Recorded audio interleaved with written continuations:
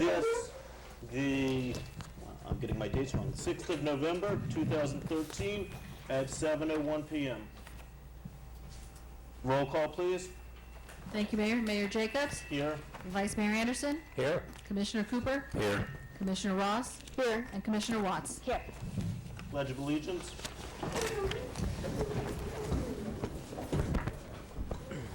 I pledge allegiance to the flag of the United States of America and to the republic for which it stands, one nation, under God, indivisible, with liberty and justice for all.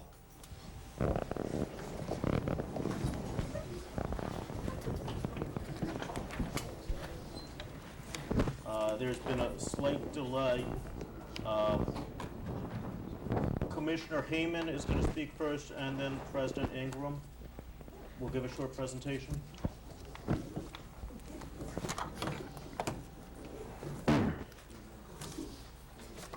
Welcome.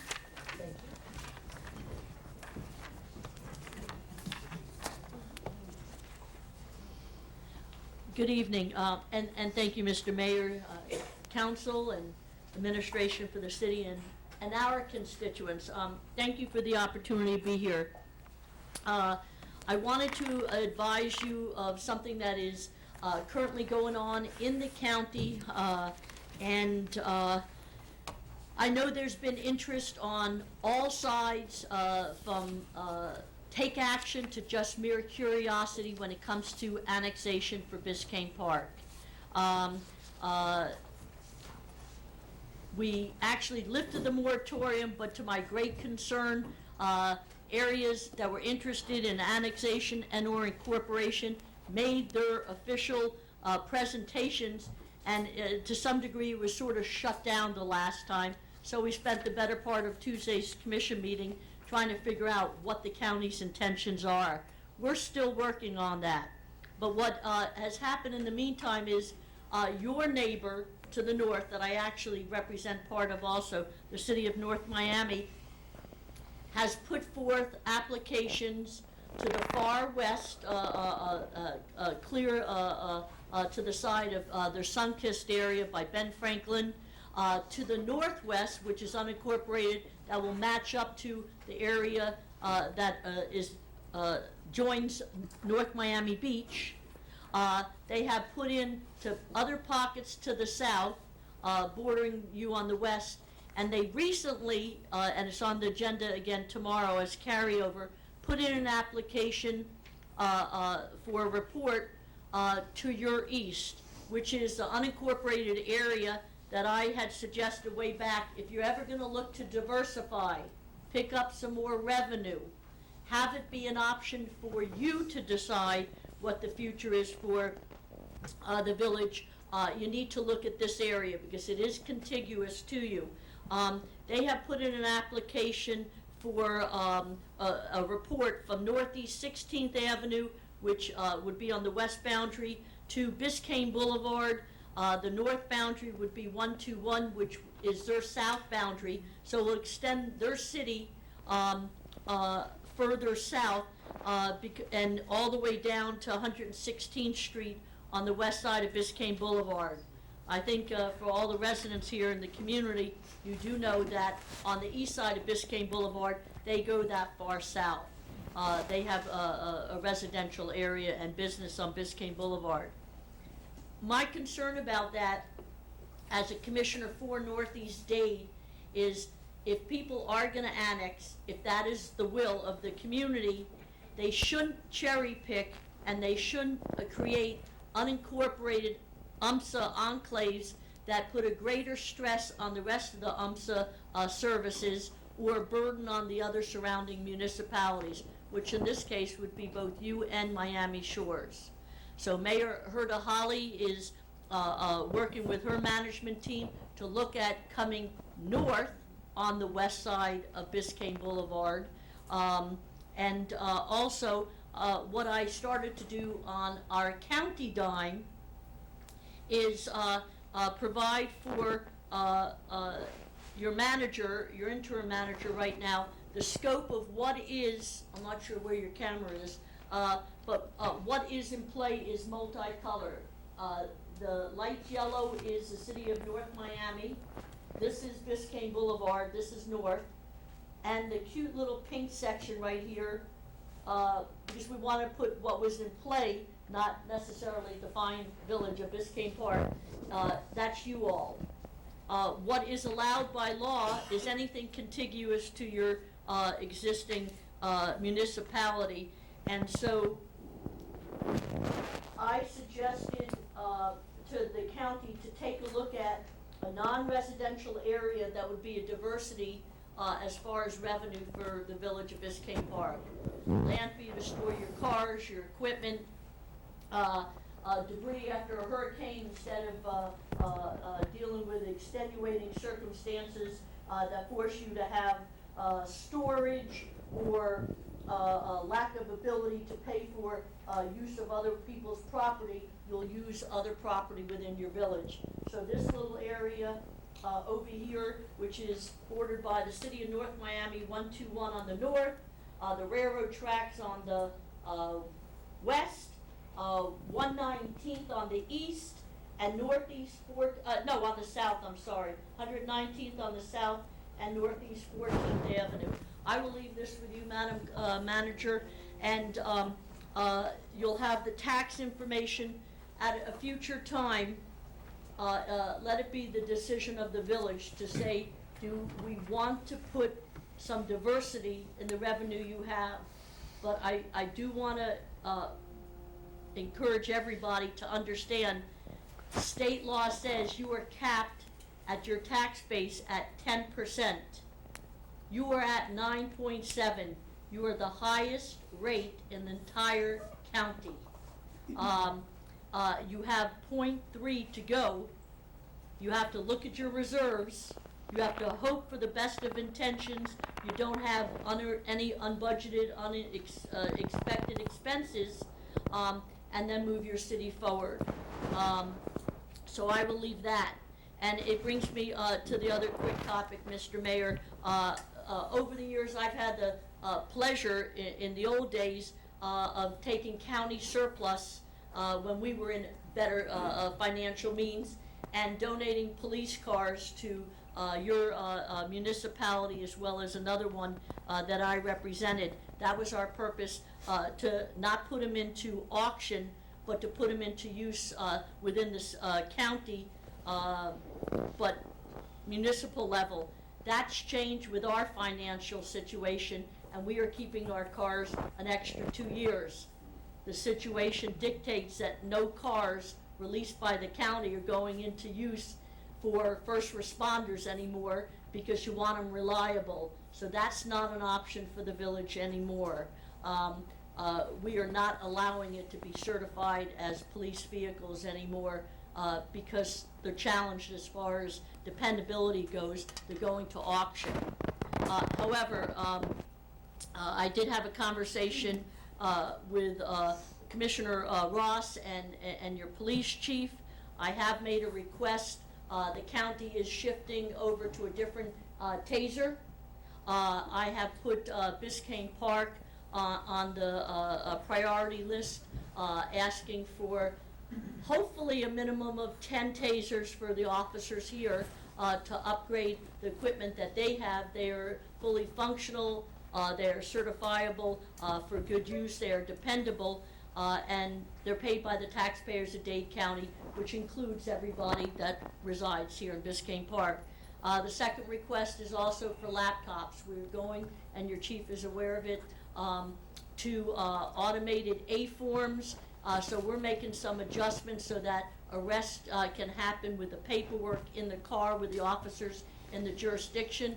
So we're going to phase out some of our laptops that still have great life. That too will be put on the Biscayne Park wish list. You've asked for defibrillators, Councilwoman Ross, and right now if they go to a situation of surplus, that's because we're taking them out of use. So it might be for parts for something, but it would not be available. So that needs to go on your grant list and your wish list in the future. That's it. Thank you for the opportunity Madam Clerk/Manager to bring these to the agenda. These were issues as it related to Biscayne Park and the county, and I wanted to use this forum instead of sending back and forth emails and letters. Thank you, Mr. Mayor, and I'll leave the information with the clerk. Thank Thank you you. all. Have a good night. Thank you, Commissioner Hammond.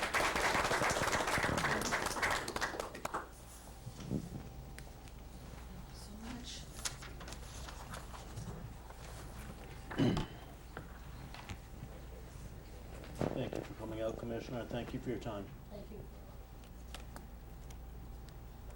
President Ingram?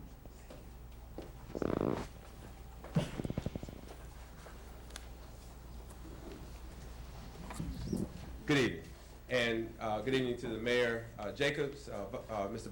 Vice Mayor, and Commissioners, staff, our constituents, and residents. My name is Frederick Ingram. I'm the president of the United Teachers of Day, and we represent 21,000 public school educators in Miami-Dade County, 340,000 students, 425 school and work sites.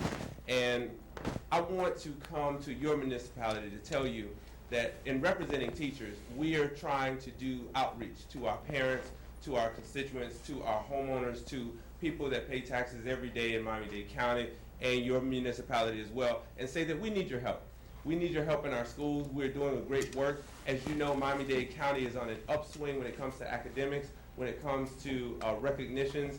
We won the Broad Prize for Urban Education, which is the #1 national award for any urban school district in America. So we've been rated the #1 educational system, public school system in America for a year now. And we want everybody to know that. We are trying to educate our community in the work that we're doing for our students, and know that in 425 work sites that we have in Miami-Dade County, every single person is attached to a school, whether or not you have a student or a grandchild or nephew or niece in a particular school. We want you to take a particular investment in what's happening in our public school system, because it's important work that we're doing. Our students are about the future workforce, and what we're trying to do is educate our kids to go to college and or provide for them an opportunity to have a trade or vocational skill so that they can become concerned citizens like we see here, and pillars in our society that can take care of families and take care of us in our time of need. So again, United Teachers of the Day stands ready to form those compacts and those partnerships and collaborations with municipalities like yours. I appreciate the time in coming here just to let you know, again, that we're in the first 9 weeks of school, and we have about another 160 days of school. Nobody's counting, but we are definitely on the way to doing something really special in the public school system.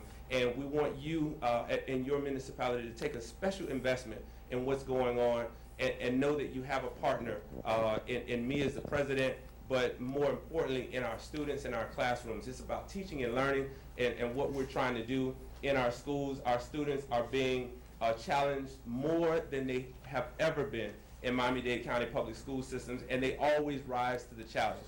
So I just wanted to tell you that we have certain community initiatives that we're trying to start. We love to have a robust and comprehensive conversation outside of your hearing here to just let you know in detail what we're doing as a teachers union and as a public school system.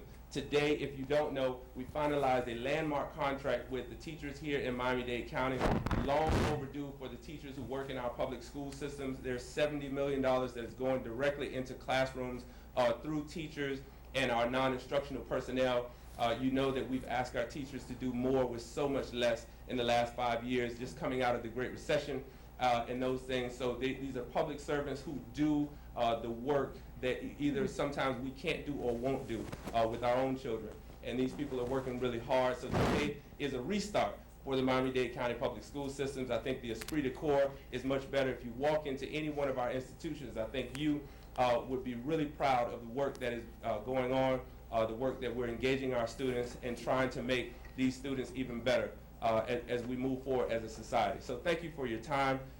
Mayor Jacobs, and we appreciate the opportunity to come before you. I have with me Karen Cunningham, who is in our political and community department. She's our outreach specialist. And so anything that you need from United Teachers of Day for your particular municipality, know and feel that you have a partner in what we do and what you do, because it's ultimately about making our societies better, our communities better, our homes better, and our living and working conditions. So thank you very much. Thank you for coming. Thank you. Thank you for your time.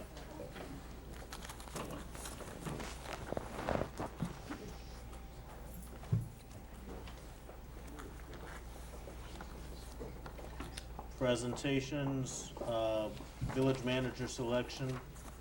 We need to have a brief discussion before we get into the actual process of that, of the next steps. My suggestion is we go ahead and have the interviews as scheduled, but we also have to have a quick discussion about whether we're going to vote tonight and then make the decision, or make the decision public next meeting, or if we're going to hold off on the vote entirely for another week or so. There are other ways we can handle it if there are concerns by the commission.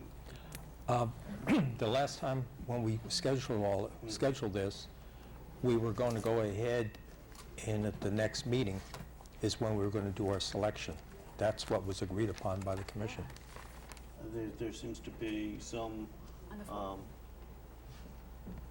My notes say that we were, a special meeting to decide on the manager, village manager, November 14th, at 7 o'clock. okay. Yeah, that's exactly what my recollection was. I remember that I was anxious to get the decision made and move things along, but since we made that announcement, it seems unfair midstream to now change Well, the game plan. First of all, we're not midstream, and it's a simple question of how we want to proceed with the vote. And Commissioner Cooper, you said you might not be available. I might not. It would be easier if you want to defer it for a couple of days. I could perhaps agree to a special commission meeting on Friday, but I'm not sure about my availability. The that other week in December. possibility is you just determining and emailing in or communicating in some That other is fashion. another possibility, certainly, Is by that- email vote. Is that a significant concern for you if you choose to go that route? No. Okay. Because I can tell you, trying to get schedules of this group, I can tell you right now, I'm not available on that Friday. Immediately as you say it, I can tell you, if we're talking about the 15th, I'm out of town Okay. with something else, and it's unfortunate, but trying to struggle through the process of coordinating Excuse me, all Mayor? of our schedules. Sorry, you're making a decision in a public forum. You are doing it at a public meeting.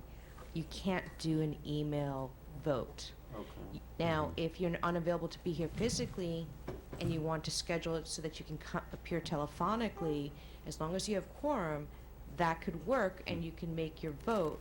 But Is the he whole allowed to point of vote Sunshine is that you're telephonically? doing it in the public forum, and the idea that you're making a decision out here and then just bringing it in and you don't have that interaction, it would not be appropriate. Is he allowed to vote telephonically? Yeah, as long as you have quorum. Is that possible? On December 10th. On No, on November 14th, next November Thursday. 14th. Uh, That It's a was the date you Thursday. guys, Thursday. November 4th is next Thursday.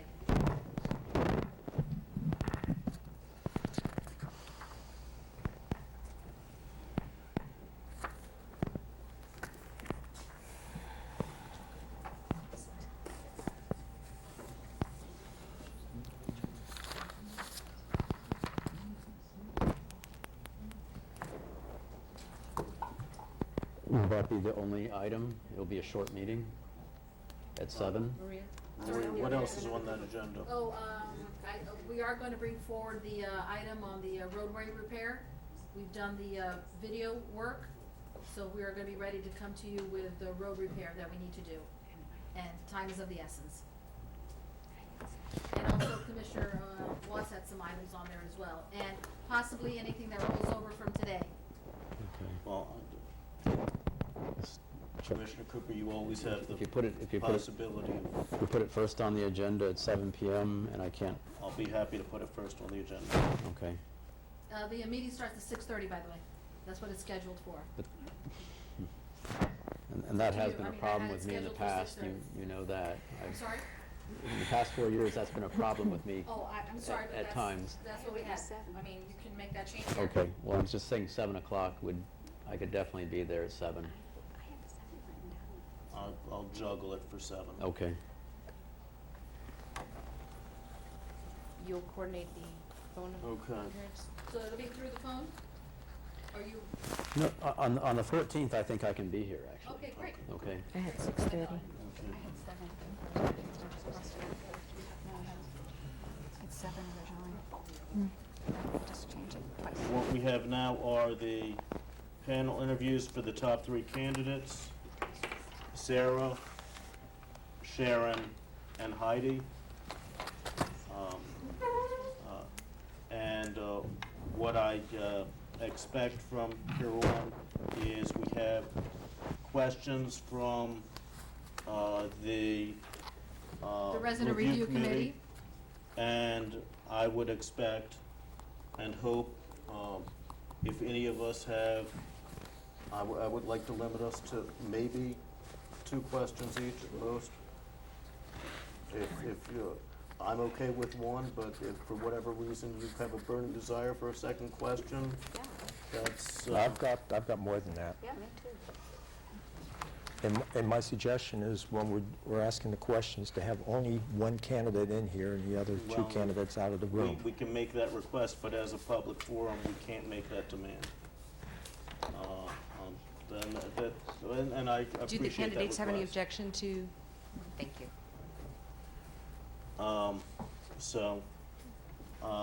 Can I suggest making it a time limitation so that each candidate gets an equal amount of time? How does 15, 20 minutes each? How does 20 minutes sound for each of them? I'm happy with that. I do have a question, though. I'd like to know how many questions Commissioner Anderson has. It was my understanding that we were coming with 1 or 2, and he seems to have a whole lot more. No, we weren't, that wasn't discussed. there I have there 1, was 2, no- 3, 4, I got 5. There was no definitive number Okay. given. There was discussion of it, but there was no final definitive statement in that regard.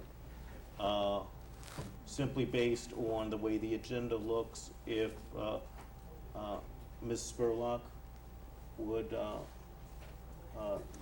stay with us for a moment, and the other 2, if you wouldn't mind. Thank you so much. Yeah, that would be nice. That way it gets recorded. And didn't the committee have, the residents committee have questions? Yeah, they have. Yes. Did everybody get a copy of this? Yes, Oh, I didn't see it. the resident review committee asked if I would ask those, and then you can Okay. ask yours. And maybe, perhaps maybe we're gonna cover some of the ones that you Right. asked. Yeah. Perhaps, you'd like to introduce yourself, please? Sarah, thank you. My name is Sarah Hannah Spurlock. I don't know what all you want me to share. Whatever you'd like. A brief 1-minute I'm ready. bio of yourself? Oh, okay, sure. I've been working in local government for about 14 years. Although I've been interested in public service my whole life. My dad was worked in higher education for about 40 years. My mom was a school teacher, so I come by it honestly. I went to school at the University of Kansas, and when I decided I wanted to go into public administration, I learned that going to graduate school was probably the prudent thing to do. However, financially, it wasn't possible for me. So I took a job in retail management. That's where I learned how to manage people. I learned about business skills. And eventually, I was able to go back to graduate school, where I also went to the University of Kansas, which is known for their city management program. Part of the program is it's a 2-year program. The first year is school, and you're in a part-time internship. And I interned for the nonprofit NeighborWorks. It's a national nonprofit that revitalizes neighborhoods through public-private partnerships. I did that for the year, and then the second year of the program is a full-time paid internship, which I did for the city of Abilene, Texas. I started out in the manager's office, then they cut my position due to budget restraints, but they wanted to keep me, so they sent me out to the airport, and I worked as the contracts manager for the regional airport, where I was working on 9/11. So I was intimately involved in the reformulation of airport operations, the TSA guidelines. I was there when the National Guard was there. All new equipment, all new rules and regulations. I also that's kind of how I delved into, excuse me, emergency management, disaster recovery. After a few years at the airport, I accepted a position with the town of Palm Beach, up in Palm Beach County, which was a stark contrast to Abilene, financially, economically, demographically, you name it, and size, budget, everything. And in Palm Beach, I was the first female assistant town manager in Palm Beach, and I kind of created a position of becoming the face of Palm Beach, I want to say. I was the acting public information officer, so I managed the website, I did all the press releases, I had all the contact with the public. I did seminars for disaster preparedness. I was the intergovernmental liaison, so I worked very closely with officials in other jurisdictions, with the county and with the agencies. And like I said, I was in charge of emergency management in Palm Beach. After about 6 years in Palm Beach, I accepted a position with the city of Sunrise in Broward County, which is a much bigger city, much bigger budget, more services, more diversity, and I was the first assistant city manager in Sunrise in almost 20 years. So I had the opportunity to create the role that I wanted to create. One of the things I've always been passionate about is increasing accessibility and transparency of government. So I also created the website in Sunrise from scratch, and it was recognized regionally. And I created what we called Sunrise Express, which was a portable city hall, which we took to different community events to answer questions and address any concerns that citizens might have. I worked with the mayor on education initiatives, a principals roundtable, just an opportunity for the city to work with the school system, because as we all know, schools are very important to any community. Unfortunately, as we have all seen in this recession, we've had, due to budget cuts and budget restraints, I was laid off. I spent the next 6 months or so, I volunteered at an elementary school until I was hired on a temporary basis by the Village of Wellington up in Palm Beach County, which is where I am now. I work with the manager on special projects as whatever, kind of the go-to person. And here I am now. Thank you. Okay. Okay. Okay, the first question, this is from the Resident Review Committee. Code compliance has a huge impact on the quality of life and the property values of a community. What would your approach be to enforcing the codes of the village? Different communities have different priorities when it comes to code compliance. Oftentimes, a community will see code compliance as anti-property rights, anti-business, and other times a community sees code compliance as you mentioned, very integral to maintaining the property values within the community. It's important to make that decision as a policy group, as the commission. As far as they want to go is as far as I'm willing to go legally. Following the code, being more proactive rather than reactive, that's also a decision that needs to be made by the policymakers.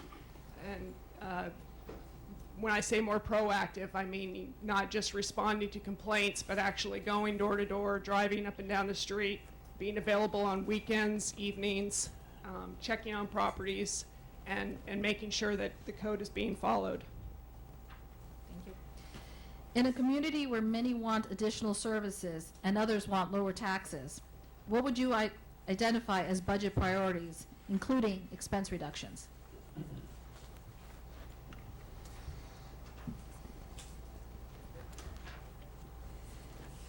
That's an interesting question, because I guess I would feel more comfortable working that out with my elected body than me making that determination.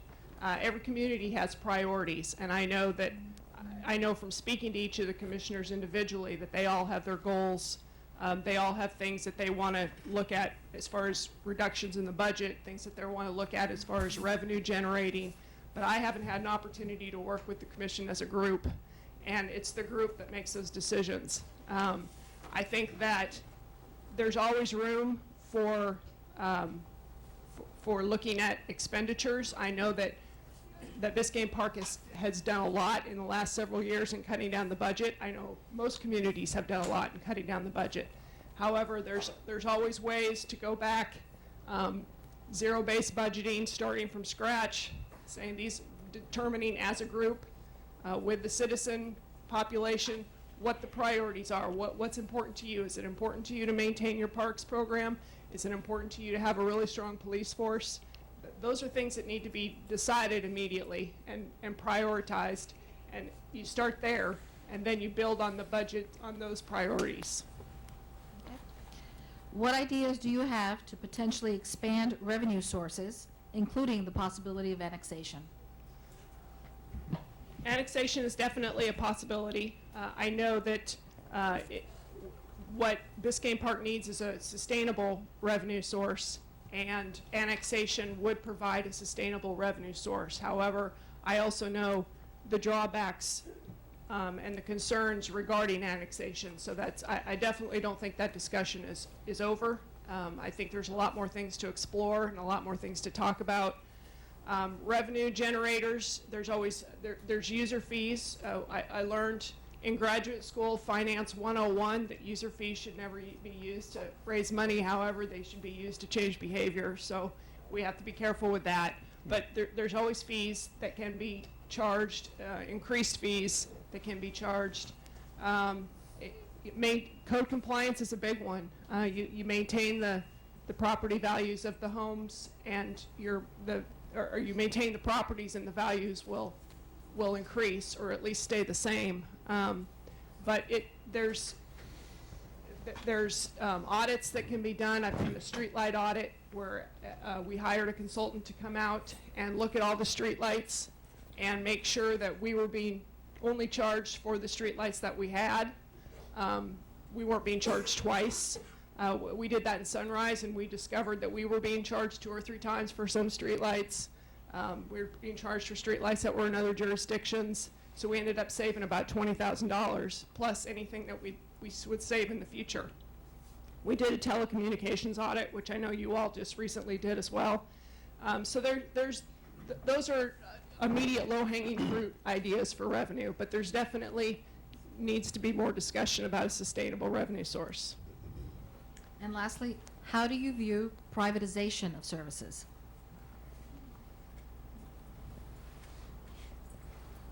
There's many things to consider with privatization. The main concern with privatizing is that it no longer, we lose control. As an organization, there's the fear, there's the concern that we lose control of that service. There are some services that are better to be privatized than others, and it's important to distinguish that with the commission and with the citizens, determine what's important to them, and the drawbacks of privatizing certain services over others. I think it definitely has a place. It can definitely save money, but it also has definite drawbacks because there's a possibility of a loss of control, and you don't always save money. So you really need to look at all angles. Commissioner Watts? Good evening. Nice to see you again. Yeah, you too. I just wanted to say that the Residence Committee developed a good series of questions. Some have duplicated, so I don't have quite as many as I had thought. I wanted to know what your experience is with handling budgets and finance, because your degree is in public administration, right, as a master's degree. Right, and public administration, that's part of the course load. I mean, I know you're in academia yourself, so you'll appreciate this, but part of the course load it's very similar to a business administration degree. I mean, you do have, you're touching on all parts of local government. And since I went to a school that specialized in city government, we looked at things that were special to just city government. And finance is definitely one of the classes, as was budgeting. As far as my experience, every city that I've worked in, I've been in the manager's office, and I've had the bird's eye final word say, or been on the team that's had the bird's eye final word say about what goes in the budget and what stays out of the budget. I've been part of the team that's made those final decisions. I've also worked in the field where I've had to do the line item, grueling, nuts and bolts budget, line by line with all of the employees. So I've had a great deal of experience with budget, with putting budgets together for city governments. Okay, thank you. Do I still? Any Just other go- questions? Oh, yeah.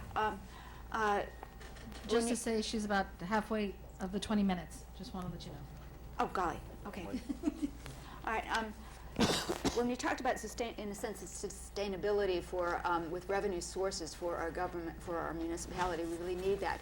But I was also wondering about sustainability in the other sense, in ecological issues and matters. What initiatives would you think that you could bring, or we could start here in the park to lighten our carbon footprint Sure. without breaking the bank? Again, I think that there are quick and easy and inexpensive things to do, and then depending on how far the commission wants to go, there's much more expensive, far-reaching things. In the village of Wellington right now, the village hall, it's about 2 years old, it's Gold LEED certified, and that's it's an expensive proposition. It's really going all out. So I mean, there's different extremes, and I think that a decent recycling program, a decent tree replacement program, the Saturday afternoon, Saturday morning garbage pickups.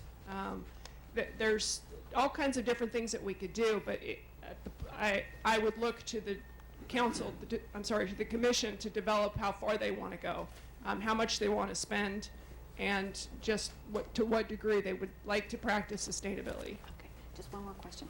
Then I wonder if you could give us all an example of your leadership and leadership skills and initiative in like selecting a project and moving forward with it to its completion and reaching out and doing something, just from your experience. Okay, I would say one example would be with emergency management.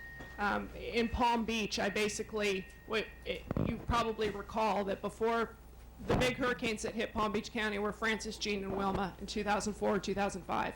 And before those hurricanes, there really hadn't been any activity in years. So we had the emergency plan, but it had the cobwebs. We had to dust it off, and every once in a while we looked at it and perfunctory, and yeah, we do this, we do that. But after those hurricanes, it was a wake-up call. So we really needed to step up our game. The town of Palm Beach was one of the first communities, if not the first community in Florida, to have a continuity of operations plan, which is basically a plan that when there's a complete disaster and it completely shuts down, you have a plan to run the government for the next 30, 60, 90 days. That's like a wipeout. We also put together a meal emergency plan, which was for making sure that our first responders and anybody else that needed to work during the storm or during the recovery of the storm, we had a plan on how we were going to feed them. There was a issue where the police department were getting the steaks from Cafe La Rope, and the public works guys were eating peanut butter and jelly sandwiches. So we needed to figure out a way to make that more equitable for everybody, which is one of the things that I spearheaded. A public information campaign, how to reach the residents when there's no electricity, and bridges, getting on and off the island. So that was something that I'm actually very proud of putting together for the town. Thank you. Commissioner Wall. I fear that we're not going to have too much time, so I'll allow it. I'm willing to extend time for candidates to make sure all questions are answered, because I think this is probably, if not the most important decision we're going to make up here, awfully close to it. I have a twofold question that I asked each candidate when I interviewed them individually, based on our experience of having two managers, each would stayed with us for 3.5 years. And what I asked was, how does this job fit in your career path? How long do you intend to stay with us in Biscayne Park?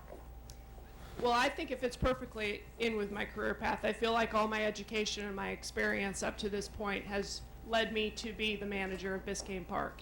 I've been in South Florida for 10 years. I don't plan on leaving anytime soon. I believe that nothing lasts forever. However, as long as both parties are benefiting, as long as I'm able to provide a service to the community and to the commission, I'm willing to stay as long as I'm feeling challenged and fulfilled, which I can't imagine would not be the case. I'm willing to stay. Thank you. But I also don't want to outwarm my welcome. Thank you. Any other questions? Please, ma'am.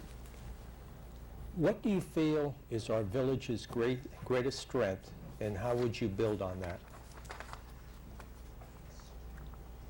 I think definitely the character. When you drive through Biscayne Park, you know you're in Biscayne Park. And that's very difficult to do, especially in South Florida, where you have over 100 municipalities in the Tri-County area. You don't know if you're in, and I'll use Broward, you don't know if you're in Plantation or in Sunrise or Davie, but you know when you're in Biscayne Park. The medians, the tree canopies, just the character of the town is something that's really drawn me to be interested. The pride of the community, the interest in the citizens, that's kind of what's drawn me to this position. What do you see as your role within the community? For example, we have frequent community beautification project days. What do you believe your level of participation and responsibility would be in these projects? I would say any event that's being sponsored by the organization, by the community, or anything that we're partnering with, I would be part of. Our residents are very vocal and very involved. How would you deal with them when they're angry? Oh dear. Who said that? You know, this, I'll just, without, obviously I don't know anybody personally, but just management skill 101, if you remain at this level, even though they're fired up at this level, it's easier to, if you can maintain your decorum, hopefully they can maintain theirs. I don't believe that it's my job as a manager to fight with people or to debate people. My job is to make you all look good and to make the community the best it can be. And I do that by providing the information that you request, providing the information that you need, the advice that you're seeking, and that's all I can do. So I don't really feel like I have a dog in the fight, in other words. We expect our employees to wear multiple hats, but our wages are lower than other cities in South Florida. How do you motivate, train, educate those employees under these circumstances? That's a challenge. That's definitely a challenge. I know that money compensation is a big motivator, and without it, there definitely needs to be other ways. I know the way I'm motivated is when I'm involved and I'm included in decision making, and I'm allowed to make decisions, and I'm held accountable. I get to take ownership. My advice and my input is valued. So I would hope that to do that my management team and myself would do the same with our employees, and hopefully that would motivate them. And my last question is by now you've looked at all of our financials, so you know there are problems. What do you believe is the number one financial problem, and how would you propose to solve it? The fact that Biscayne Park's at 9.7, I think is definitely cause for concern. I know how much it's increased over the last several years. The millage rate has increased significantly over the last several years, and we don't have much farther to go. So I would say that that's definitely the place we need to start, is how we're going to deal with that situation. That's my questions. How would you handle what some would characterize as a whistleblowing situation? Let's say you have a staff member who identifies a problem or has an observation about either your performance or somebody else's performance under you. How would you respond to it? My first order of business is to investigate it. I'd have to investigate all complaints, getting our HR person involved and investigating it fully. I think you need to take all those things very seriously. Would you communicate with the commission about the issue? I think it would depend on what the issue was. If it's, I think there's some things that need to be kept private. For example, this whistleblower may not want anybody to know who they are. But I think that there's definitely the opportunity for me to share that there is an issue. And I would tell you as much as I can, but I also would respect the privacy of the person making the complaint.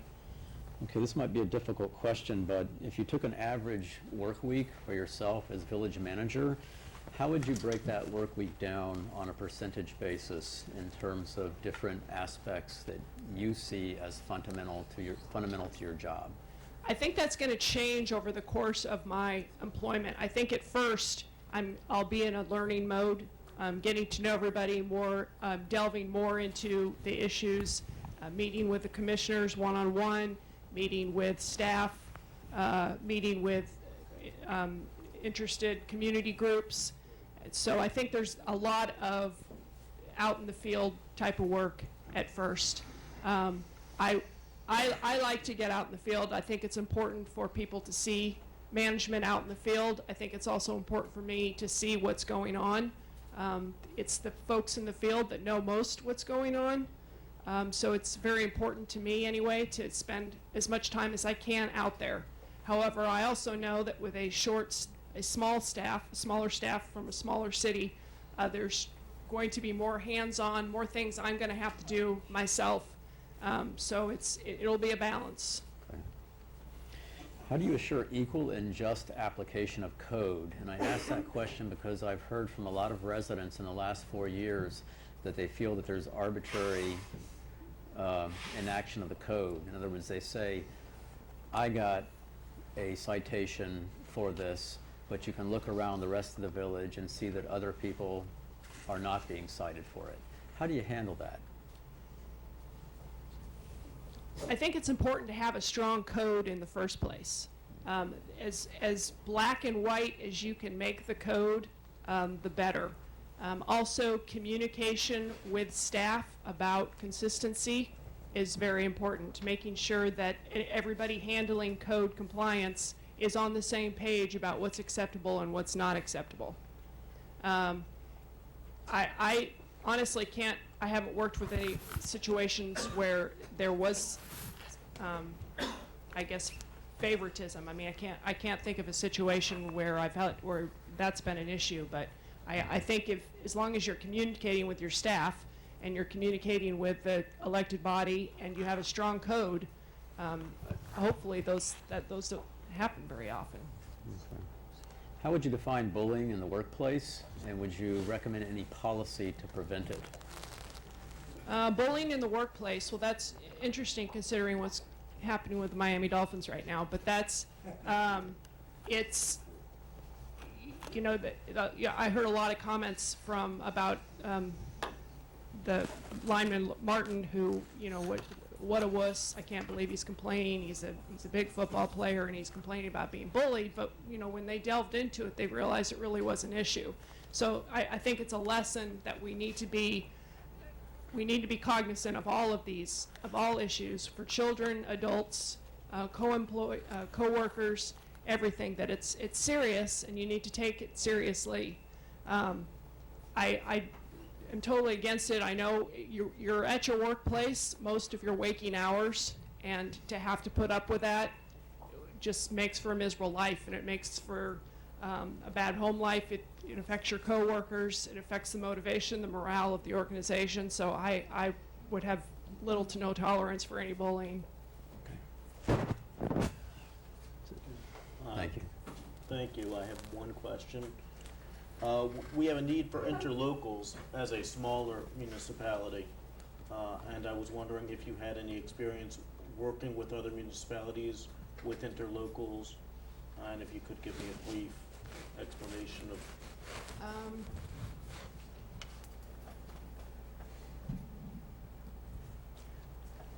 I'm trying to think of interlocal specifically. I have worked with other jurisdictions on sharing of services. For example, in Sunrise, we sell our water to several different communities. So there's a lot of interaction between the communities. Have you had any problem in that regard? Was it? Well, there's always the issue of the 25% surcharge, of course. None of these communities want to pay it, and the person selling the water can't do without it. So that's an ongoing, never-ending battle. We've shared services, let's see, code compliance services. I've been in situations where other municipalities have used our city's code services, or where we've used the county services because we've been shorthanded. Usually for common things like code and building and things such as that, they've been doing it for so many years that it works pretty smoothly. In a situation where we'd be breaking new ground, just a lot of talking, a lot of communicating, making sure all the bases are covered, all the feedback's listened to, everything's considered. And then you're dealing with two different elected bodies, which can sometimes be challenging. So there's a lot of things to work out. Thank you very much. Thank you for your time. Thank you.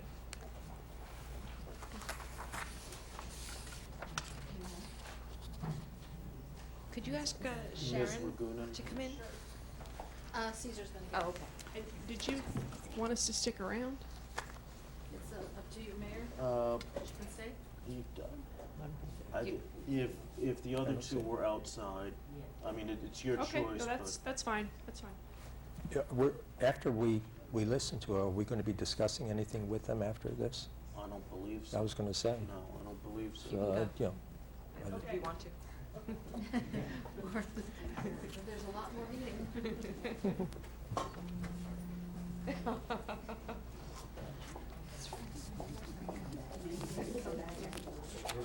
Just want to know where she's at the source. Isn't it beautiful? Yeah. I counted that to be about 28 minutes, so just so everybody gets an even shot. I'm just trying to make sure everybody's questions get answered. I'm more worried about making sure that all the questions get answered in the comments. Mayor, this is Sharon Ragunan. Good evening. Good evening. If you could give us a short bio of yourself, and then we'll start with the questions. We'll get the highlights if you'd like. It's all right, quite all right, thank you. Sure, first I'd like to say good evening, Mayor, Commission, our executive team, constituents and residents. Again, my name is Sharon Ragunan, and I am distinctively honored to be here tonight as one of the finalists for for the village manager position. Delighted to be here.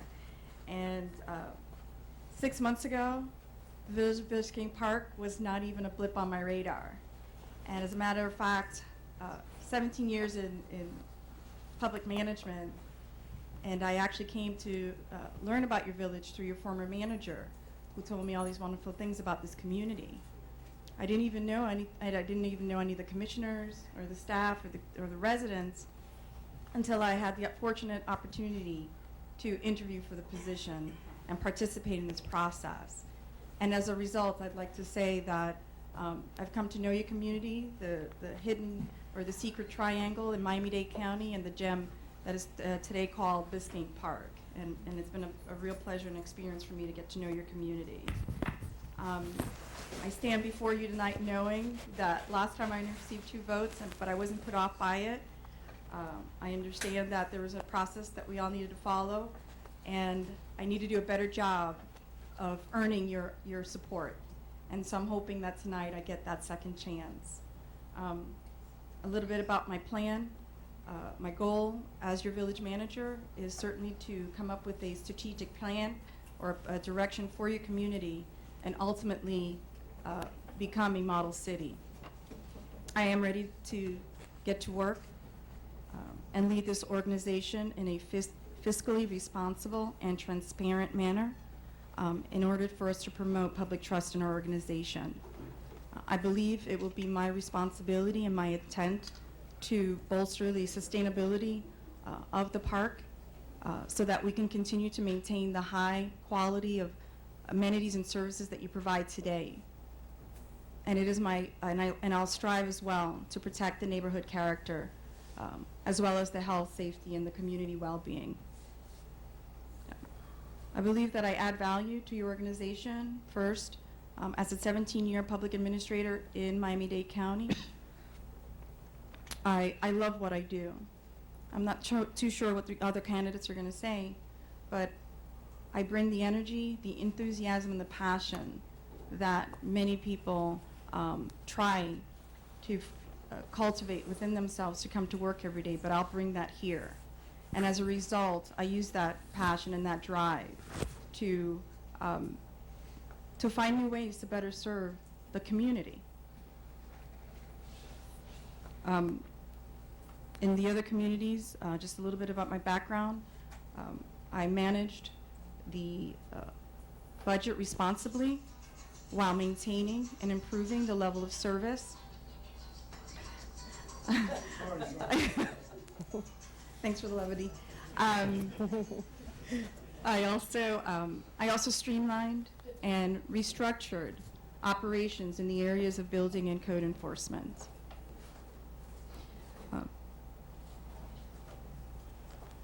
I had the chance to improve customer satisfaction levels by implementing controls and training staff.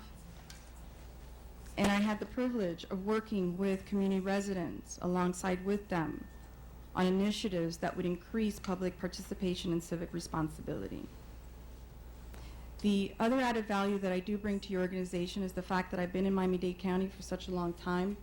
I've worked for the cities of North Miami Beach, City of Miami Gardens, Sunny Isles Beach, and one of your closest neighbors, North Miami. And a lot of those relationships I formed over the years, and most of those people are only a phone call away and certainly eager to provide assistance. And I truly believe that the community is going to benefit from that.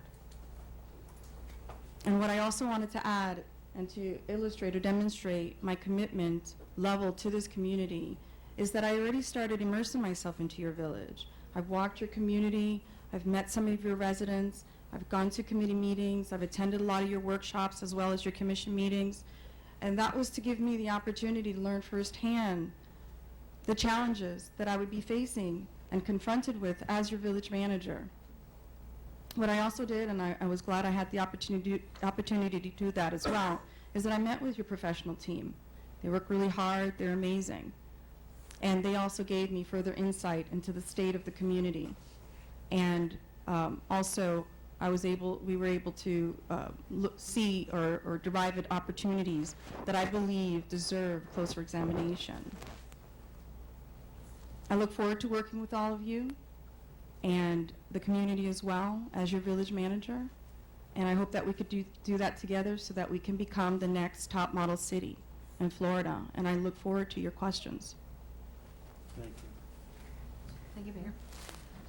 Code compliance has a huge impact on the quality of life and the property values of a community. What would your approach be to enforcing the codes of the village? For a good portion of my career has been in the area of code enforcement for 2 of the cities. It is one of those areas where it does a lot of good because we're out there to not only enforce the code, but it's also to ensure that we can protect the quality of life in the village. It ends up being one of those topics where are we being too harsh or too strong, or are we being too enlightened friendly? And I think it's just a matter of keeping our attention and focus on public education, making sure that the residents understand why we're here, what we do in the arena of code enforcement, and the value to that. I also believe in compliance. It's a matter of let's just get to compliance. What can we do to help a resident get there? So sometimes it just involves just giving them a heads up and saying, letting them know what you observed. And a lot of times it's just giving them providing them with some alternatives to make sure that they can achieve that compliance. So I believe in working with the residents, working together to achieve compliance, and through that process, providing them with the education that they need to understand the purpose of our program. In a community where many want additional services and others want lower taxes, what would you identify as budget priorities, including expense reductions? The current year and certainly the future year budget is definitely a concern. And I've spent a couple of nights just coming up with different ideas in which to maintain the level of service and not impact the community in the level of service or in their pockets. And it's a difficult balance. I would say we'd probably first start on the revenue side. Let's start there first, unless there is a push to start on the expenditure side. But a lot of times, it's more of a challenge because we already have a tight and very lean budget. So I would start on the revenue side, looking at ways that maybe areas where we provide services that we currently don't charge for. So looking at those areas. Are there fees that we currently charge that we're not maximizing? Or are there fees that just, we have it on the books and we may have forgotten about it? Is there possible assets that we can sell as it relates to trying to generate some income? Or even, are we open to leasing some of the properties that we have to people that might need some space to conduct business or some other activity? So certainly on that side, it doesn't necessarily affect the our general fund side in terms of employees. It's certainly some moves that we can look at, but if we really have to look at the expenditure side, I know outsourcing has been on the minds of some individuals. I don't believe, at least for me, it's not my preferred route. I believe it's probably not the preferred route of the commission, I'm not sure. But if we have to go there, we all know that there's plenty of models out there that we can certainly look at and decide which one would be a best fit for our community. In terms of expenditures, again, are we looking at possibly looking at our programs? Maybe there are some that exist that no one's taking advantage of. So it doesn't really hurt or impact the community if it's disbanded or suspended.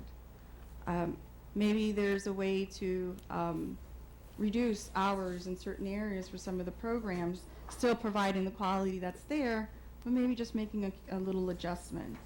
So there's various areas that we can look at. I know annexation is also on the table. There hasn't been a decision on that yet. It's probably something that we look into further if we do proceed with that. But I do believe that it's a three-pronged approach. It's not only sitting with the commission and hearing about their ideas and what their priorities are, their vision. I also believe in employee participation in this effort. I believe the employees know exactly what they do every day, who they talk to, how they handle things. I believe they should be part of the process and provide us with some ideas. And I also believe that we should include the residents. They're out there, they see what we do. They may have some opinions on what we can do better or what we can do without, and maybe they can help us prioritize as well. You may have answered already the next two questions, but I'll let you expand. Okay, I was thorough. What ideas do you have to potentially expand revenue sources, including the possibility of annexation? Right. So essentially, I believe it's the approach that I just mentioned. I believe it's a holistic approach.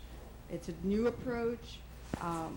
It's a way not only to promote public trust, but public engagement.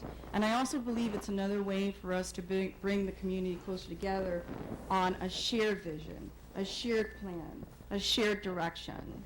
So in terms of new revenues, I know I mentioned some of them. I have a list of like a couple of pages, so if you did bring me on board, I already had started my list, but I didn't want to share too much because I don't want to stifle the creativity and the innovativeness of the staff or the community. I believe we can benefit from the ideas that we all have here collectively and really come up with a great solution to become a model city. I think this is the opportunity. And lastly, how do you view privatization of services? I've have experience with privatization of services, and it's just a matter of making sure that your scope of work is really clear in what it is that you're trying to do, bringing the right group on board to make sure that those services that they provide either meet or exceed the services that we currently provide in-house. And you also have to make sure that you have the quality control in place to monitor their contract and make sure that they're meeting the terms of their contract. Thank you. Commissioner Watson? Hi, good evening. Good evening, Commissioner Watson. What is your experience in finance and working with a budget and developing one and seeing it through? I would say probably most of my career in North Miami Beach. North Miami Beach was probably a little over 600,000. In Miami Garden, it was, I believe, over $1 million. In Sunny Isle Beach, it was over $2 million. And I think in North Miami, it's about $1 million.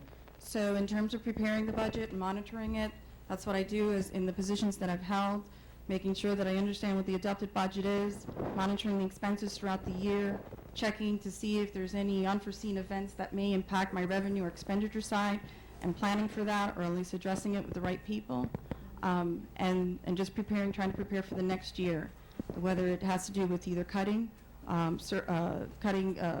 costs or just maintaining services with the budget level that we have. So I certainly have a breadth of experience in that area.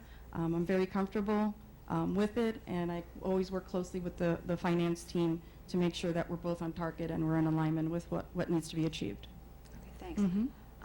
Regarding your ideas, your 2 pages of ideas, I think we need three or four. Okay. Yes, we could use those ideas because I would we love need to to share them with diversify you. our revenue. Absolutely. But I'm thinking about sustainability in terms of not just financial but ecological sustainability. What initiatives would you take to make Biscayne Park a model city from that perspective? Well, there are a lot of cities are trying to implement a lot of green initiatives.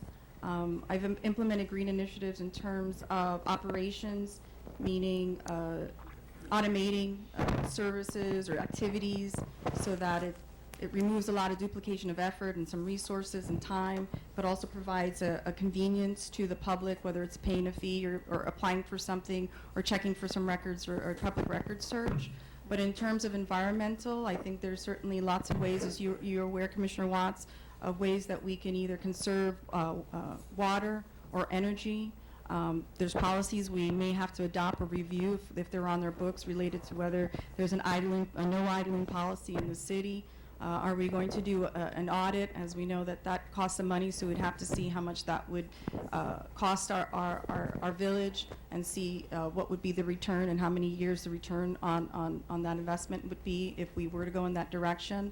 But there are some ways that we probably can look at that may not cost us a lot of money, so maybe we delay, we may not water the lawn as much, or maybe we use water barrels to collect rain and use that as part of our irrigation system. So there's a lot of ways, as we both know, that we can certainly pursue.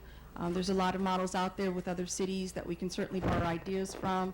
I don't think we need to reinvent the wheel here, but certainly there are some budget impact considerations that need to be made, and we can always start with the easiest ones that really require minimal resources, minimal time, and minimal money. Thank you. Mm-hmm. Then could you just provide us with an example of your leadership and initiative on a specific project that you initiated in one of your capacities in the other municipalities, and how you worked it through? Or that's a good question, because I have so many, so I have to kind of go through my Rolodex. But I think the biggest one would be in one of the cities we had a quality assurance problem and customer service issues. And so basically I was called upon to change the culture. They were getting lots of complaints. Processes were slow, and some other operational issues that need to be addressed. Typically, how I handle that is I first listen, I observe the environment, I meet with all the stakeholders. So I may not, in that case, I didn't have to just meet with the employees. I also had to meet with the users of those services and get feedback from everybody so that I have all the information that I need in which to try to identify whatever the core issues are. And once I know what that is, or at least I believe what it is, I develop I develop an action plan, maybe with a timeline. However, before I implement that, I make sure to review that with those same stakeholders or those employees that I met with, because they're going to be part of the implementation. I'm hoping that they're going to take ownership of it as well, and it's just an opportunity to make sure that I captured the sentiments that were expressed to me so that we're implementing the right program. So once I receive that feedback, what I typically do is I make whatever adjustments I need to do with the action plan.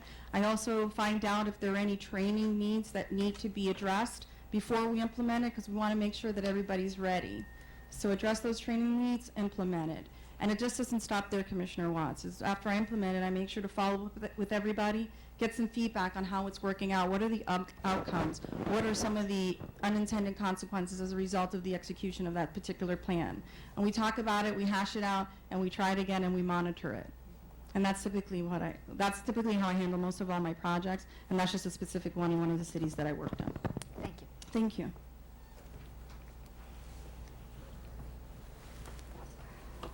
Just one question, or actually a two-sided question, which I posed to you when we met in our individual interviews. How does this job in Biscayne Park fit in your career path, and how long do you intend to stay with us? Oh, yes, you did ask me that question. During this process, and my involvement so far in some of your activities, I've certainly come to love the city as much as many of you do. It is a wonderful city. Most cities don't have the type of widespread community pride.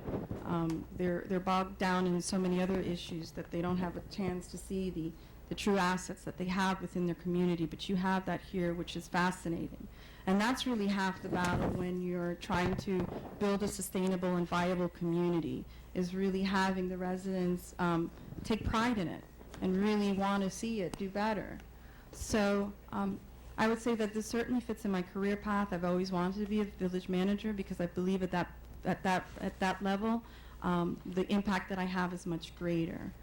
The size of the village is another appeal to me because it's small, and I believe I have a broader reach when it comes to implementing any programs and trying to collaborate with the community residents and our stakeholders to get things done or to accomplish our goals.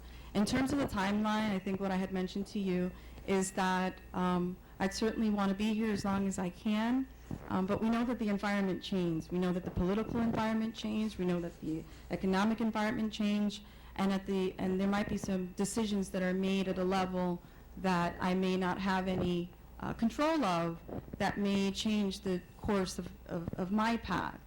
So I certainly believe in being loyal to an organization. That's what I've always done with any agency I've worked for, and I would certainly do the same thing here. I believe it really depends on the closeness between myself and the elected officials, as well as the community, and how we work together cohesively to continue making this a better city. Thank you. Thank you. Sure. Thank you, Commissioner Ross. What do you feel is our village's greatest strength, and how would you build on that? I think I might have just alluded to just now. I mean, your biggest strength right now, well, you have two, actually. The residents are amazing. You all know each other. You love your city. You're trying to protect it from annexation. You're trying not to include anybody else here. You want to preserve what you have, which is endearing, which is great. And I think you can take that type of energy and really do a lot of great initiatives that can build on that and make it even greater. The other biggest asset that you all have, again, is that you have a beautiful community. A lot of people don't know that you exist, so you're protected from probably all the other environmental noises or hazards that other people have to deal with. And I think that's an appeal to many people who are looking for a community where they want to start a family or just find a place to settle down, or that's trying to be active. So I believe those are your two best assets, your residents and just the quality of life that you have here that makes it the beautiful city that it has. That it is, I should say. What do you see as your role within the community? For example, we have frequent community beautification project days. What do you believe your level of participation and responsibility would be in those projects? Well, Commissioner Anderson, I'm a very personal person and very outgoing, so it actually fits with my personality. Those type of events I would love to be a part of. I believe it's my role to be engaged in those kind of projects and to be visible and to help out any way I can. So I wouldn't mind rolling up my sleeves and being out there and whatever it is that we're doing, and really truly be part of that spirit of collectiveness and carrying out whatever it is that whatever challenges that day. So I actually embrace those kinds of opportunities. Part of that I could just say is a background. I've always been involved in community type associations. I've been a part of the YMCA. I was part of their board. I've been on the alumni board with Florida Atlantic University. So we've done some fundraising every year through a shindig event. And I also teach financial literacy to teens. So in terms of being involved in any type of community event or activity, I'm there. You can count on me. Mm-hmm. My next question is sort of, you've touched a little bit of one of our strengths, which is our residents.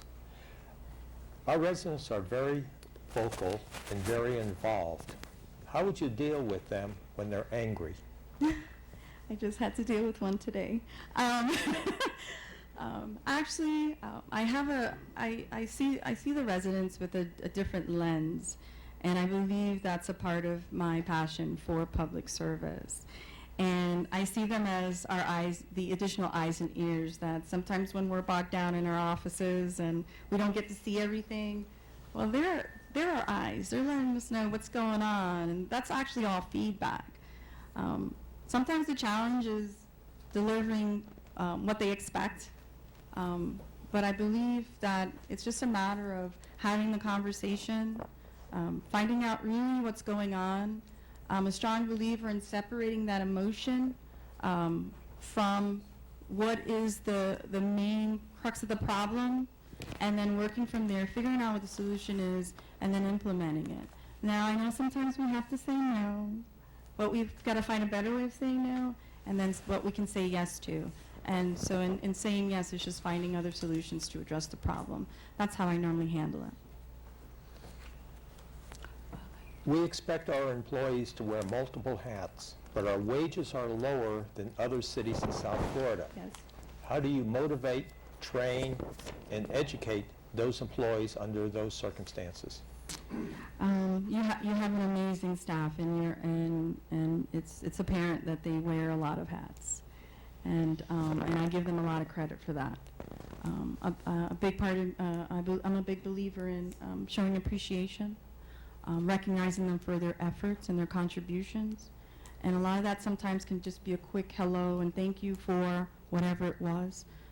Sometimes it's a note to them saying thank you, I really appreciate it. And other times it just might be something publicly that gives them recognition. I believe in working with the employees because I'm one myself, and I know how difficult sometimes it is when they're dealing with their lives outside the city, and I certainly don't want to be trying to add to their frustrations when they come to work. I really want them to come to work, want to be here and do their best. I don't believe there's any issue that we can't handle together. I think we can talk it out and figure it out and make it work. I'm big on communication and resolving it together, and I believe you have that with your team. In terms of development and training, in other cities, what I've done is when employees have expressed to me their desires or their aspirations, I try to be that resource for them. So if somebody, for example, the other day said that they wanted to be a building inspector, and a couple of other employees said they were thinking about it, so I called the building official and told them to come to my next meeting with staff and help them figure out what steps they need to take to either become a building inspector or a building official, so that they can understand the industry, what are the best courses to take, where to go, how to get that experience. I'm a big proponent in customer satisfaction. So one time in another city, I started an ambassadorship program. And I not only provided some of the in-house training, we read a book together and analyzed the book and tried to instill some of those best practices. But I also called some of those professionals that I was telling you about that's in my network.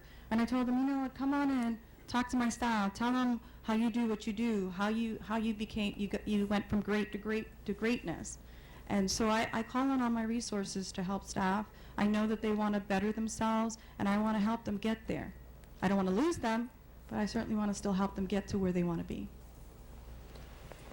By now, you have looked at all our financials, so you know there are problems. What do you believe is the number one financial problem, and how would you propose to solve it? Yes, I've looked at it, and yes, we know that it's a concern, and I think it would be irresponsible for me to say what's the number one problem.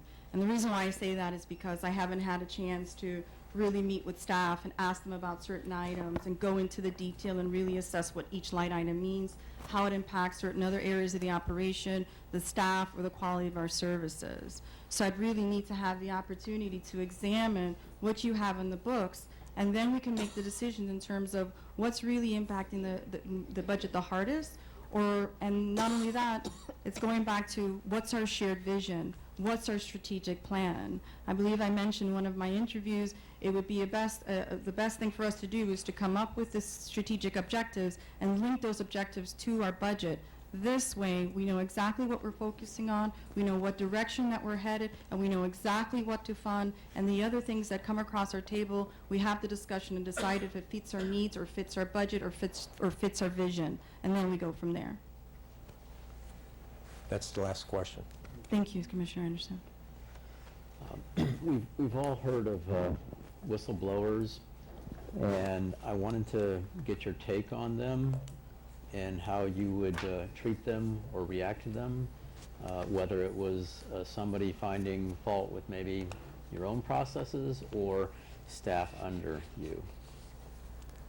I may need you to just kind of qualify that. When you say a whistleblower, are you saying somebody that may have find fault with a process and then they went, say, directly to you, Commissioner Cooper, and then I'm like, well, just come to me first, or somebody just went to the feds and said we're mismanaging funds, and right. So I want to kind of know which degree we're looking at in terms of.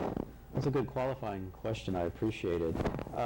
We do know that there are avenues by which people can call up the feds and make a report. Correct. But let's say it's somebody who comes to you first and then maybe comes to the commission subsequently.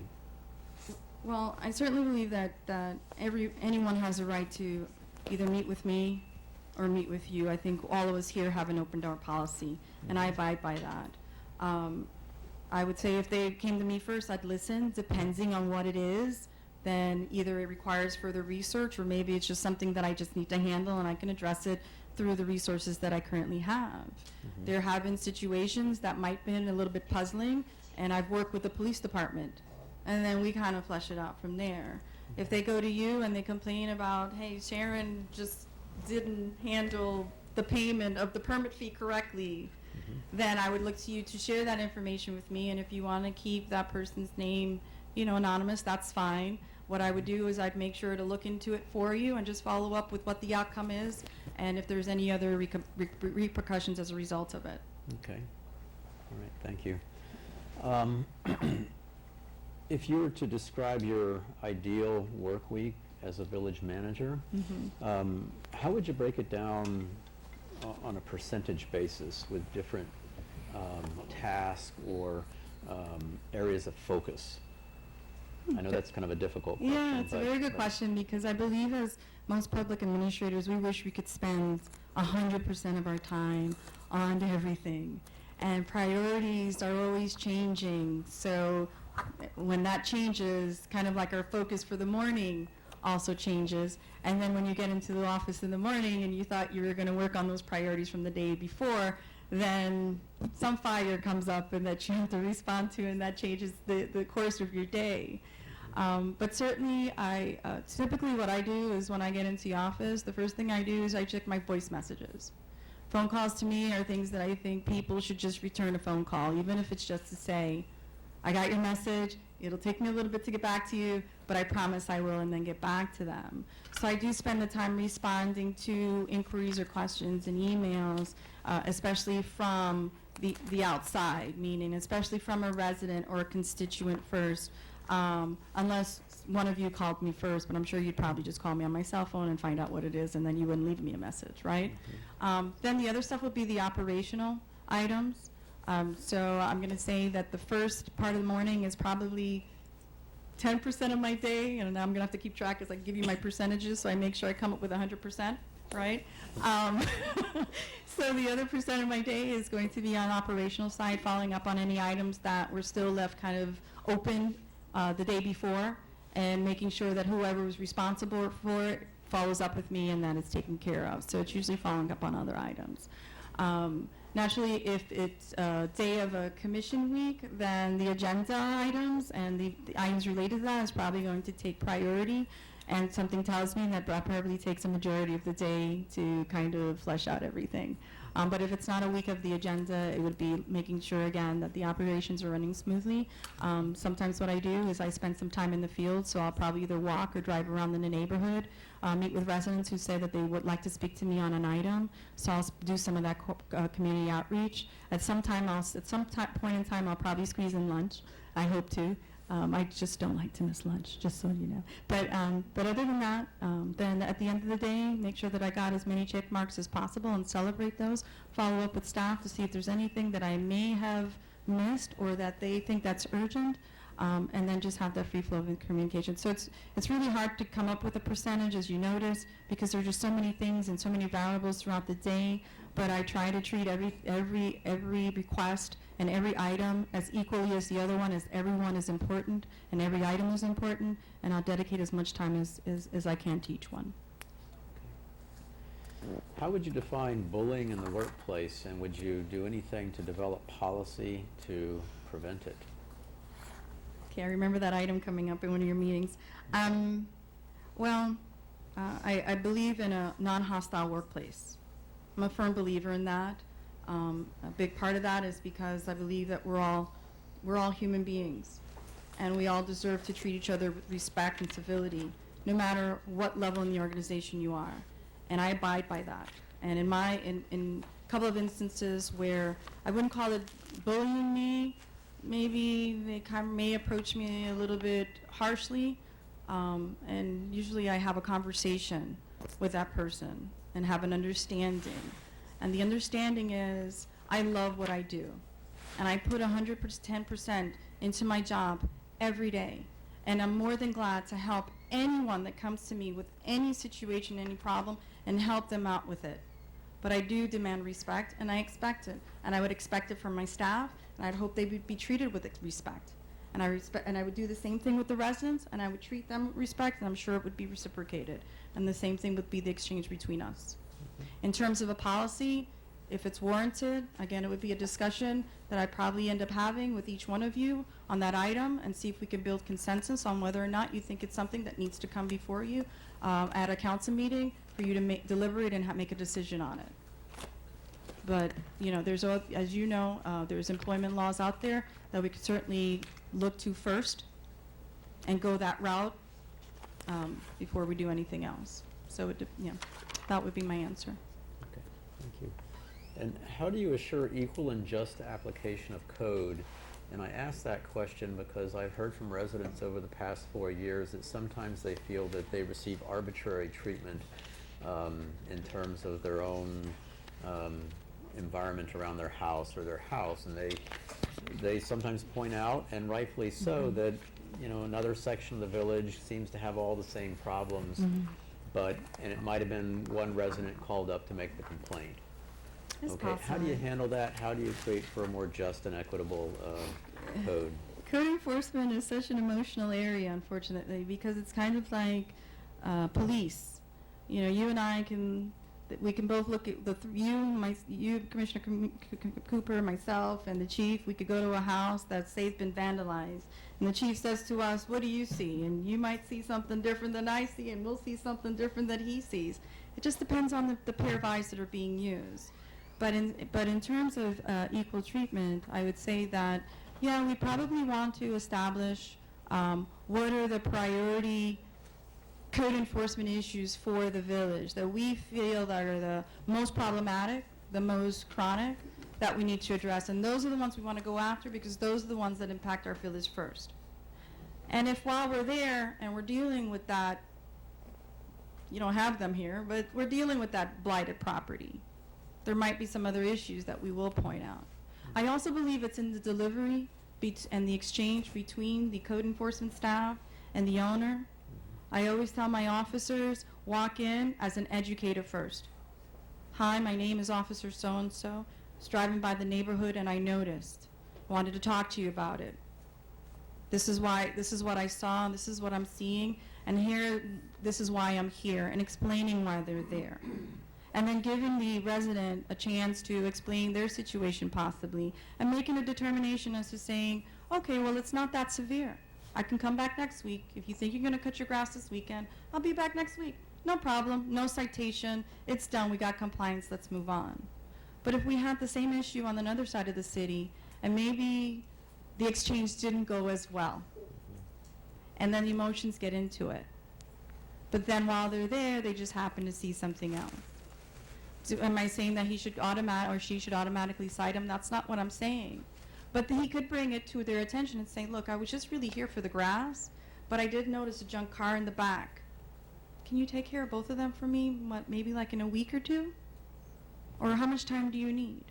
So I believe it's just a matter of how we communicate with each other, how we have those interactions, and just truly working towards compliance. Thank you, sir. Almost done. Thank you for being with us tonight. Thank you, Mayor. We have a need for interlocals as a smaller municipality. What experience do you have in that regard? Interlocal agreements, I really don't have a lot of experience in that. I know that I worked on just one with the county related to, again, it was in the area of code enforcement. And that was because on the other side of the street, you had the county, and then the other side of the street was the city.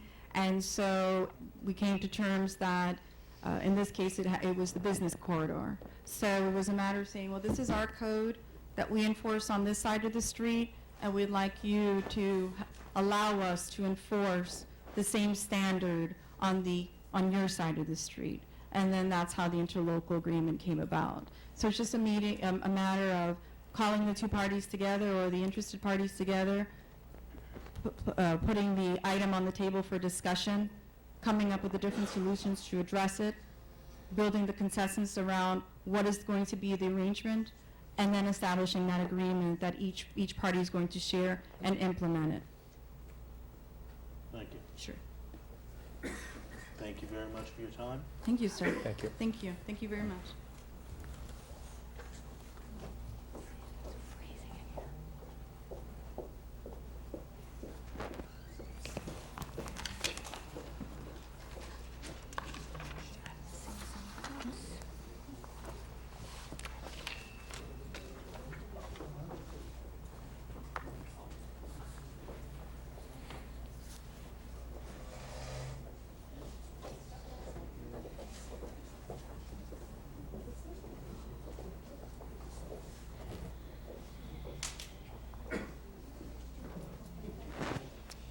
Good evening. Good evening. If you can give us a short bio of yourself, then there will be a series of questions. Okay. My name is Heidi Shafran, and I was born and raised here in South Florida, specifically in Broward County. I have a bachelor's degree in history and a master's degree in historic preservation planning. And through those degrees, I started my career out working in city government, first in the city of Miami Beach commission office as a commission aide to Commissioner Nancy Liebman. And at an election time, I found work elsewhere for reasons that shouldn't have to be explained. And I went to work for the city of Hollywood and spent some time there working my way through the planning department, and an opportunity presented itself to me, and I went to the Seminole Tribe. And I was with the Seminole Tribe for 7 years, and I ran their planning and development program. It's a very independent working environment. I was over the residential and community facilities development for 6 reservations plus 2 properties throughout the state of Florida. And during my time there, we built homes, we improved and built infrastructure. We actually built communities from the ground up, which is always an interesting endeavor. We oversaw the building of community buildings, everything from a preschool, government buildings, police department, or a public safety complex, helipads, airports, all of those type of things. And I decided to get back into municipal government and left with the opportunity to go work in the city of Wilton Manors, where I'm currently employed. I am the director of the Community Development Services Community Development Services Department, and oversee 5 divisions, which include planning and zoning, business tax receipts, economic development, fire prevention, and building services. I have some questions for you. Yes, ma'am. Code compliance has a huge impact on the quality of life and the property values of a community. What would your approach be to enforcing the codes of the village? I think it's important to be very consistent in your enforcement, and that's an important conversation for me to have with the commission when I come on board. Are we going to go hard or are we going to go soft, and what are our priorities, and set those priorities. We also want to make sure that the code is realistic for the village. A lot of these codes were written many, many years ago and might not reflect how people actually use their properties today. So I do think that code enforcement should always be consistent. It does help encourage the quality of life as well as property values in the village, and it needs to be enforced fairly and kindly. And kindly is very important in code enforcement. In a community where many want additional services and others want lower taxes, what would you identify as budget priorities, including expense reductions? One of the first things I would like to do is to look at the delivery of services. That includes the contracts that our contracts for legal, planning, as well as our cost recovery services, such as the use of the rec center here or city property, as well as the building permit fees, to make sure that everything we are doing is a full cost recovery, because that's the only way government should operate when it comes to the delivery of services. I would also look at diversifying some of the revenue. I know that annexation is one of the conversation topics, and I do think that it's at least worth exploring to see what that impact would have both on the expenses and the revenue of the village. I think there are opportunities with annexation, and I'm happy to speak more about that should the question come up. And I would also look at some of the things that have already been talked about here. I would follow through on those. The privatizing of sanitation, as well as looking at putting the police perhaps on an assessment. Another item that I'm pretty familiar with that it does not seem that you have is impact fees. And when you have substantial rehabilitations to existing homes as well as new construction on your empty lots, there's an impact to the village. Homes are being built larger than they were in the 1930s and 40s, and there could be an impact fee based on at a certain level of construction. I'm not talking about the fence or the rehabbing of kitchens or the day-to-day work that a homeowner might do, but new people coming into the village, there could be impact fees for police, for municipal facilities, as well as for water and sewer to help offset some of the cost of that new population coming in. What ideas do you have to potentially expand revenue sources, including the possibility of annexation? Annexation. I know it's a hot topic. I know it's a sensitive topic, but I do believe that it's at least worth exploring, getting to the point of understanding whether it's going to work. When I worked for the tribe, we looked at bringing on lands on same process, unincorporated Broward County lands, and bringing them onto tribal lands through the annexation process. It's called trust lands when you're dealing with tribes. And while there was a benefit to us bringing the lands on, it also meant expanding our police force and making sure that those properties were used correctly so they did not take away from the intent of the reservation. Very similar to what those are the questions that I think need to be explored and answered here. One of the opportunities that I think exist with this land that you're looking at annexing is that it's right up against the FEC corridor, and there's been a lot of studies going on, and the 125th Street or 123rd Street at that point is actually slated for a park and ride lot at the FEC corridor. It's a stone's throw. It's less than a quarter of a mile from the properties that you are looking at. I can share with you my experience in Wilton Manors. Seeing that the railroad was coming in, we rezoned the area along the FEC corridor to what you call a transit-oriented corridor. We took a old, defunct industrial area and rezoned it. And it's one of those ideas of if you build it, they will come, or at least you hope that they will come. And what we are starting to see, currently going through our development review process, is an old trailer park that had over $1 million in code violations, if you can believe it, on it, rat infestation, hoarders, and an old storage yard currently going through the development review process to be redeveloped.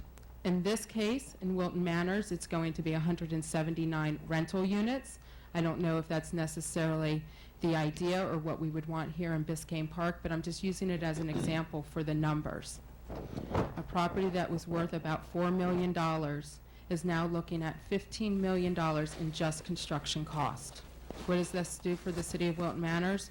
We're collecting $279,000 in impact fees and $200,000 in building permit revenue. That's right off the top of this redevelopment, just by rezoning and pointing to the fact that it is walking distance to a future rail station. And by future rail station, we're talking 7 or 10 years out, but the developer was willing to take the chance because the developers believe in transportation and multimodal transportation.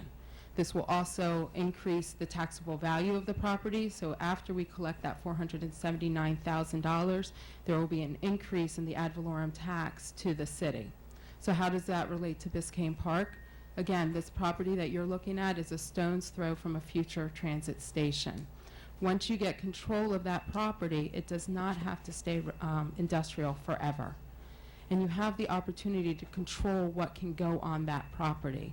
And as these stations open up along the corridor, they're going to become hotter and hotter for the developers. I actually have the station area opportunities book. I don't know if you all have received that or not. And in it, it shows the park and ride for the 125th Street station, but it also shows a lot of development already slated on the north side of 125th Street. And your property that you're looking at annexation tonight is within that quarter-mile radius there. And there's an opportunity here, I think, for that too. This is long-term planning. It's not a quick solution, but my point of bringing this up and bringing this book with me tonight is to show that you have to look at these properties as pie in the sky. You have to look at these properties and say, what are the opportunities long-term for the village? There's concerns about the crime that an industrial area could take and the impact it would have on our police. How do we fix that? What would we like that to look like? And I think that's why it's a worthy cause to look at diversifying the revenue.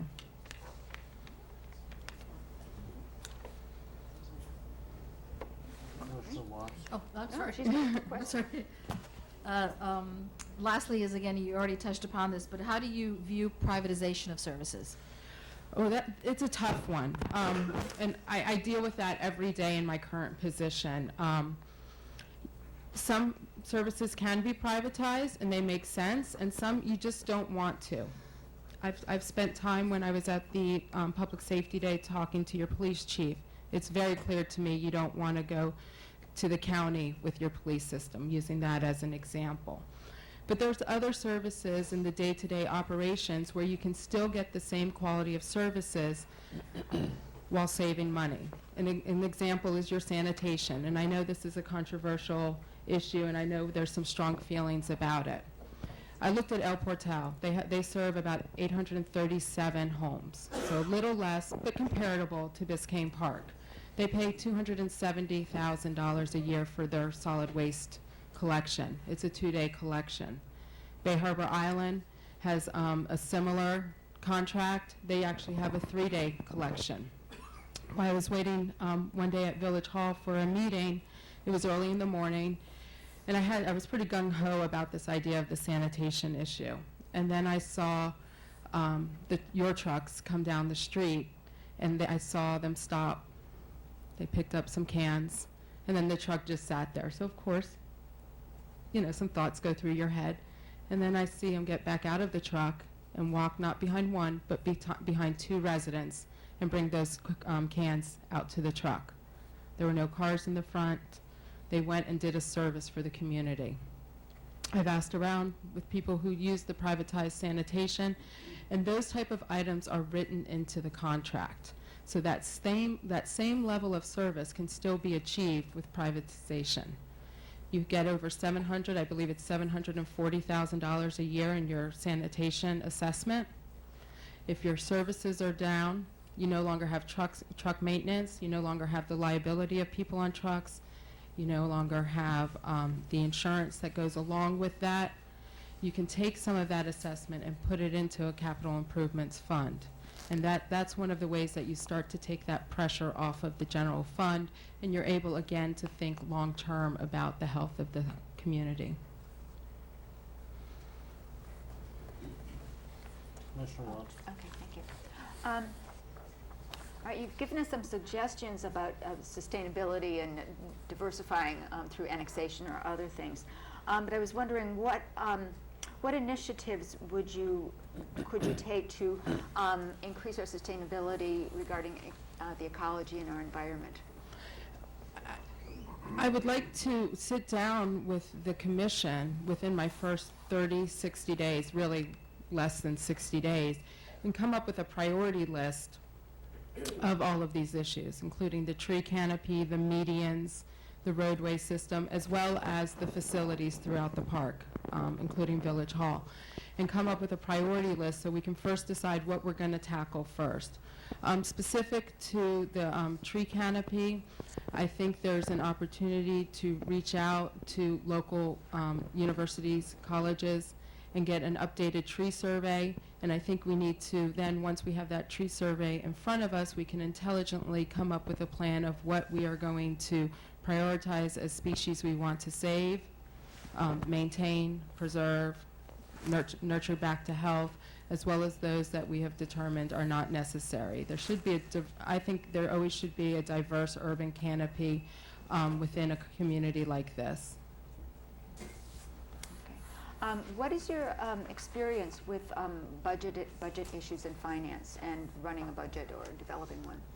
For the past 10 years in all of my positions, I have been responsible for creating my department's budget as well as maintaining my budget.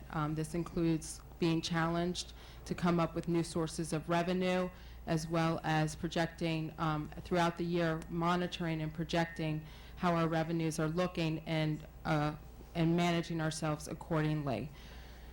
I have a unique experience in that when I was with the tribe, I managed a $500 million capital improvement budget. We're not going to get that here. I will never have that opportunity again in my life to look at that spreadsheet, but it's something else. But you don't take a community, a family. I was working for a family essentially, the tribal members, and take $500 million without some level of accountability. and my staff knew very clearly that I treated that account like my own private checkbook. We didn't spend unless it was budgeted, unless it was agreed to by either the reservation representative or the council as a whole, and at the end of the day, we had to always balance our books. So I've had a high level of budget experience as well as that day-to-day operations. I was able to tell this past fiscal year in my department that we were going to come in over $100,000 over budget with our revenue, our projected revenue. We actually came in with $123,000. And it was during the beginning of the third quarter of the fiscal year I was able to make that projection. Thank you. And then lastly, could you just give us an example of your leadership and initiative in choosing a project to go forward with it and develop it and bring it to fruition? I don't work in a vacuum. I consult the experts. So if it's a project related to Parks and Recreation, I'm going to speak with my Parks and Recreation folks and really get their feedback, reach out to the community. I say that my door's always open, and it's literally always open. People can come in, and I'm always going to weigh all sides of the issue, and I think I have been credited by a current commissioner that I work for of being able to always take an idea and put it into the middle and get everyone on board with the idea, because I find that middle ground, that neutrality, to push the project forward. So it's really about talking to my experts, doing the public outreach, and then standing by what I'm bringing forward because I know it's the best product, and being able to speak intelligently about it. Thank you. I have just one two-pronged question, which we reviewed in our interview, and thank you for coming that early morning to meet me. Thank you. It gave me a huge perspective on that sanitation issue. When we met, I asked you, so I'll ask you to expand on the answer. How does this job fit in your career path, and how long do you intend to stay with Biscayne Park? I purposely left a job where I made a very comfortable salary, had a car, computers, the flexibility to work wherever I wanted, to go back into municipal government because of my career path. I felt that if I had stayed at the tribe for any more years, I would not be marketable in the municipal community. Whether that's true or not, that was my feeling. And I had the opportunity at Wilton Manors, and I chose to leave to take that opportunity. When I interviewed with the city manager in Wilton Manors, I said that in 2 to 3 years, I would like to be in the city manager office somehow. And that is my goal. I am the type of person, be it in my professional life, my day-to-day work life, or even in my personal life, I set a goal, I come up with a plan, bullet point it out, and I achieve it. I would like to be here 5 to 7 years. I've shared with most of you, this location works well for my family situation. My partner works in a municipality very close to here. The opportunity to move close to both of our jobs and work for a while our child goes to school. It's an opportunity and a dream come true. It's a lifestyle change for us. Thank you. What do you feel is our village's greatest strength, and how would you build on that? I think your greatest strength is this, and I'm not just saying it because they're sitting in the room tonight, but you have a very intelligent, informed, and engaged community. And I work in one of those right now, and it makes it so much easier to get your job done, even with the contentious issues. Because if people are interested in even those contentious issues, you can have a conversation with them and get to, like I said, that middle ground. And I think that's your strength here, that whether people are on one side or the other of an issue, they're willing to talk about it. And I love that. I love that opportunity. What do you see as your role within the community? For example, we have frequent community beautification project days. What do you believe your level of participation and responsibility would be in these projects? You lead by example. So if I'm expecting some of our staff to come out and work, even if they're getting overtime, I should be there and putting my hands in the dirt and getting dirty. And it won't just be me, it will be my family. We came out for Safety Day a couple weeks ago. We cut a vacation short to come back, and we really loved it. We felt at home. We felt embraced by the community. And I have no issues. I do it every day. I walk our commercial corridor every day, go into our shops just to be seen, and that's what you would see out of me here. I don't sit in the office. Our residents are very vocal and very involved. How would you deal with them when they are angry? That open door policy and just being accessible to everyone. You can come in. I'm here. As the village manager, I am here to take the bullets. I am here to take the shots, and I have no problem with that. If someone is angry, I want them to come to me first. I don't want them taking it out on staff. I'd prefer that they don't come to the commission. Give me an opportunity to try to fix the item. I'm the CEO, I'm the village manager, and I should be given the opportunity to at least address the issue.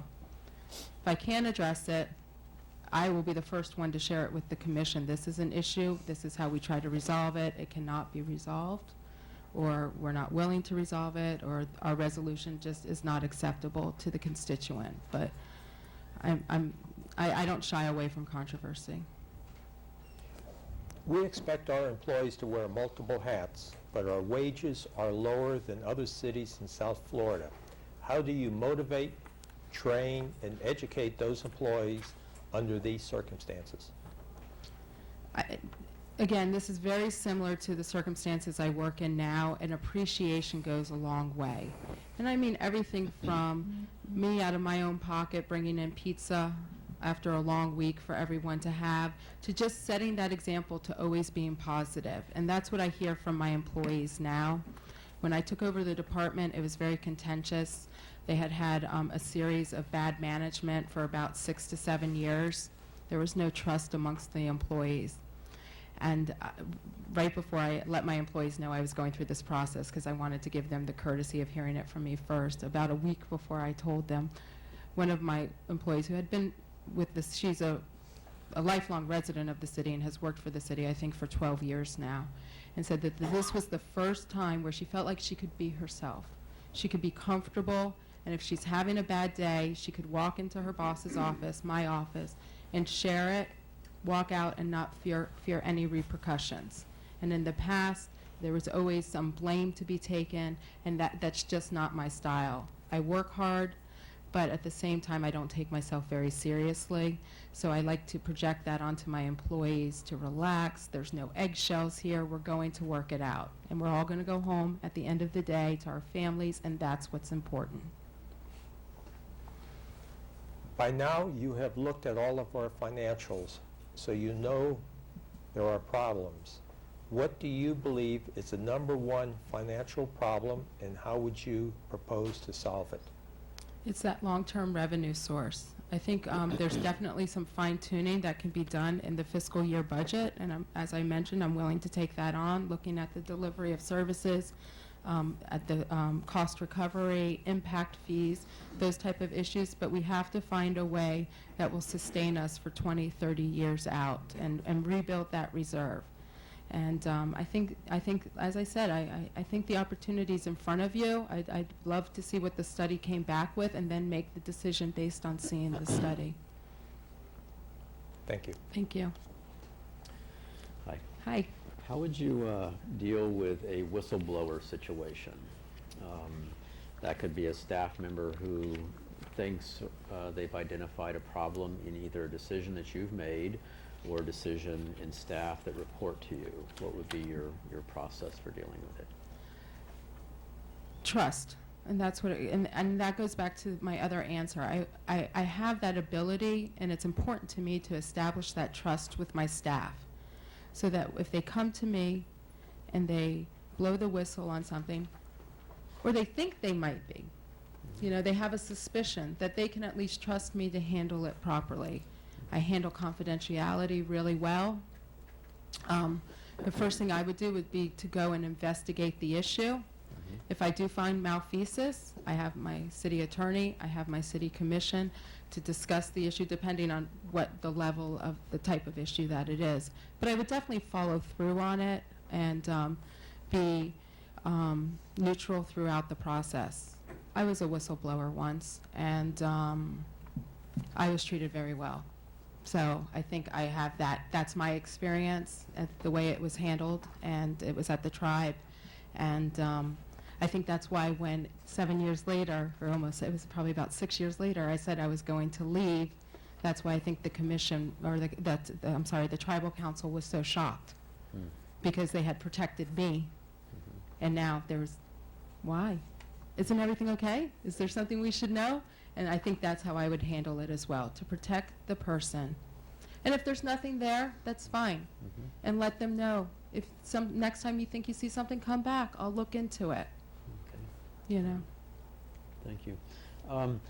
If you were to take your ideal work week, could be a day, how would you break it down on a percentage basis in terms of the tasks that you would imagine to be generally important for a village manager?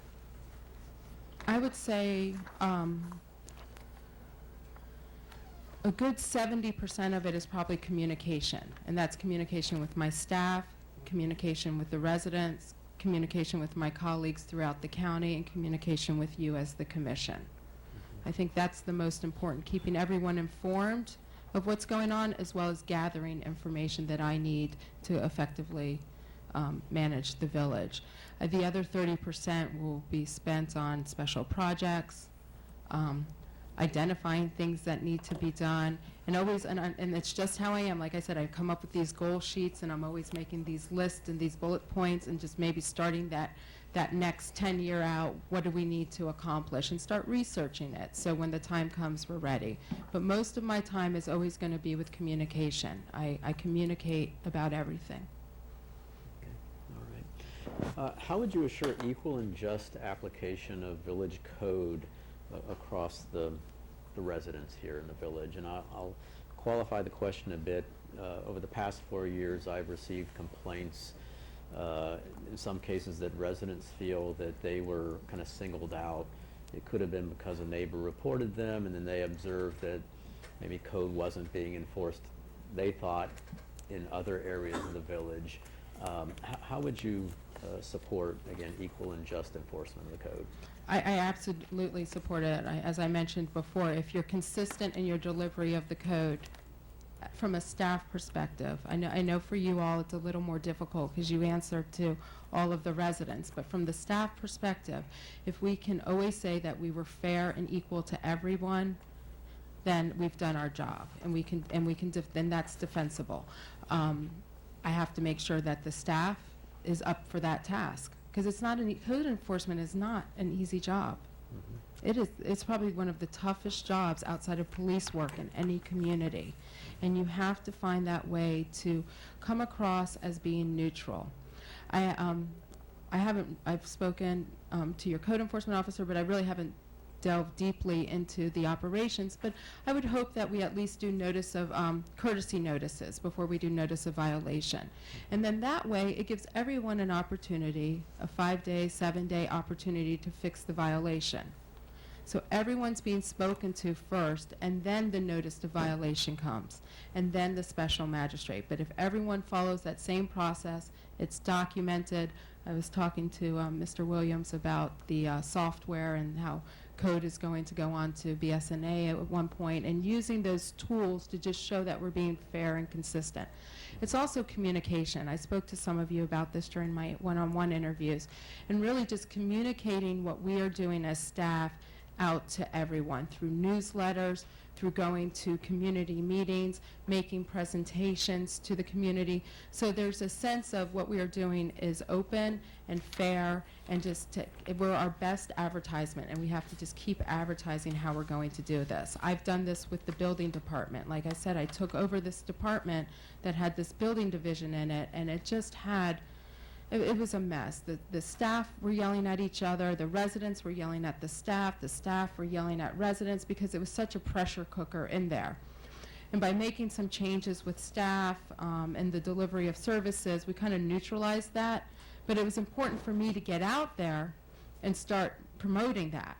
So I was going to every community meeting, and I was actually telling someone in Wilton Manors this the other day, and I was going and telling everyone how wonderful our services were, and kind of crossing my fingers and hoping back at the office they were actually being wonderful at that very moment, because we were just starting this new way.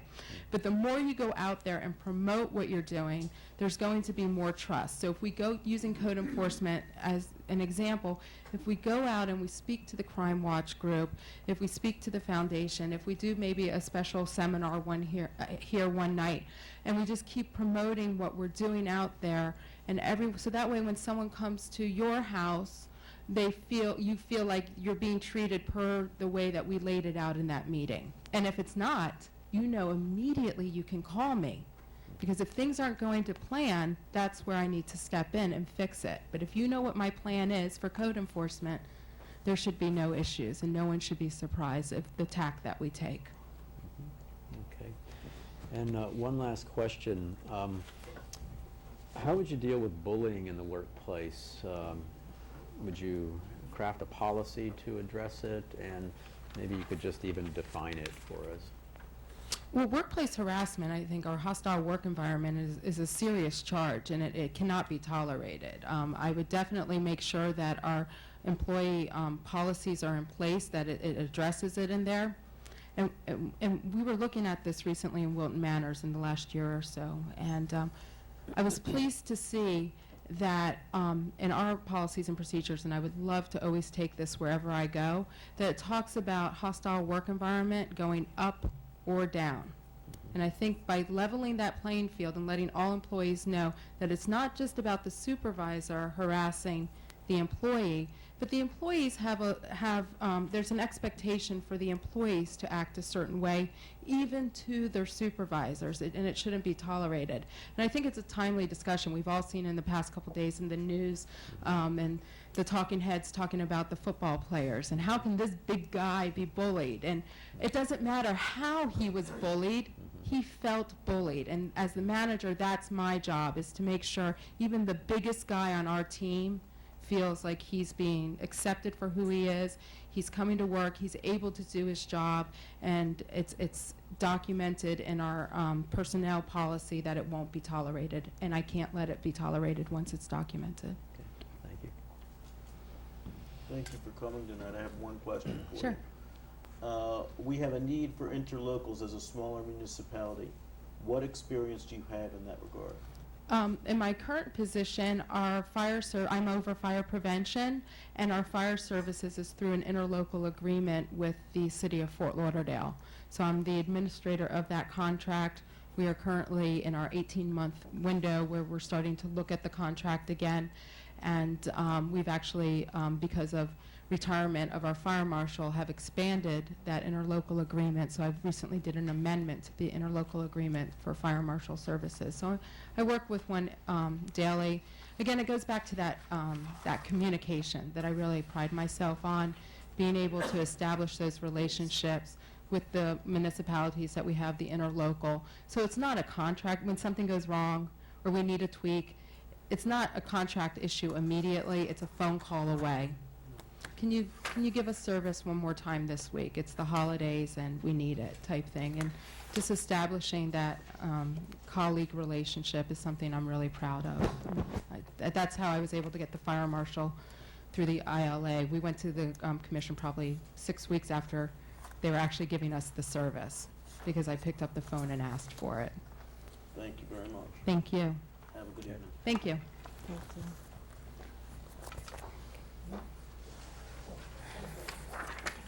Additions, deletions, or withdrawals to the agenda?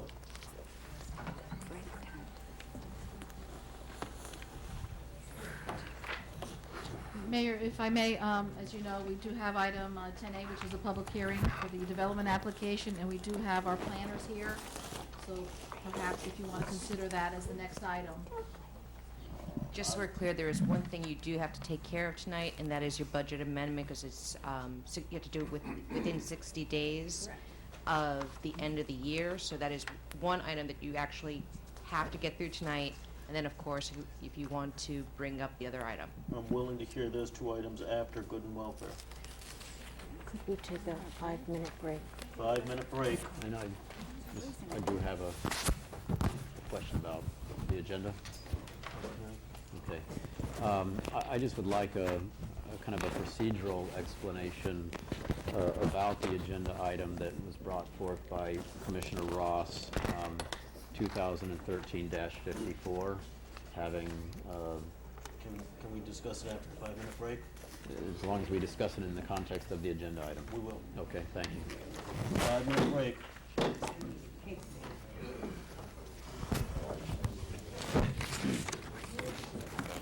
I'm not loud enough? What is the problem? Unless you wanted us to record all of this. Then I have to go in and start editing and all that. I'm sure somehow it's public record. Probably is. I'm sure it's a solution to which one, dear?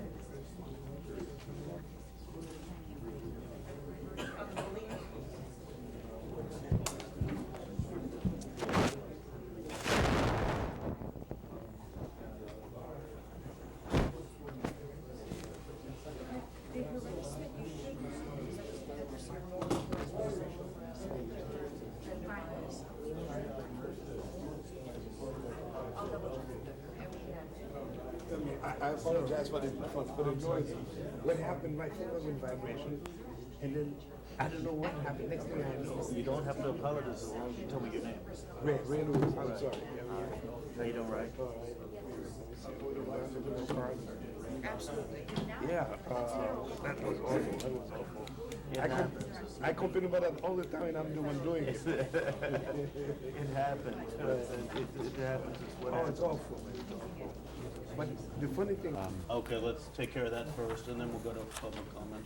Yeah, this is a procedural question, but we had Resolution 2013-46, which is almost identical to Resolution 2013-54 that Roxanne Ross has brought back before us. We voted 3-2 to not move forward and authorize the planners to continue to look into annexation, but it seems that we're bringing back again something that by parliamentary rules should have to be brought back by one of the individuals who voted on the 3 side, not the dissenting side. So I don't know how we're allowed to do this, and I would just ask, you know, is this something that the mayor permitted to be in the agenda, or was this something that the interim manager permitted to come back to the agenda? If you want to, are you directing a question to me? Yeah. It's my understanding, looking at both proposals, that there is a slight difference in the area being discussed. Huh? And under that auspices, I think it's something that can be allowed, but it's something we can ask the attorney about in this That is regard. correct. We actually, Mr. Hearn and I actually looked at this issue. It was raised, and it is substantively different. So it's not the same exact item. As such, there is no preclusion of bringing it forward. If I may respond to that as well. Looking at the minutes of our meeting in October, Commissioner Watts wanted to see the statistics of the commercial area and said that if we would alter and exclude the apartment buildings, that she might consider the resolution. Also, Mayor Jacobs, in the minutes, it reflects that you said you can bring up another motion or another resolution at the next meeting. Procedurally, the only thing that allows you to do it is the fact that it's a different motion, though. Procedurally, it wouldn't have been allowed. Looking to accommodate those comments, I brought the revised resolution with a different plan. As long as the mayor supports it, I think that, though there's a precedent here that we've gone for many years with complaints of not getting enough done, it seems that this could invite quite a bit of slight tweaking, if you will, of resolutions and or ordinances, and having things constantly brought back again. But given the fact that the mayor is willing to go forward with it, we can. Okay, moving to Public comments, good and welfare? Sure, glad that I'm still on the agenda because I'd like to encourage you to support the resolution. Frankly, it's unconscionable that the previous resolution was voted down, as it only directed staff to move forward with an application which would allow us to gather more information about the areas that were going to be annexed. The one that's being proposed now is completely commercial and, you know, certainly is an opportunity to study and I believe move forward based on the information we have today. Thank you.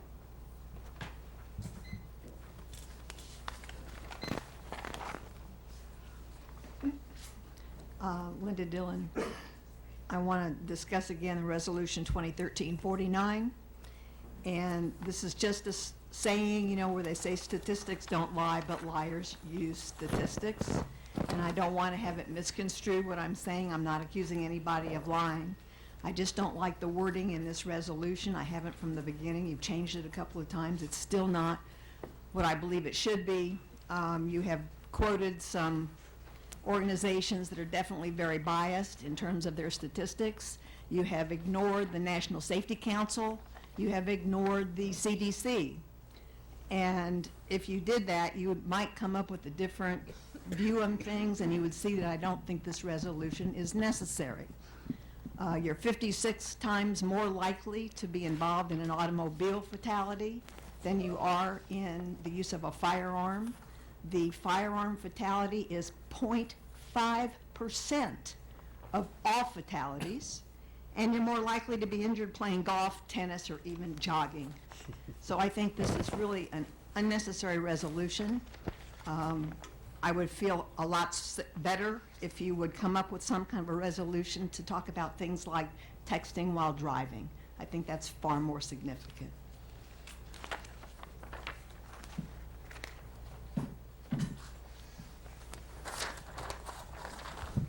Hi, Steve Bernard, 860 Northeast 115th Street.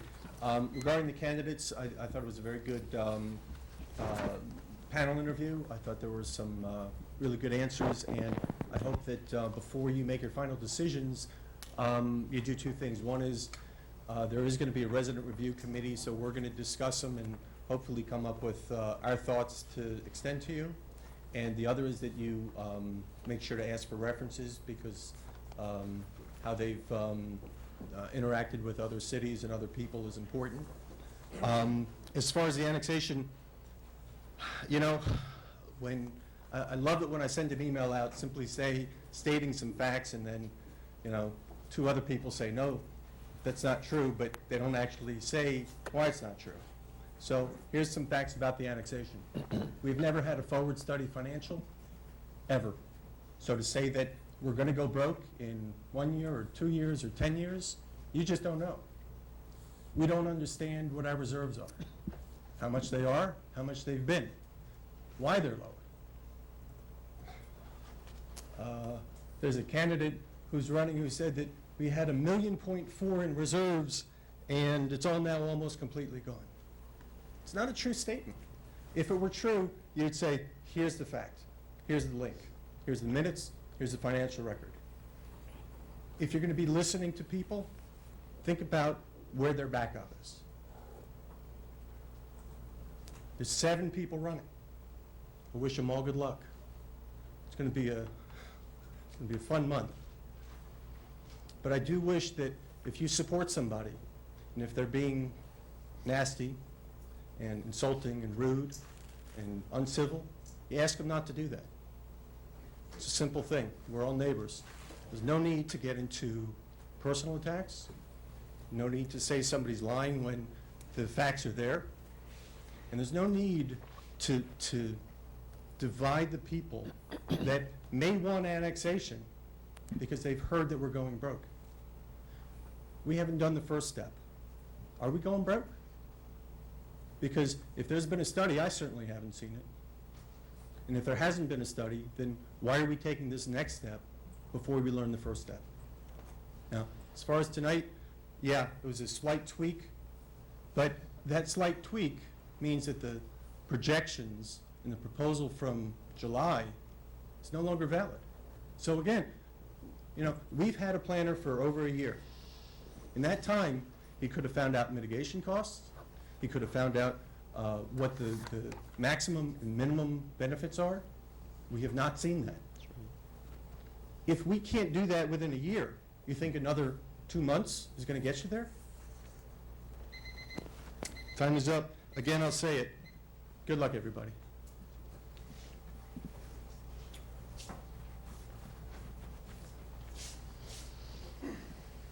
Chuck Ross, 11166 Griffin Boulevard.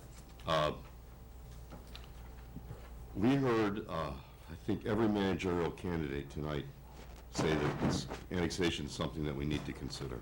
And I think some of the questions that Steve Bernard was just asking are going to be answered if an application goes forward and our planners are given the ability to discuss this. It will go to the county commission, and I think that's when some of the questions that he's concerned about. As far as the current state of our finances, I don't think that we're going to go broke.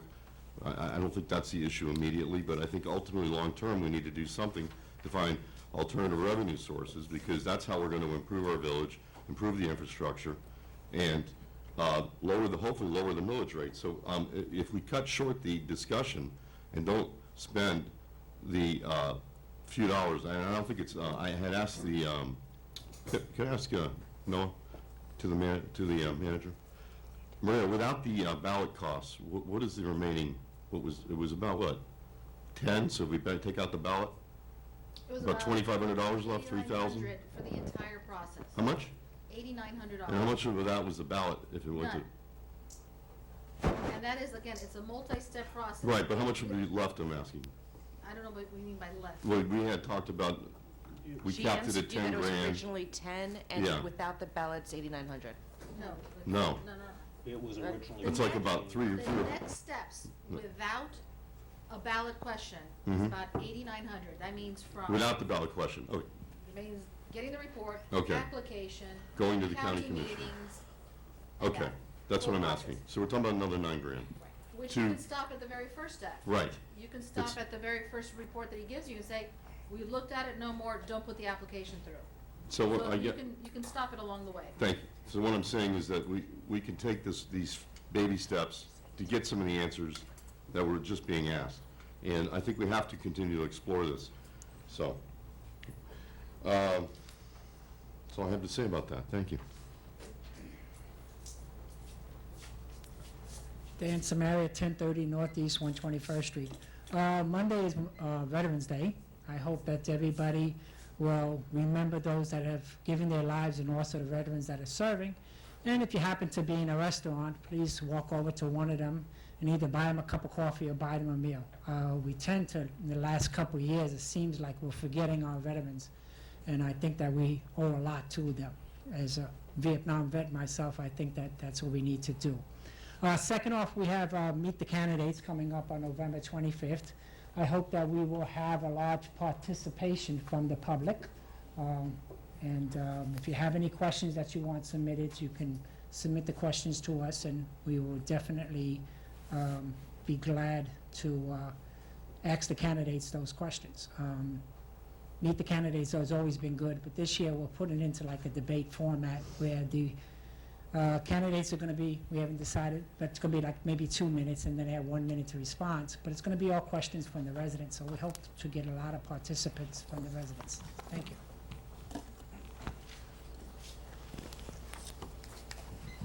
Any other public comment?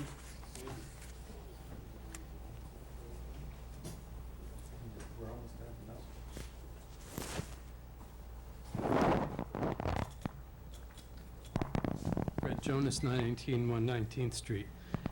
From the village records, in '01 to '02, the unrestricted reserve was 1.399 million.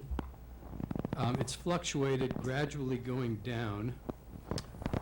Last year, or I'm sorry, 2 years ago, it was 369, call it 370,000. And this year, it's about 279, but there's a minus factor, and I'm not sure what that minus factor is.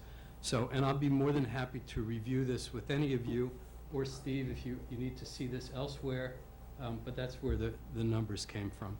So I don't know if there are really any other complaints. In terms of Steve's complaint about people saying nasty things about each other, I did address with him his recurring accusation of me as being a liar, but he explained that it was okay because I am a liar. So I'd sort of rather he not say it, even if he actually believes it to be true, according to his own ethic. Thank you. Any other public comment at this time? Seeing none, closing public comment. Now, I believe we had moved a couple items up. Yes, and Mayor, If we can do the budget amendment I first, appreciate that, and then we'll immediately go into the school issue.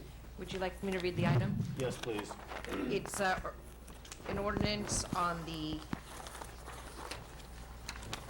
2013-13, item 11A, an ordinance of the Village Commission of Biscayne Park, Florida, pursuant to section 166.041 Florida statutes, to amend ordinance 2012-12, adopted on October 23rd, 2012, finalizing and adopting the annual operating budget for fiscal year 2012-2013 by amending various parts of the budget consistent with Exhibit A attached hereto, providing for conflict, severability, and an effective date.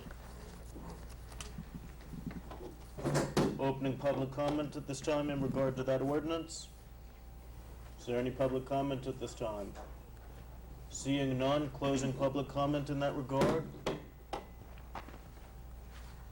If the finance director would like to speak on this item briefly.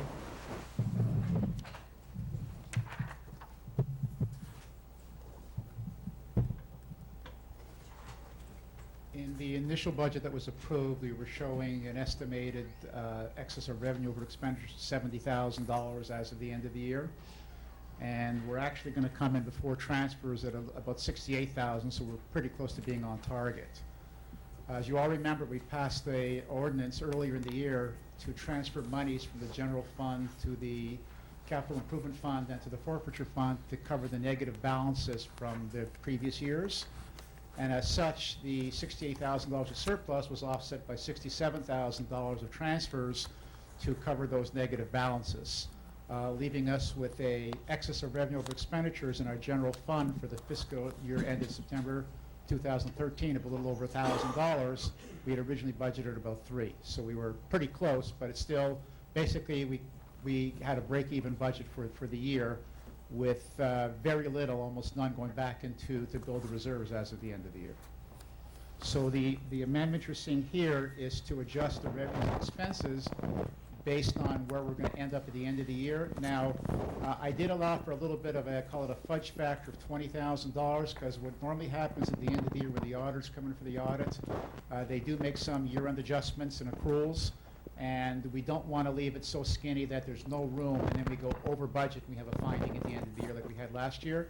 So I left a little bit of a buffer there so that we don't go over each of the departmental budgets. Questions? I make a motion that we approve ordinance 2012-13 for a first reading. Do I have a second? I'll second it. I got a motion and a second. 2013-13. Yeah. Is that what you're going for? Okay, I'm sorry, I'm looking at the memo. In the memo, it says ordinance. You're right, but I just want to clarify, it's 2013. It's the final budget amendment ordinance. Okay. And I'm sorry, Vice Mayor seconded? Yes. Thank you. I've got a motion and a second. Is there any discussion at this time? Seeing none, call for the question. Thank you, Mayor. Commissioner Cooper? No. Vice Mayor Anderson? Yes. Commissioner Ross? Yes. Commissioner Watts? Yes. And Mayor Jacobs? Yes. Thank you. The next item taken out of order will be the public hearing item, item 10A. It is the development review application by the applicant Sandy Busta. The project name is Biscayne Park School and Early Learning Center at the location of 11173 Griffin Boulevard, Biscayne Park. The size of the property is approximately 63,451 square feet. The request is for the applicant has submitted an application for a daycare development on a portion of the property. The legal description, lots 8 through 11, block 18, Griffin, Biscayne Park Estate, Public Book 14-1. Mayor, do you mind if I continue speaking? Because this is actually one of those rare moments. This council hasn't had quite a few applications for zoning of this nature. I think this is the first one you've had in many years. A few months back, as you may recall, the applicant came in for a rezoning of the property to allow originally it was to be a school use, it was modified to a daycare use solely as defined under the county code for this specific property. It is consistent with your comprehensive plan as it relates to that. Before I continue with the history, though, I think we need to do some disclosures, and let me explain what a quasi-judicial process is. When you're dealing with the zoning rights on a property, you go through a public hearing process that is known as quasi-judicial. What does that mean? You sort of act like judges. And as judges, all of the evidence that you need to consider has to be in this public hearing forum. So there was a case called Jennings versus Miami-Dade County, and what happened was that the collegial body that was making the decision there had received what are known as ex parte communications that happened outside of the forum. There was no rules back then, and those communications were really not disclosed. So the applicant filed an appeal basically saying my due process rights, my rights to a fair hearing were impinged upon because I didn't know what those outside of this room communications were. I don't know how you made your decision. Because of that Jennings decision and the changes in state law as it relates to quasi-judicial hearings, one of the requirements tonight is that if anybody has contacted you, if it's the applicant, if it is a community member via an email, a telephone call, going to Publix, and they've talked to you about the merits of this application or the not so good things about this application, if it's anything related to this application that you're going to hear tonight, then you need to make those disclosures. And those disclosures need to be who do you have the discussion with? If you remember the date and time when you had it, that's great, but basically around when it happened, what was the substance of that, and whether despite having received that communication, whether you as an individual on that dais as a quasi-judicial officer can remain impartial. Now, you are subject to cross-examination, which means that the applicant or a community member could ask you about any of these disclosures. But if you don't make them and they come out subsequently, it can unravel the entire process. All right.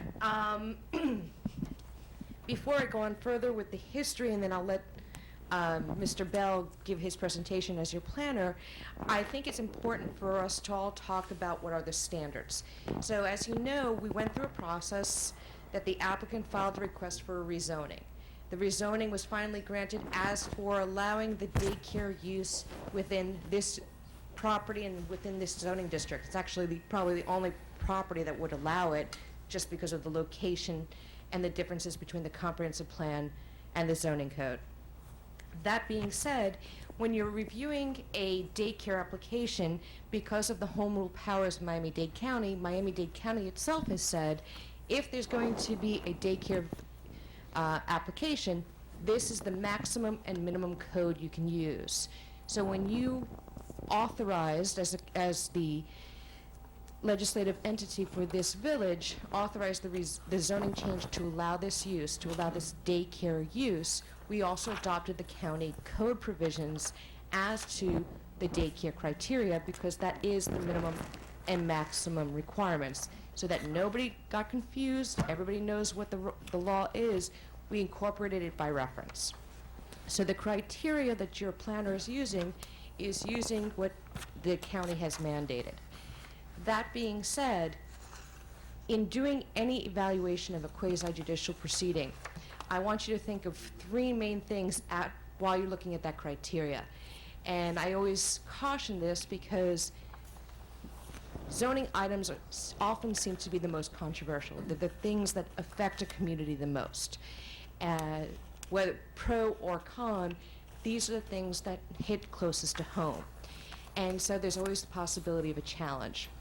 So when you're making your decision, there are three main criteria you should be looking at, which are the appellate criteria if your decision were challenged. It's one, whether due process was provided to the community and to the applicant. Due process means not only that you did your advertisement, not only did you send out some notices, but also that everybody came here tonight and had the ability to just speak, had the ability to know what the issues are, to ask questions, to be cross-examined, and to have that opportunity to tell you what their concerns are. The second issue is that you're following the correct law. So again, what is the correct law? It is the section of the Dade County Code that says this is the minimum and maximum code as it relates to daycare, and which we know is the code that Mr. Bell is going to go through. The third thing is that your decision is made based upon competent, substantial evidence in the record. What does that mean? Basically, it's not whether the applicant or anybody in the community likes or dislikes a project. There has to be either expert testimony, your planner's testimony is considered expert, a traffic engineer is considered an expert, and from the community, it's not whether I like or don't like, but giving you the facts upon which to base a decision. So, for example, a resident may have knowledge about traffic on a street, and they can contribute that information in, but obviously, that has to be tempered with also the expert testimony. Okay, that being said, I'm going to ask for everybody to do their disclosures, and before Mr. Bell, the applicant, or anyone else speaks, I'm going to need to swear in all the people who will be testifying tonight, and that including the public, just so we're clear. Do you have any questions for me before we go on? Okay. Should we just, Mayor, would you like to direct how we do the disclosures? Would you like to go down the row? Why don't we start with Commissioner Watts and just work our way down? Okay. Commissioner Watts? Okay, all right. Peter. Peter? Okay. I'm sorry, I left one of my lists at home, and so I knew we all got the same email, so all right, I've talked with, or I've received an email from the Cams, Peter Cam and his wife, an email from Susan Weiss. I've spoken with Gage Hartung about it, and received emails from Dan Keyes, and talked briefly with Tracy Trotman. Okay, you've talked to all these people. Do you recall any of the substance of these conversations? The one with Gage Hartung, yes. Okay. This is the time who, what, where, when, and whether you can be impartial. About an hour ago before the meeting. Okay. Before this meeting. All I right. think I can be impartial. Okay. Commissioner Ross? We all received an email from Peter Cam, who is the neighbor just to the east of the church property. By the way, do we have all these emails? Because we can give a copy to the applicant, and that way we have the whole due process. I left them at home, but yeah. Okay, right. Mr. Cam's concerned with his privacy and the intensity of use, that he be, sort of sheltered from the intensity of use on the property. And I believe he's spoken to Father Coutier and all of the parties involved. I also received an email from Dan Keyes with some suggestions for, some detailed suggestions for the development plan. I have spoken with Mr. and Mrs. Cam, who are my neighbors across the street, on the same topics. I spoke with another resident, Tracy Trutman, who was concerned with the process and noticing requirements, and I believe that she did partake in the P&Z portion of this, so she was here to voice her opinion. I have spoken to Gage Hartung, and Doug Tenhill to P&Z members, and they passed on to me how the P&Z hearing process went. I've also spoken to my husband about traffic concerns that he has with the stacking of cars and that situation. However, I'm here to listen to all of the evidence, and I think that I can still be impartial and make a decision based on all the evidence. Thank you. Go ahead. I received the same email from Peter Camp that I guess he sent it to the whole commission. The same email that Dan Keys sent out. And Gage Hartung called me earlier today to let me know that he wasn't going to be here. Okay. And I can be impartial. Okay. I've glanced at various emails. There's nothing that would bias my opinion or vote. Okay, do you want to provide any disclosure as to who those communications were? No. If you want to request them, I can forward the mails that I got.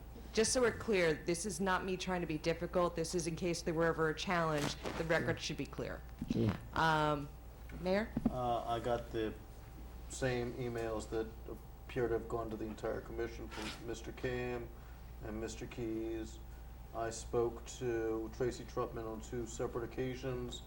The Friday of the P&Z meeting, I believe it was mid-October, but I'm not certain. It might have been a little bit earlier than that, and the day after.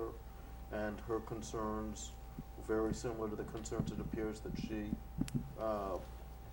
expressed to Commissioner Ross in the noticing, and the noticing even of the P&Z meeting, and some of the concerns about the daycare center and its impacts on the community. I do feel that I can still be impartial in this regard. Okay, thank you very much. Before we go on, I just wanted to, I think, address one issue that is about the notice provision. As I was attending the P&Z board, I'm familiar with what Ms. Trumpman has said, so I just wanted to give a little further disclosure. I think one of the concerns, if I recall correctly, was the use of the Daily Business Review. As you know, that is a paper of general circulation, is what we advertise in from almost everything that the village does. The cost savings is phenomenal. I mean, it's a $10,000 ad versus maybe a couple $100 ad. The issue came up when we were doing the rezoning of this property as it relates to the comprehensive plan. And I know that there was some questions of, did we really have to allow all schools, or could it have been limited to one type of school, a public school versus a private school? I wanted to let you know that I had continued to do research on this issue because I knew it was of concern to this community. And if you see on page 4 of the memorandum, I gave you a footnote that the Florida Supreme Court has already ruled on this issue. And it was in the City of Miami Beach versus 8701 Collins Avenue. In that case, it's from the Florida Supreme Court, they ruled that if a comprehensive plan allows public schools, it must also allow for private schools. And if you remember the comp plan amendment that was made, it was made because the state required the village to put in public schools into our code. So it's sort of circular argument, but the reality is once the state said we had to put in public schools, Florida case law then says you have to allow private schools. Okay, so I just wanted to clear that issue up for you. Before we continue, I'm going, and I'll allow the planner to do his presentation and everyone else speak, including the applicant. I'm going to ask anyone who's going to testify tonight to please stand and raise your right hand. Okay, do you swear to tell the truth, the whole truth, and nothing but the truth, so help you God? Okay, please be seated.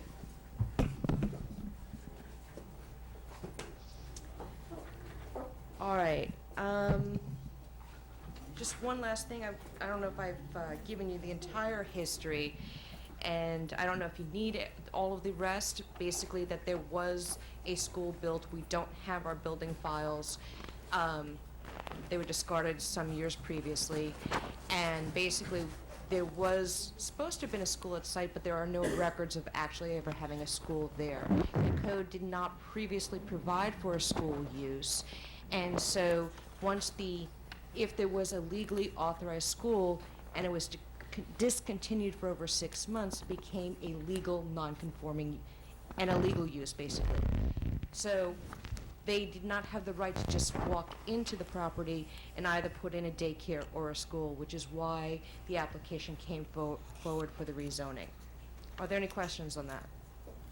Okay, Mr. Bell. Good evening, Jerry Bell, Bell David Planning Group. It's a pleasure to be here this evening. I've got a very long report, so I do apologize in advance. The request, as stated, the applicants, Father Alberto Cudier of the Church of the Resurrection and Sandy Busta of Gory Holdings, are requesting site plan approval and a development order for the proposed Biscayne Park Preschool and Early Learning Center. The center will accommodate a maximum of 80 children, 6 weeks old through 6 years old. The subject property encompasses 102,000 square feet and 2 parcels.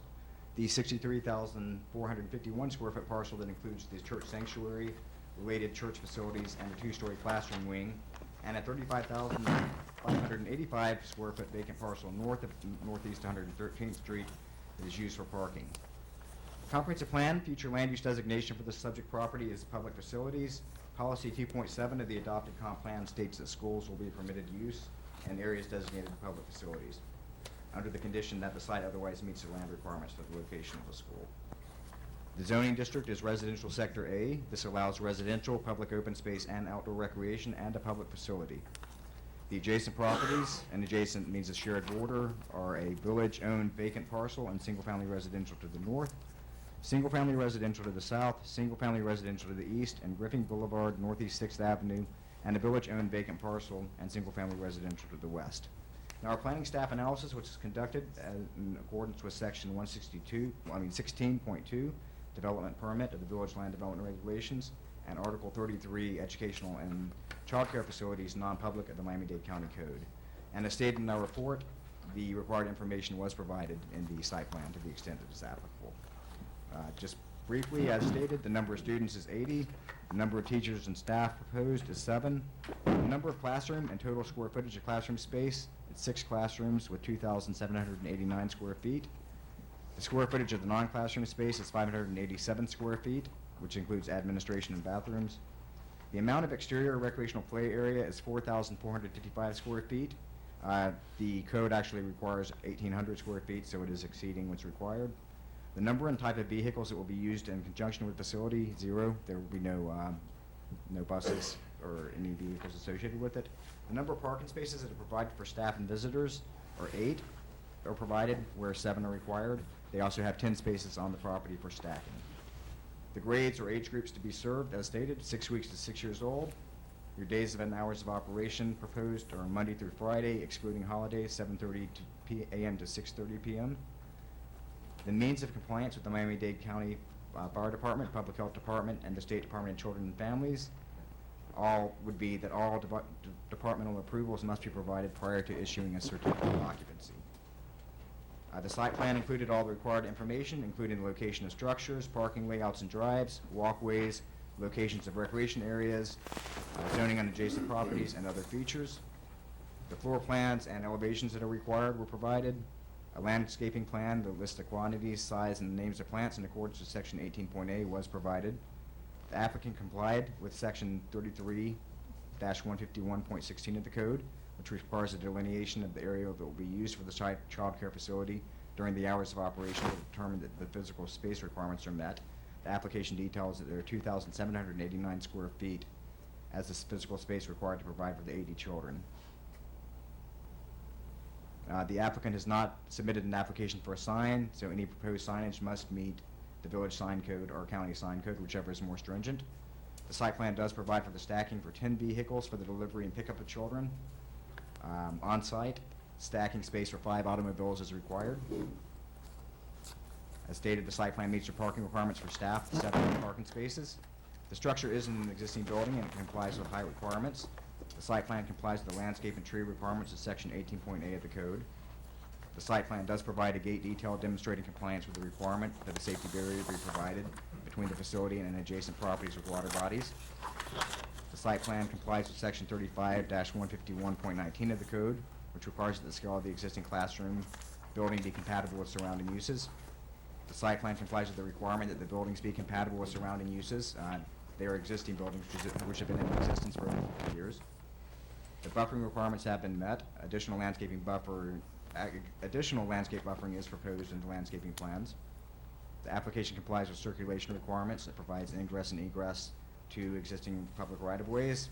Noise, the village does not have a noise ordinance, and the traffic plan does not identify noise issues. Less than 10 cars are anticipated for stacking at any given time. After conducting our review, planning staff does recommend approval with a number of conditions. And these conditions would be a maximum of 80 students, 6 weeks to 6 years old, hours no earlier than 7:30 a.m. and no later than 6:30 p.m. Monday through Friday. Holidays during Before which... you go on, do you want him to read all of the conditions that were written in your report? There are like 20 of them? I think we've already read them, but that depends, if this is a public forum, that's why. It is a public forum, that's right, but I am asking if you wanted him to go into that, because then he's going to go also into the revisions proposed by planning and zoning. Let's just go with the revisions, because there's a redundancy issue here. I agree. I've read it, I've read all of that. Let's go with the revisions. Okay. Before you go into the revisions, let me give you a little bit more history. I feel like I've memorized this property. You know that this parcel here where the Church of the Resurrection is located actually consists of 4 lots. 2 of the lots have a caretaker's unit on it. That's actually different zoning. So I want to be clear that that's excluded from this application. The second portion, which are the lots, I think 10 and 11, includes the sanctuary, a library area, and then what looks like a former school structure. To be clear, this site plan is tied specifically to those classroom areas. So the use for the children has to be within the parameters of what's provided in the site plan. It's not the entire property. It's not the sanctuary. It's not the library. It's those, basically the school portion, the one that looks like a school facing 113th. And I want to make that clear because your code at section 16.2.4 requires a development order. Under chapter 163 of the Florida statutes, that's the proposed development agreement that's included in your packet. The development agreement protects the development rights, but it protects the village as well, and it's a recorded document that runs with the land. This document would be recorded in the public records. Under Florida law, this development agreement can now be up to 30 years. It can't be longer than 30 years. Until about 2 years ago, the development agreements were only allowed to be for 15 years. The development agreement would implement basically all these conditions that we're talking about. So you would have it recorded against the land and make sure that you have the enforceability. Whether it's the number of students, where in the site plan we're talking about can be utilized, and any other traffic conditions, etc. Okay? Now, I want to just bring one other item to your attention because it's not something we've really discussed. Across the street is a parking lot that is also owned by the Church of the Resurrection. Because neither the village nor the owner of the property, the church, have those zoning records. Clearly, when you have a church and it holds up to 400 or 500 people, there's a need for parking, and there's always, at least to my knowledge, been the lot across the street that is used as parking. That has also different zoning.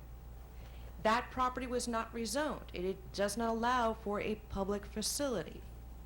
So originally, when staff reviewed the application request, we had ensured that the entire use for the daycare is within the 4 corners of the 2 lots that are under the zoning A. So the parking was under zoning A, the students were under zoning A, the playground was under zoning A, not on the caretaker's property, and not parking across the street. Planning and zoning makes a recommendation to change that as far as the teacher parking. So I want to bring that to your attention because currently, as proposed by the recommendations of your lawyers and your planning director, there was a covenant that's attached after the development agreement. And in that agreement, it basically says this area should only be used for the church. It shouldn't be used for the daycare because the zoning is on the other property. And because we don't have any documents to tie the parking area to the church, and theoretically, the church could sell the parking lot and have nowhere to park, the covenant that would run with the land says as long as you're having this use here, you can't sell the parking lot. Okay, so that way you don't have that as a community concern, sort of killing something with one stone at the same time, but protecting the village, that if you're going to have this, whether it's a temple, a church, or anything else, they have sufficient parking and they're not parking in your swales improperly. Mr. Bell, do you want to give the recommendations of P&Z? Sure. Okay, as stated, our recommendation was approval with a number of conditions. The Planning and Zoning Board heard the application on October 15th, and based on their review, they ruled that the applicant requires a variance of section 10.2.4 of the code, which requires 50 feet between a public gathering use such as a school, church, and playground and the property line. The planning staff, we do disagree with that interpretation. It's our interpretation that the setback requirement applies to the building where the public use is to occur, not to the land on which the building is located. If this setback requirement were to be applied to the land on which a public building is located, there would be few, if any, sites in the village large enough to accommodate a public use. And existing public uses such as Village Hall would be non-conforming. It's our opinion that the intent of the regulation is clearly to provide a buffer between a building where a public use will occur and adjacent residential properties, which are defined as properties with a shared border. The planning staff further ruled that if the site plan and development order are granted approval by the village commission, the applicant apply with the following conditions. They basically incorporated the conditions that we planning staff had and added a few more. So what I'll do is just go over the ones that they expanded on. Since they didn't want you to read yours, Right. why don't you go ahead and read the revised ones? The Okay. entire one. Read the entire one. Okay, got it. Sure. That the proposed use shall have a maximum number of 80 children, ages 6 weeks through 6 years of age. That the hours of operation shall be no earlier than 7:30 a.m. and end no later than 6:30 p.m. Monday through Friday. Holidays when the daycare shall not be open for service include New Year's Day, Memorial Day, the 4th of July, Labor Day, Thanksgiving Day, and Christmas Day. That the applicants conform to section 10.2.4, the Village Code of Ordinances, which address playground setbacks. That lots 8 and 9 not be utilized for daycare. That pursuant to section 5.6, off-street parking, a covenant running with the land be proffered that requires the church retain lots 21 through 23, block 17, for church and office parking with a minimum of 120 spaces, as long as public assembly and office uses are in existence in the church site. The school's administration, teachers may park at lots 21 through 23. To ensure that the parking lots at lots 21 through 23 remain closed to the parents, the applicant shall install a chain barrier over the entrances and exits to the parking lot area. This condition would have to reflect a modification of the parking condition according to the provisions herein. That the daycare conform to the Florida Building Code Handbook state requirements for new educational facilities construction. Florida Department of Education 2010 is applicable. That the church be precluded from the use of a classroom building during daycare hours of operation. That the applicants comply with all conditions and permit requirements of the Miami-Dade Regulatory and Economic Resources, Fire Department, Water and Sewer Department, and State Department of Children and Families and Health, and any other local, county, state, and federal guidelines applicable to the specific application. That there be no stacking of vehicles in through lanes. That there be no child drop-off along Northeast 113th Street. One suggestion that was made, I believe by Mr. Keys, was that we add no child drop-off and no child pickup. And we have no issue with adding that to the condition.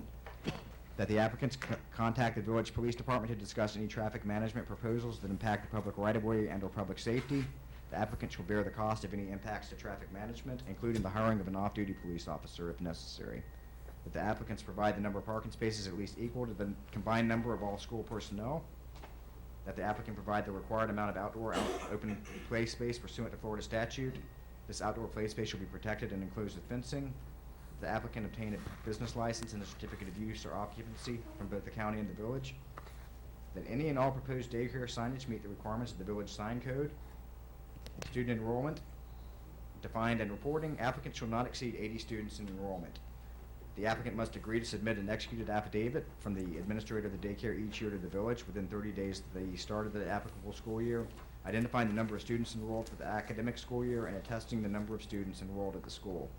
This information should be provided annually for as long as the daycare is located in the site. The applicant agree and acknowledge that the maximum number of students shall remain the actual number of students enrolled at the school as reported to the state, and shall not be the average daily attendance. The maximum number of students shall include all student transfers through the school year, and any increase in students enrolled at the school after the initial annual enrollment is disclosed shall be reported within 5 business days. That the traffic study reflect the de minimis impact of the church and office use during the hours of operation of the daycare. That Miami-Dade County Public Works and Waste Management Traffic Engineering Division comments based on the application site plan be adhered to. Do you need the rest of mine? Hmm? Do you need the rest of mine? No, I can do that. The standard comments are that public sidewalks are required to extend across all school driveways around the site. Safe site distance must be provided at all driveway intersections. All drive aisles must meet minimum clear zone requirement for vehicle travel. Site plans submitted for permit shall conform to the Miami-Dade Public Works Standard Detail Manual and other appropriate standards.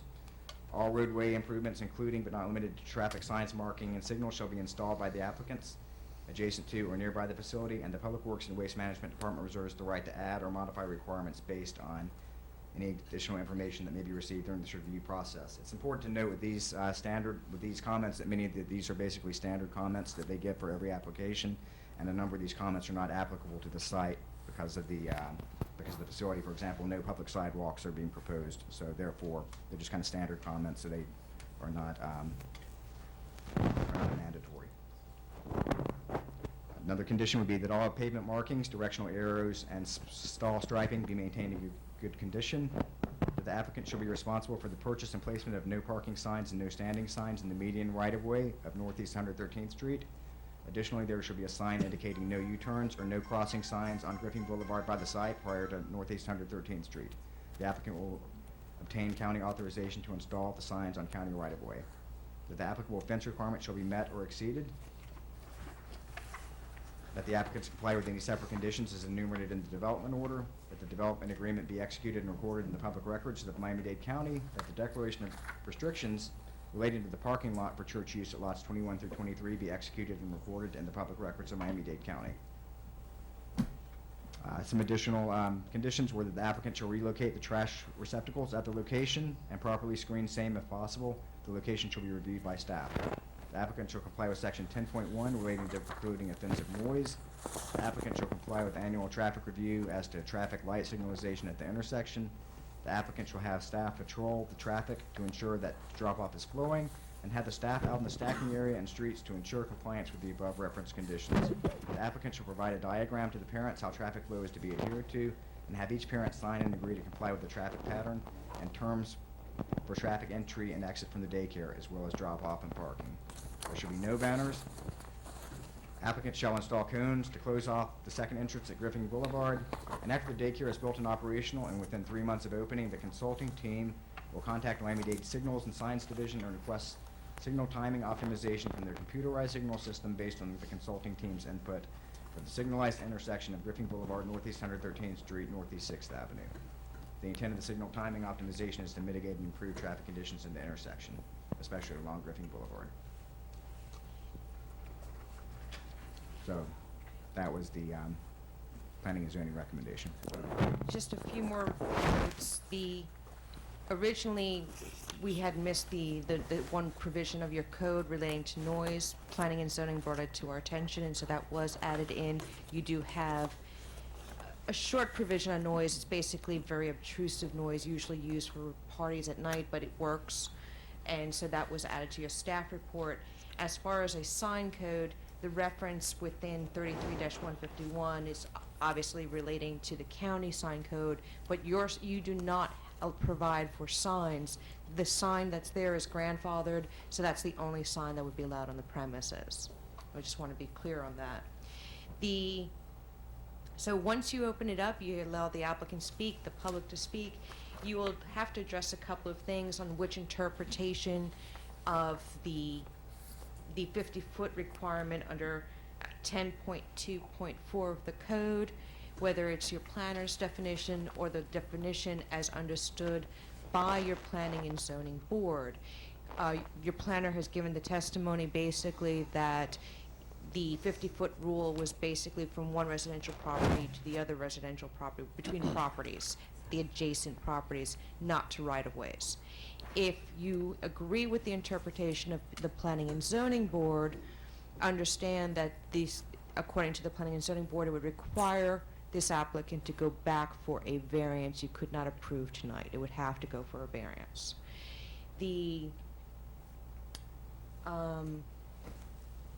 If you also take the recommendation or some similar suggestion as to the recommendation of the Planning and Zoning Board as it relates to the staff parking, the staff parking, I think, is 7 out of the 8 spaces that are provided on the property itself, the A parcel, the zoning A parcel, lots 10 and 11.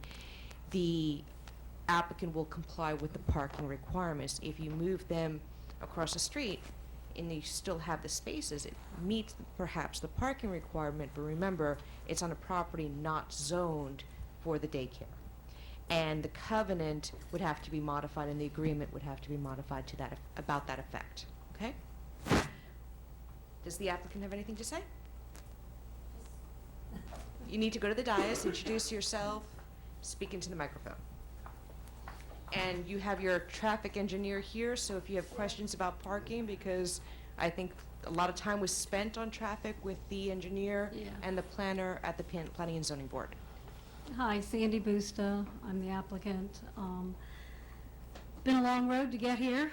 Been about 17, 18 months, so I'm looking forward to hopefully deciding tonight what we're going to do.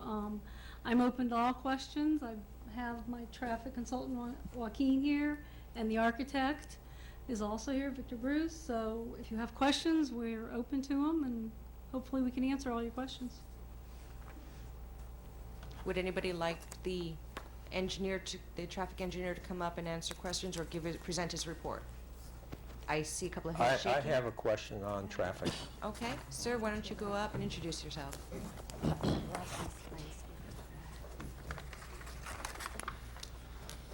Thank you. Mayor, Vice Mayor Joaquin Vargas, traffic engineer. Would you like me to give you a short presentation or just here for questions and answers?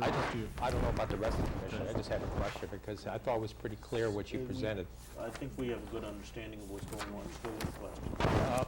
My question is, it's pretty clear of where the cars are entering the property and where they're going to exit. Now, when those cars exit, they're on 113th Street. There has a median in there, and they're heading east. There's nothing indicating where those vehicles, where they're going. Are they, because I know people complain about cut-through traffic all the time.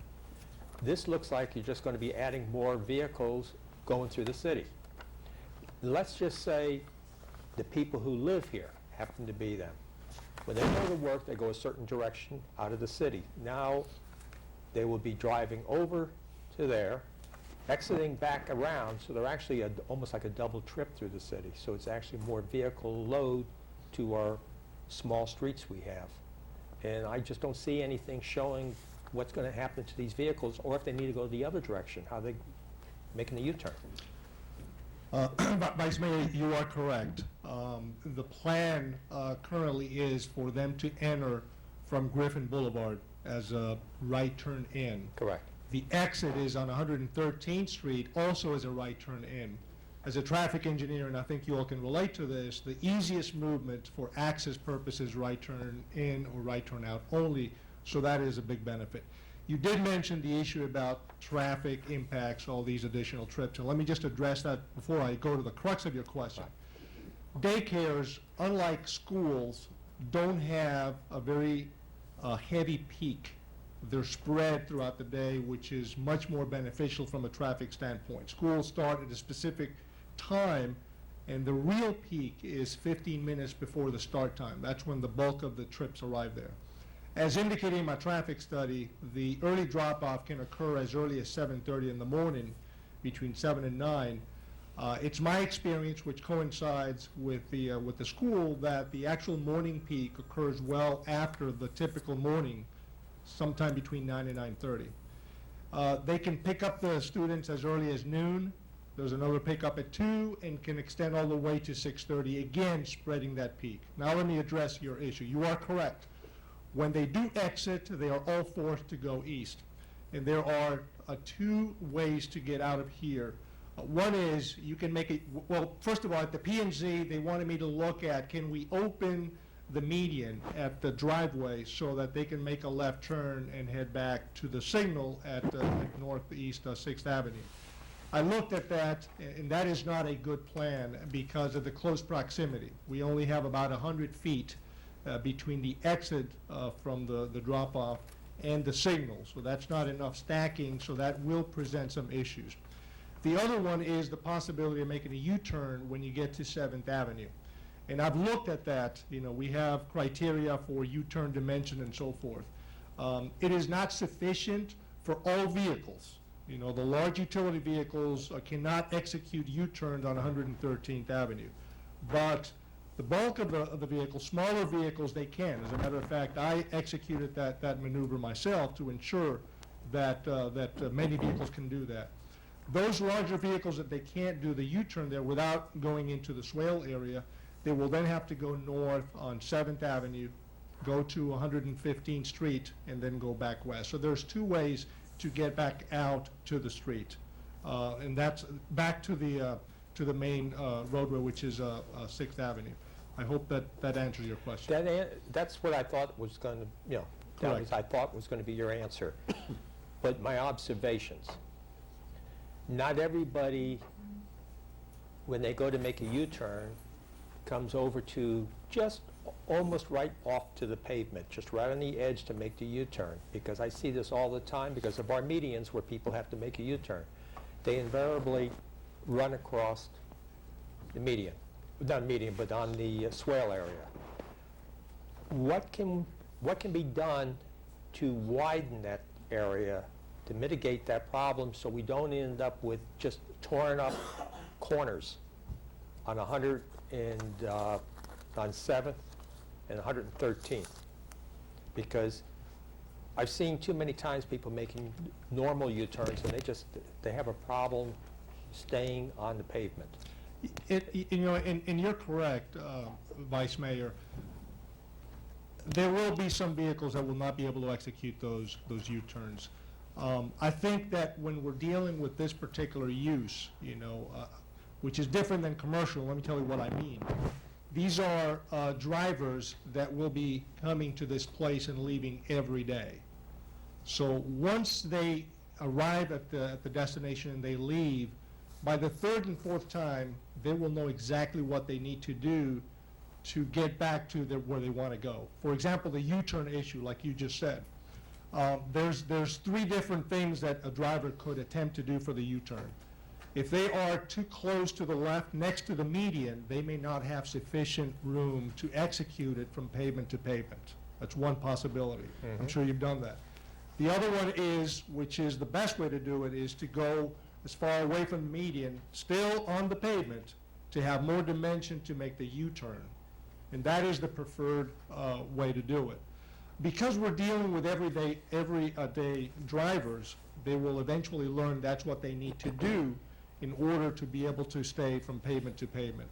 One issue, just a thought, that could be done is perhaps instead of widening, just put a white line, in this case would be yellow because it's next to the median, so that you, as you're approaching the intersection, you know, those lane lines are intended to guide vehicles. So you may want to consider a yellow line separated a little bit from the median to kind of funnel vehicles away from it. In the case of those vehicles that want to make the U-turn, they're already further away in order to have sufficient dimension for that U-turn. And I agree, I think that would help. Correct. But who would be paying for that then? And I'm concerned as these drivers, until they learn not to drive on to the swale area, as that gets damaged, who pays to go ahead and do that repair work? Well, as I indicated, it'll take a couple of days for them to figure out what they need to do. But damage will happen, and I agree about painting, but my question is who pays? I certainly can't answer that. Let me just stick to my Sure. expertise, which is traffic engineering. Are there any other questions of the traffic engineer? Yes, I have a couple. Okay. I don't know that one is completely pertinent. But just before when you were speaking, you said that some of these larger vehicles just were too large to make the turn. So would putting yellow lines down on the sides facilitate their making a turn? It doesn't seem like they would. As I indicated, Commissioner, there are multiple ways to get to the school, multiple ways to leave the school and get back onto the roadway system. Larger vehicles will then have to take the alternative route, which is going north on 7th and then make a left-hand turn on 115 to get back to 6th. Those vehicles that want to go to 6th Avenue, I mean, vehicles that want to stay within the community, they will just go back to wherever their home is. I know, because we can't put up a sign saying, if you're too big, don't make the turn. I mean, or we can't make it illegal for some vehicles to try to make that U-turn or not. So, Commissioners, as I indicated, if we had a commercial, and let me use a 7-Eleven. You know, 7-Eleven, you have what we call a lot of passerby traffic, vehicles that are already on the road. They impulse shoppers, they stop, and then they leave. These are individuals that just come once. We don't know when they're going to come again. When we're dealing with this type of use, which are drivers that come every day, they know what they need to do, the safest and quickest way for them to get to school, and the same thing as they leave the school. So that is the benefit of the particular use that you have here, that you're dealing with everyday drivers. You know, such as when you leave your home, you know which are the best routes for you to take. I know, but I think some people will just take the easiest route. I mean, I see people driving through the medians again and again because it's the closest, easiest way to get to their houses. Do we have the right to put a sign up? And I guess this is a question more for legal, that says large trucks can't turn, or something to that effect. I see vehicle-specific signs for any number of things on roads. We own these roads? Or just keep the police there for a while. Yes. It depends on whether first of all, it depends if we own or not. 113th we do. For county roads, you have to get county authorization. But this is 113. On 113th, I've never seen that specific sign. Well- We regulate our right-of-ways and our signage. We still have to, I believe, go through Public Works anyway from the county just to get sign-off, but it's our road. I'm not saying necessarily that I've seen that specific sign either, but there are sign-specific, there are vehicle-specific signs. There are certain ones, I know in near certain schools, it says you cannot turn left during these hours unless it's for local traffic only. But because they're trying to cut away that cut-through traffic there are kind of also signs that concept. say no trucks or whatever it is. Yes. Okay. Mayor, I just got one question of the chief. And I'm sorry, Commissioner, but just something I just thought from this discussion. Can we go ahead and put up a sign, if there is a problem, first of all, we think there's going to be a problem, but we don't know it. But if it shows up that there is a problem, can we put up a sign saying no U-turns between this hour to this hour, Monday through Friday? Yeah, those signs do exist, but I think you would still have to go through the county to get the authorization to put the sign up. No, it's county. No, not FDOT, it would be the county. Right. Yeah, on 113th. But The counties are also responsible for stop signs. All the They are. signage dealing with traffic. But Because at of the- least if just there so- is, I'm sorry, just so we're clear, because of the Home Rule Authority of Dade County, even though we may own our own streets, they have to sign up Right. on such things like speed bumps, stop signs, et cetera. but at least if there is evidence, so before this starts, if the city went ahead and took photographs of these areas to see the condition it is now, And if it deteriorates, then at least we have an argument or an example to the county asking if we can go ahead and do that. Can I comment on that? And I think, Vice Mayor, you have a very good suggestion. The mayor indicated the issue about the no truck signs, and yes, we do have no truck signs in our manuals, but these are not intended for utility vehicles. A Hummer, a Suburban, those vehicles are not classified as trucks in the manual that regulates those particular signs that you just referred. So in my professional opinion, I don't think you can have a sign that says small vehicles, U-turns, large vehicles cannot. To my knowledge, I don't think it exists. Going back to the Vice Mayor's issue, I think it's a great suggestion. I don't think it's going to be a problem, but if it becomes a problem, you can restrict the U-turns with a time certain, Right. 7 to 9 or 2 to 3. It's done all the time. As a matter of fact, I do serve as traffic consultant to many cities, including the city of Sunrise, and we just implemented such a sign, at one of the shopping centers. So it's something that can be done, and I agree with your attorney that this has to be reviewed and approved by Miami-Dade County. I cannot think a reason why they wouldn't concur with you if there is a problem. So you could make that a condition of your report, that if after a study and the sign needs to be done, that it be submitted to the county and they pay for the sign. Along the same lines of this discussion, I myself am averse to too many signs. We had a lot of signs in the city, and thankfully they've been cleaned up. Our public works, our police, our administration have weeded out some of those excess signs. But I do understand that there's a need when you have to control traffic and for directional purposes. Paragraph 21 of the conditions seems to be the controlling language for those signs, and perhaps along with Vice Mayor Anderson's suggestion about the striping, if we could add some language in there that says applicants shall be responsible for the purchase and placement of no parking signs and no standing signs in the median or right-of-way, and striping to guide traffic patterns that would help visually direct people away from trampling the medians. And no U-turn signs if necessary. And well, it's got no U-turn signs here, but then so I'm suggesting adding that the applicant would be responsible for the striping to guide traffic patterns. And then the last sentence of that paragraph refers to that responsibility only with regard to county authorization to install on county right-of-ways.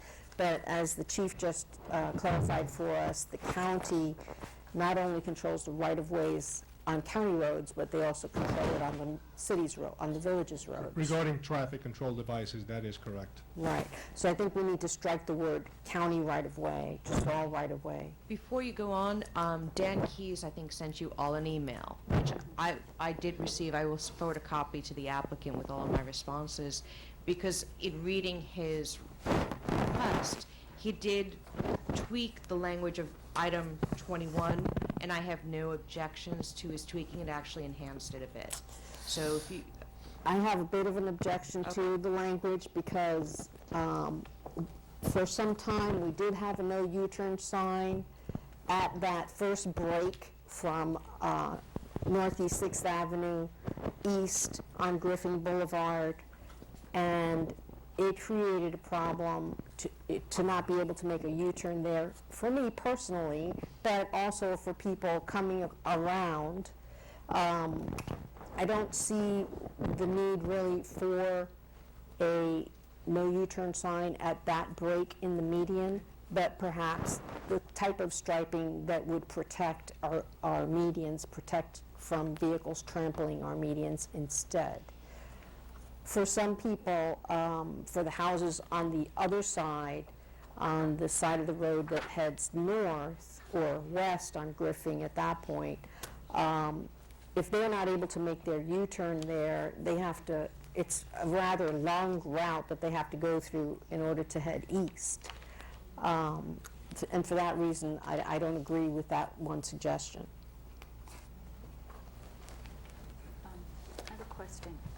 couple of questions. Thank you for your information. And given your expertise, do you think that in addition to, or rather than striping, those like raised reflectors placed on the ground going around the area for the U-turn would be something that would prompt drivers not to want to drive over them, and it would I don't think in this particular case, Commissioner, those reflectors are utilized on raised medians to improve visibility at night, so that drivers can see that there is a physical barrier, concrete raised medians, so they don't bump into them.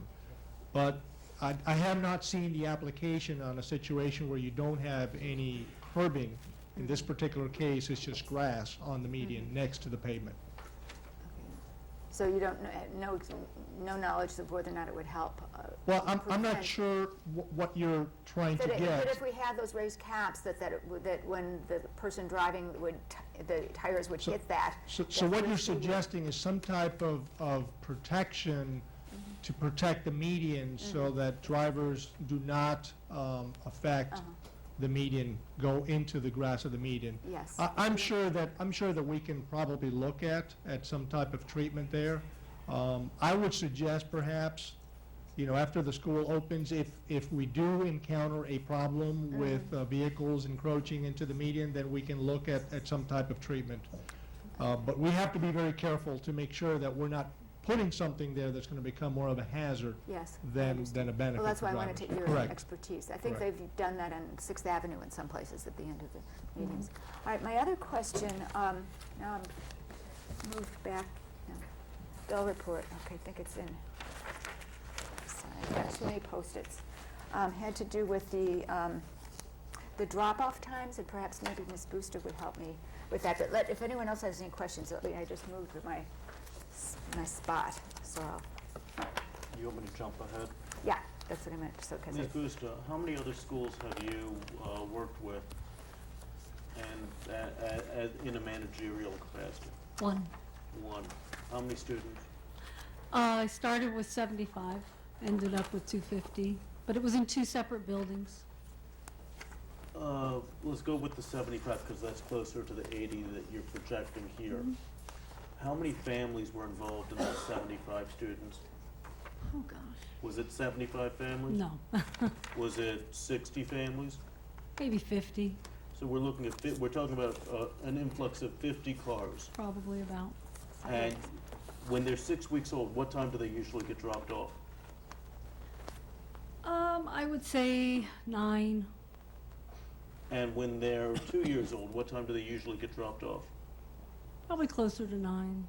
Okay, so at the same time. When they're 4, okay, let's look at, they're all gonna get dropped off around 9? I would say the majority will get dropped off between 9 and 9:30. Okay, so we're looking at an influx of about 50 or 60 cars of the 80 students around between 9 and 9:30. Correct. Okay. When they're being picked up, is there any lag in the, any spread in when they're picked up from 6 weeks to 6 years? No, it will vary depending on the parents' jobs and times, but the pickup times will be 12. Okay. 2. The majority of the students will probably go home at 2, from my past experience, and then you probably have about 20 to 25 from 2 to 6 is actually the closing time. We extended to 6:30 in case somebody's late. Okay. That it'll just kind of slowly, be picked up. In your how many years previous experience have you had working in these schools? 29 years at the school and 19 years as the manager. And in that time, I would presume every community you've dealt with has had traffic concerns. Have you had any significant traffic accidents? Never. Do you regularly see torn up streets because of this? No. Okay. You've had enough experience in that 29 years to feel pretty solid in those responses? Yes, I do. Okay, so we're I also monitored a lot, You know, I would stay outside and see what was happening, especially in the drop-off time. I think it's important to be really visible and let people know, you know, what they can and cannot do. So I'm very big into monitoring what's happening on the property in the area to keep the kids safe. More than anything, it's about Right, keeping the kids absolutely. safe. Absolutely. We're looking at an impact probably, like you said, of about 50 cars at any one specific time. Mayor, you should be aware that during planning and zoning, Ms. Busta made a commitment to the Planning and Zoning Board, which is written into your recommendations, about giving a plan to each of the parents as to how to get into the property and how to leave the property, a commitment from the parents that they would execute, saying that they would comply with that, and having her staff out on the roadway along 113th, I believe. There is a condition in your documents as well as in the development agreement that there can be a review in 6 months, and continued review, and if needed, a police officer services to be used for that intersection at her cost. Ms. Booster, is there a way that you can encourage a stagger in that 50 cars? Say that again? Is there a way that you can encourage a stagger in that 50 cars to avoid stacking? Yeah, I think so. I think that we can work with the parents and try to get them to come in staggered a little bit. They do anyway, you know, so I don't think it's really, once I get going and I know what people are going to do, because everybody has different schedules. You know, I know a lot of people said, oh, but the parents have to go to work, they're going to come early. But a lot of times, the nannies drop off, you know, mommy will drop off or daddy will drop off, friends drop off when they can't come early. It isn't always mommy that drops off, you know. She may go home and she wants them in school, and then they go home, the nannies go home. So I think that we can work with that and try to figure it out. Commissioner Watts? Yes. Yeah, I perhaps my questions are due to just the way in which certain things are phrased in the traffic operations plan, because some of the things that are in this document, sort of what you've said, it conflict with what's in here.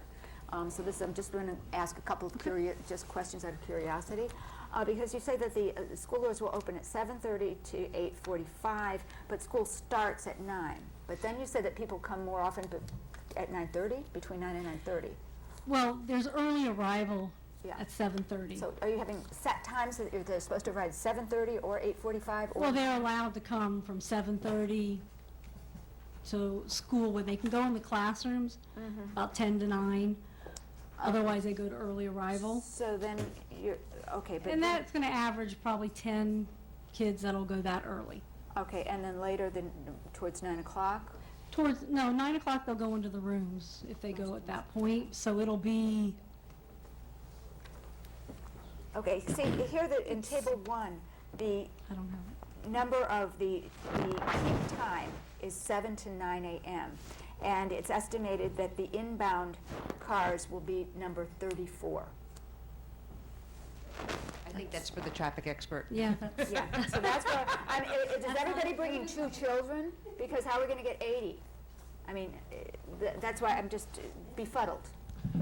Yeah, what you're reading is a table from the traffic study, which is based on a manual that we use to estimate the number of vehicles. The morning peak, and this is based on many studies that have been done on daycares, you know, what is the maximum number of cars that occur in a 1 hour period? Now, it could be 7 to 8, 7:30 to 8:30, 8:30 to 9:30. It could be somewhere between 7 and 9 is when that peak occurs. And the same thing in the afternoon. The reason we use that information is because we also address the impacts on the major roadway on 6th Avenue. And the county publishes when the highest peak hour is. So for purposes of the study, we assume that both peaks will coincide for purpose of the analysis, just in case they do coincide, and then test the capacity of the roadway to make sure they can handle the vehicles. So that table just documents what's the maximum number of cars that are expected during a 1 hour period. But I still don't see how, because if you've got 80 students and you've got 34 drop-offs, then we have 46 other students. No, if you look at, that's the inbound, yes.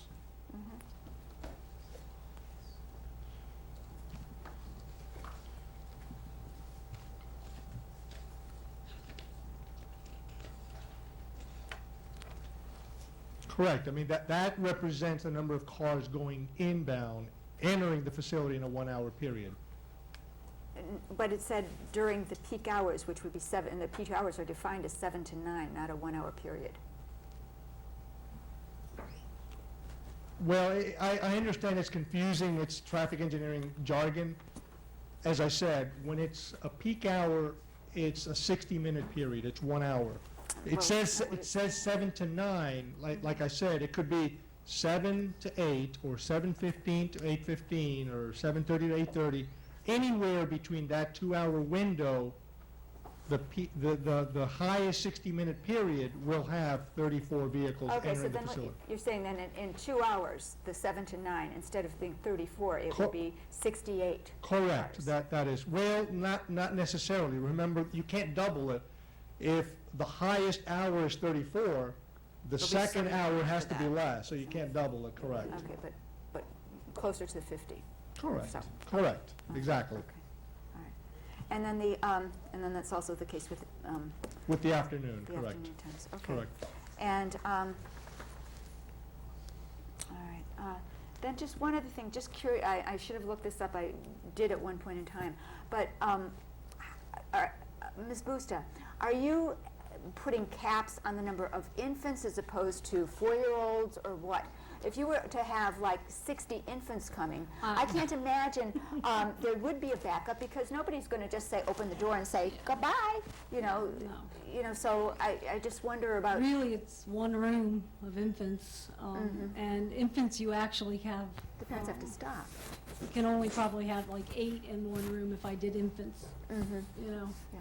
Because I'm just thinking of, I've gone to preschools with my wouldn't be. friends, and I mean, even a 4-year-old, the parents walk them into the school. Yeah, So no, I'm I thinking that, so then the entire staff will be outside waiting to escort each one of the There'll be a 2-year-olds or drop-off 4-year-olds? place where children will wait with them, yes. Okay, and then, I'm sure you know this and I don't, and I'm sorry I didn't have time to look this up, but with 7 staff members and 80 children, ultimately, that would be each staff member, if they're the staff members are taking care of the children, that would be, he or she would be in charge of 11.4 children? Something like 12, that. Is that, about what is the 12. Miami-Dade? That follows Miami-Dade County Code. Okay, I'm sure You it have was, to. but I just wanted to make Yeah, sure. it is, absolutely. Okay, thank you. I think somewhere I actually put that in one of my reports. It is in one originally. of them, but, And the I planners don't also confirmed remember it. exactly Yeah, what it was, but I'd forgotten. I wanted it to be known as, I just wanted Yes, it to. absolutely. Wanted to know here again. Okay, thank you. Does anybody else have any questions for the engineer or the planner? For the traffic engineer, if I could. There were suggestions made in terms of using signs to protect the median and possibly the swale area with reflectors. Can you tell us, have you ever used landscaping, like understory landscaping, to obviously keep traffic in its course? Off the top of my head, I can't think of a location where we use landscaping to manage cars, but we have used it, and this is no news to you, to manage pedestrians very effectively, where we want pedestrians not to be crossing in a certain area. And we have done that very effectively. I do a lot of work for Nova Southeastern University. There are requirements in terms of how close you can get. You can have landscaping to the travel way. There's what we call the clear zone. So I'm not sure that the landscaping is an effective way because of that clear zone requirement to control traffic. Mr. Vargas, just one second. Do you want to extend the meeting, Mayor and Council, because your meeting ends at 11? I'll make a motion that we extend the meeting for 30 minutes. I'll accept that. Is there a second? I've got a second. All in favor? Vice Mayor Anderson? Yes. 20 minutes? All in favor? Aye. Aye. Aye. Any opposed? Is that you're opposed or you're just Opposed. taking up? Motion passes 4-1 to extend for 30 minutes. And just real quick, in terms of U-turns, How often do you find that cars do what's called a wide turnabout to make that U-turn? Talking about a three-point turn? A three-point turn? Well, and they shouldn't be doing that. They no, shouldn't, because they shouldn't. that causes traffic to back That is a safety hazard, Okay. and if that goes back to the recommendation the Vice Mayor had, if we have encroachment in the swale or we observe that, then that's when that no U-turn sign should be implemented at that location. Okay. I have a question of the planner. Just one question. On our text amendment, we had a long discussion on the text amendment, and it was settled that it said preschool. Correct. But I'm reading here a memo from our planner that says proposed Biscayne Park preschool and early learning center. That's her title for her business, but it is only a daycare, preschool daycare, and it meets the definition of your Dade County Code. But we can't preclude her from calling her business whatever she wants. But I want to make sure that we have, If there is no school. that it's really exactly It what is we have on our text amendment. It is 100% what you have in your text amendment, which is children up to 6 weeks, starting at up to 6 weeks and up to 6 years of age, and that is it. And it's strictly a daycare. Daycare. Yes. To be 100% clear, yes. All right. There's one thing that Mr. Keys brought up that I thought I should address to all of you because I don't think we raised it earlier. The question he raised was, well, do we have any protections as a village should they want to expand or go into other parts of the property? And I want to be clear, the applicant, if this application is approved, is tied to the structures it's using, which is governed by the county saying how many kids in each room, and that's how you get your formula. So it's using only those structures. It can't go into the sanctuary. It can't go into the other 2 lots. It can't go across the street. And if they want to increase the students or expand the school, they'd have to come back through a public hearing and do all this process all over again. Appreciating the silliness of the visualization here, are you telling me they're gonna have to ask for a field trip to go to the sanctuary? Or are you saying they can't use it as a physical site?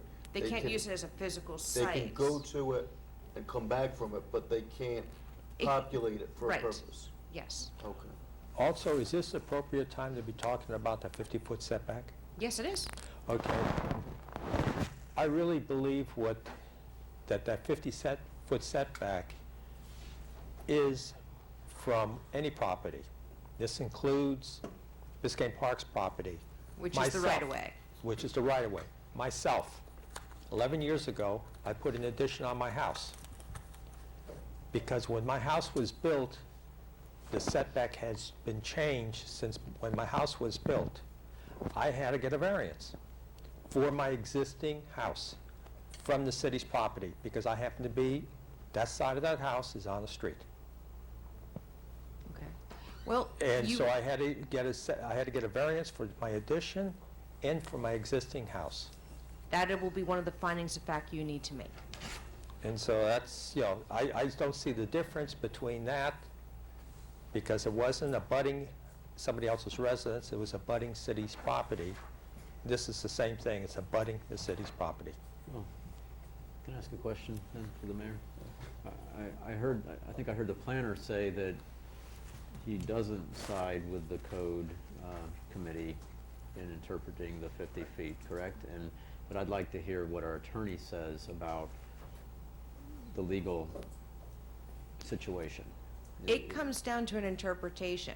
And so you've heard your professional planners give his interpretation, you've heard your planning and zoning board give theirs. I will tell you this, from a practical point of view, the application by the planning board would make it very difficult for a school or a church or anything else ever to be created That's what I thought. to be used, because you basically could only use a small portion of the internal property.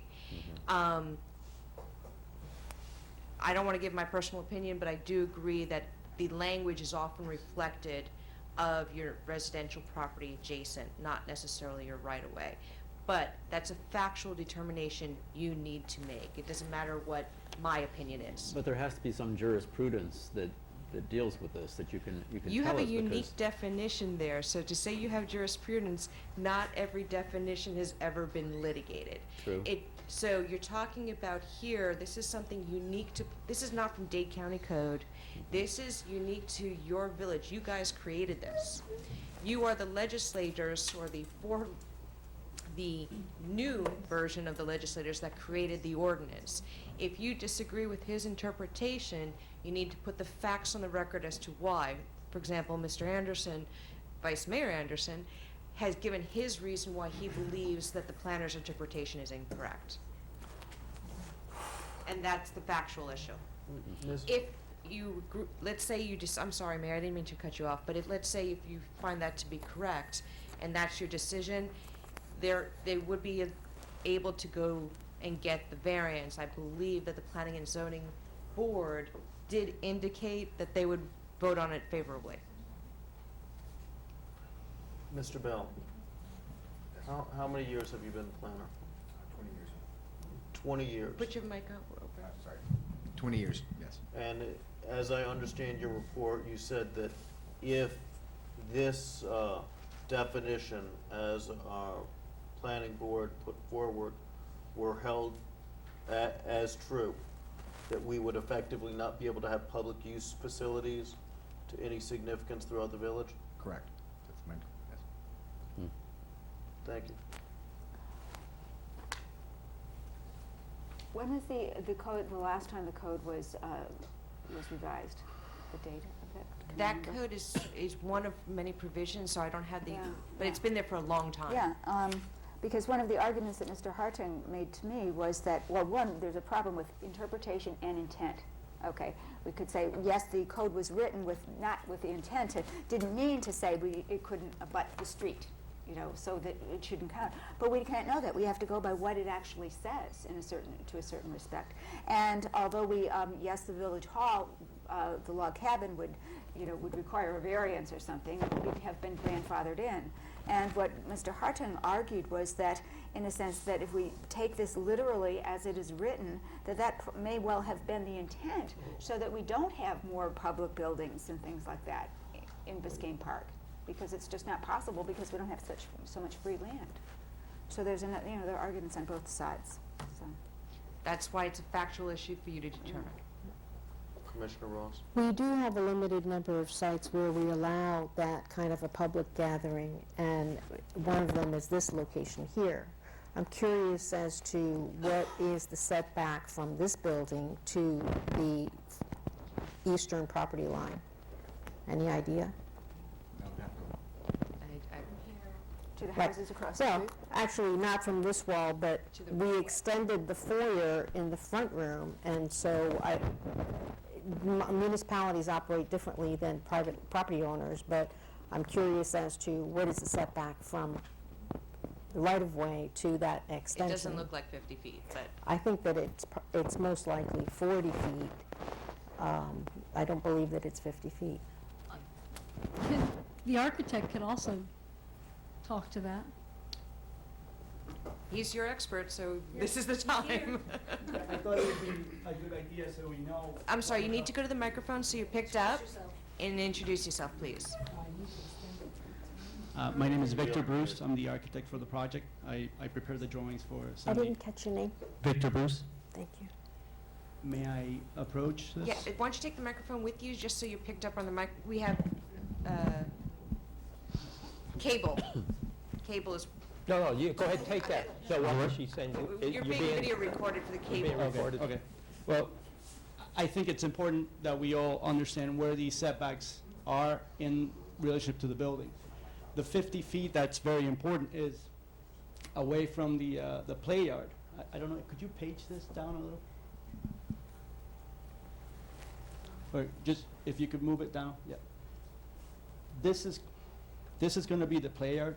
This is where the 50 feet occur, between residential and the actual play yard. The setback problem occurs on an existing building, which is the two-story building facing 113. Yeah. So it's basically an existing condition. Yes, it's not 50, but it's there's really nothing that can be done. It's an existing building, it's the stairway to the second floor. So the 50 feet that we can implement is being done here with a fence, so we're respecting the 50 feet. The issue is really right here. Again, existing building, existing distance to the property line. Those are the two issues. If it's an existing building that's previously been used by the church, then why would we start implementing Well, remember, a you condition? don't authorize the use previously. Right. So your code did not have a daycare / a school use authorized in your code.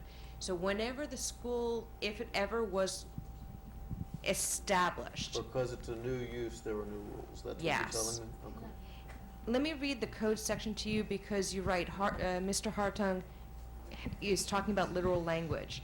If you actually read the literal language, there's another way of reading it to make no sense. And it is, no building or land where public gatherings are to be held, such as schools, churches, and playgrounds, shall be located nearer than 50 feet to the adjacent property line. Well, when you add, when the code has or land, that means the entire parcel can't be 50 feet closer. That just doesn't make sense. It says churches too, doesn't it? Yes, It's always been a church. and we're not touching the church part. The church, remember that the church part is the actual vestry and the library portion. That's not the school quote-unquote building, daycare building. Why do you say that doesn't make sense? It does to me. Or land? Yes, in that, The entire property is the land where the kids are going yeah, to but be. yeah, but if And how can I you have think 50 feet from other land if you're land? if it's land where the kids are going to be playing, not land that they're going to go inside the building. I think we need to hear public. No, Well, just building is building, land is land. You can't distinguish, but Let's- anyway, it doesn't really matter, the we're- rest of it does make sense. This is, we've gone about as far as we can in this regard. Let's open it up for public comment at this time.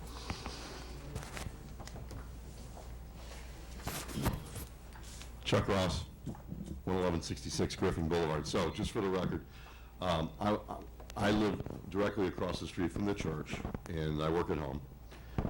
And what I see in the morning between 7:45 and 8:45 is a regular backup of traffic. And I have some pictures. I don't know if I want to bore you with the pictures. Well, but you want to put a couple of them on, Maria, just to... Do they want it, because it's going to take a while? Do you want to see them? Can we take your word for it? You can take my word for it. The pictures do show what we're talking about, though. So I just spoke to the traffic engineer, Joaquin, and one of the things that this morning, for example, I timed the signal, the green signal for the green light. It was about 35 seconds. So he's telling me that Joaquin's telling me that it could be extended to possibly 60 seconds.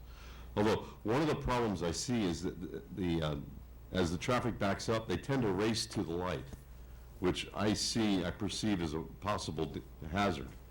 So one of my thoughts was that can we make it a school zone? So we have an issue that will slow down the traffic, and that was one of my thoughts. My other thought, which as I understand from our attorney, is that instead of using Griffin as a drop-off at the early hour, that we do it at the property across the street on 6th Avenue, No, I did not say that. You're telling me we can't do that? Oh, I'm sorry. You're telling me we cannot do that? Public Works from Miami-Dade County and the school board of Miami-Dade County does not allow, well, it's not a rule, hard and fast rule saying it can never be done, but they recommend every time a school is reviewed not to allow parent drop-off across the street and walking, especially that age group, and then walking across the street. It's liability issues and danger issues to the kids. Well, in conjunction with this, and it was already been mentioned, is that we have an off-duty Biscayne Park police officer at that peak hour in order to control traffic, and possibly they can be utilized. But anyway, that was my thought, but you're saying it can't be done. It's Generally recommended speaking. not to be. Okay, so what we have is we have the issue with Griffin, and if we have congestion between 7:45 and 8:45 there are going to be traffic issues as I see them. The only thing I can tell you, and the planners can talk to you about it, or you saw it from your reports, you have the option of the police officer, and you have the option of further studies going forward for other tweaking of whether it's signalization, et cetera. So, or if Ms. Bustos is correct, that the majority of the drop-offs are after 8:45, it won't be an issue. So that's the main concern, is that she's not correct in what she's saying, because there'll be a different configuration Correct. as her prior experience. And you can reassess, yes, you're correct. Yes. You can hold on for one Yes. second. I suggest that one way to clarify a lot of these issues is that the school, at least for the first 3 months of operations, has a Biscayne Park police officer there between these peak times, because the officer can also serve as the eyes for the village as to what the traffic issues are going to be. If we need to control and change the timing on the light, we also have access to the traffic box. But without one of us being out there and checking out what the flow is going to be and being able to actually have firsthand knowledge and experience, we're really not going to know what all these suppositions are. Can we, no, let's just show one picture or two. There's one, show, I believe, I'm doing this from memory, something, I think I had it listed at 8:33 possibly, no, maybe it was, show something around 8:12, what do you got there, something close by?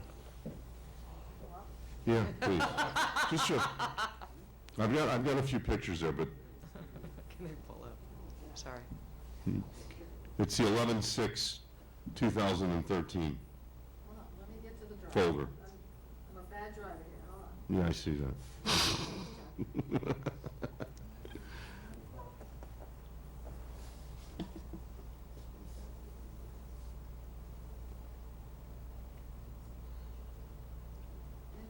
Okay, you showed the, Blow it up. 11:06. no, not those. Those are the church parking on Sunday, never mind that. Go to this folder. This one?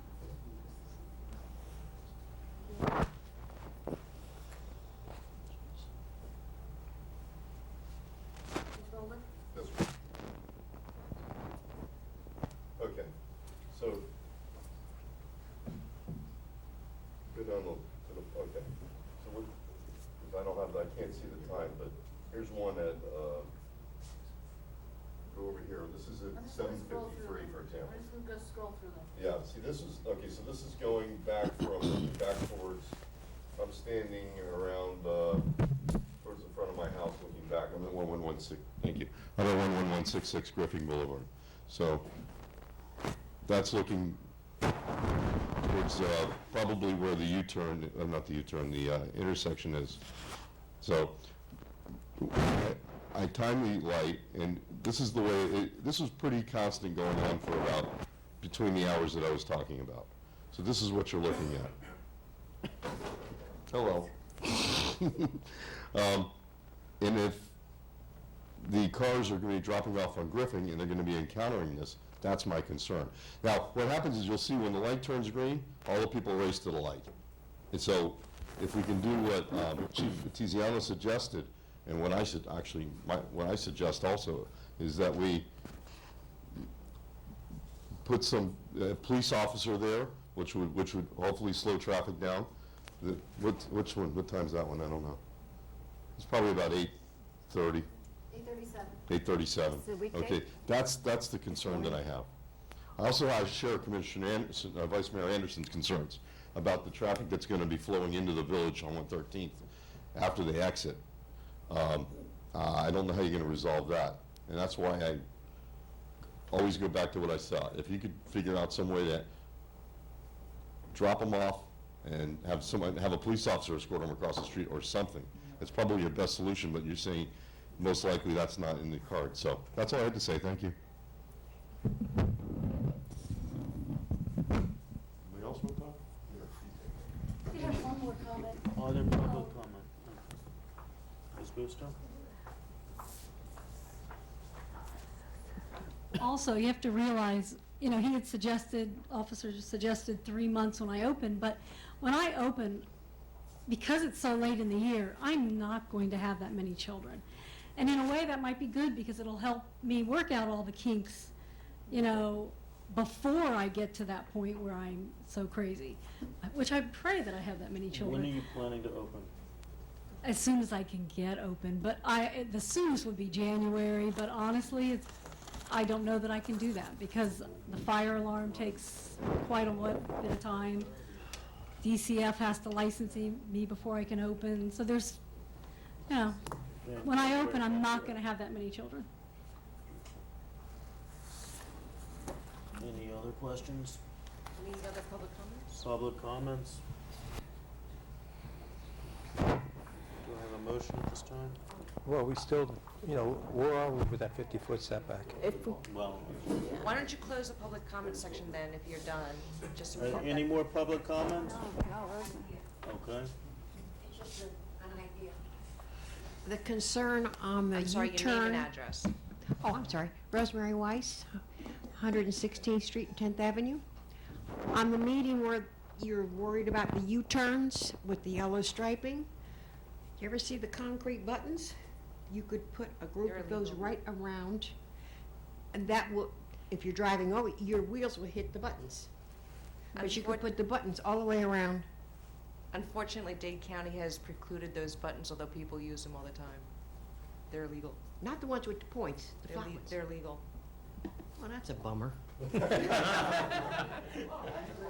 Trust me. Thank you, Ms. Weiss. Close the public Any hearing? more public comment? Seeing none, closing public comment at this time. So I would suggest that we address some of these details that we discussed and try to include them into the conditions. I think it's important if you start first with whether the 50-foot, what interpretation you're going to do. Because if you agree with planning and zoning, you just kill this for right now and she has to go for a variance. Or there's an appeal. Sure, ma'am. Let's take care of the biggest issue first, the setback issue. I'm looking at the site plan that was given to us on the dais, and I noticed, because the mayor mentioned the church, that the setback from the church to the right-of-way on Griffin Boulevard is 42.7. So that's not 50 feet setback. I'm going to agree with the interpretation that our planners have given us. And so I make a motion that we accept the planner's interpretation as fact. I'll second it. I've got a motion and a second supporting the planner's interpretation of the setback. Second. Been a remarkable amount of discussion, if we can keep it as tight as possible.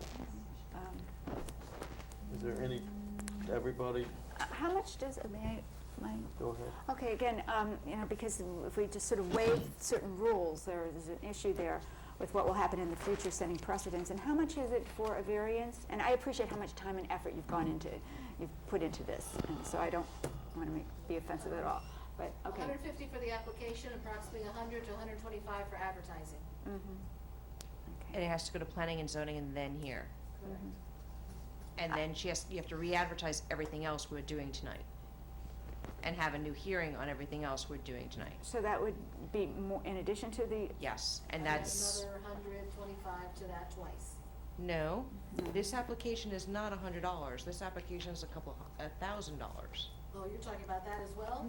Wait, Okay, I thought it was just the You advertising. can't say yes to this application and say, no, you have to go get the variance. You actually have to either table, I don't think you can even table it. You have to deny it, and have her go back and start. You have all the work done, but you have to start all over again. so then it would cost another $1,000? Do you remember how much it was? I think it was over $2,000.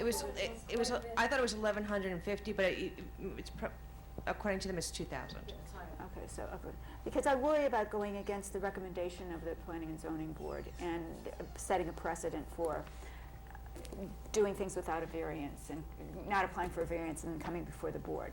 So I worry about that. But if it's going to cost like $2,000 or something. Understand, that's because you have two different interpretations I know, of the but code. Ordinarily, your planner and your, on variances, variances are supposed to be a hardship. There's supposed to be something out there that is different from your code. Here, you have the nuance of that it's a difference in interpretation of the code. Yeah, but the Planning and Zoning Board indicated that they did think that she would meet the qualifications They for did. a variance. Yes. But That- Have to go through the process. Oh, this is, okay. I'm just really concerned that if we don't follow the interpretation of our code Yeah. and the interpretation of our P&Z board, where is that leading us sometime in the future? Yeah. And, we may not like the wording of it, but the wording is the wording. You do And- realize that this is the only property that would be affected because it is a church, school, or Playground. children's assembly or something, and this is the only property that qualifies. This property is an assembly, No, it doesn't. and if we went ahead and did something, we may have to have a variance here? No, no, no. This says schools, churches, and playgrounds. But that says just such as. You don't have any of these other uses anywhere else allowed in the code, is what I'm saying. Okay. So, and So this is a unique technically, event. if you wanted to include this property in, you couldn't have your playground next door. Because it's within your right-of-way feet of your right-of-way. Yeah, but it's Or all the tennis right-of-way. courts, or the basketball courts, or the soccer field. We would have But to it's have all owned by the variances. same people. I mean, But it's a separate folio, separate property. Mr. Bill, how many years have you been working for the village? 7 years? Okay. How many times has this specific problem come up in 7 years? How many times do you think this might come up in the next 7 years? It's unlikely that it would. Next 20 years? This is the only property that is zoned for and comprehensive plan for church or school of any sort. Can we call for a Thank you. vote on that issue? Is there any other concerns in regard to this issue? Calling for the question. All in Wait, favor? I'm sorry, wait, what Could any fees? of the fees for the getting the variance with advertising, are they all ones that would be required by the state? It's not our personal Biscayne Park fees? No, they're your fees. You remember, if we recall, when we did our rezoning, we passed a fee code because you didn't have any fees and you didn't want to incur the cost. So there's actually a cost recovery. So the applicant actually is paying for your planner's time and will be paying for my time when she gets the final bill so that you have cost recovery. Okay, because I was thinking that in this instance, could we waive the fees and then have the applicant just apply for the variance, so we'd technically follow the right? There's an expense associated with all of this process, and so our taxpayers would be carrying the burden of the fees that we waive. If you want to make that motion, we can But we try have a it. motion pending, so. We have a motion on the floor in regard to accepting the planner's version of the interpretation of the code in this section. All in favor? Aye. Aye. All opposed? Nay. Motion passes 3-2. All right, the next thing that you need to consider if you're, is whether you want to allow any parking that's associated with school use across the street in the parking lot. And specifically, that would be staff parking for the daycare, which is up to 8 spaces. Do you authorize that? Because that's contrary to the zoning, if It's you my follow me. understanding that they have enough on the zoned property as it stands. They did, That's what I understood the information to be. correct. Okay. I think it's really a bad idea to ask people to walk across that specific street on a regular basis for liability and/or just general fear concerns. But it's just for the staff. I- Okay, now I just wanted to clarify. Okay. Now, my understanding is if we allow them to do the parking on the other side, we have to do another type of a covenant for that lot over there? Well, I'm or already, what's- okay, I'm sorry. I proposed, regardless of what you do, I proposed a covenant as a condition to the approval that the church cannot sell that parking lot as long as the church use is there. Reason being is there's no place else to park. And Okay. if you have 300 people going into church, you don't want them parking in front of your house and your next door neighbor's house and on Griffin Road. You want them to park in their parking lot. And there's nothing right now anywhere that ties that land, because our zoning files are gone, that ties that land to that church. So theoretically, if there's a bad economic times, that property could be sold. The recommendation was to put a covenant running with the land as far as that parking lot, that as long as the church use is there, that parking lot stays. It's a protection for the village as far as parking. That being said, one of the things I put in there, based upon that parking should be on the applicable site, meaning the daycare parking should be on the daycare site, it had a provision that said, in the covenant running with the land, no daycare parking on a regular basis for their parking requirement could be on this site. Do you want that stricken or not? That provision?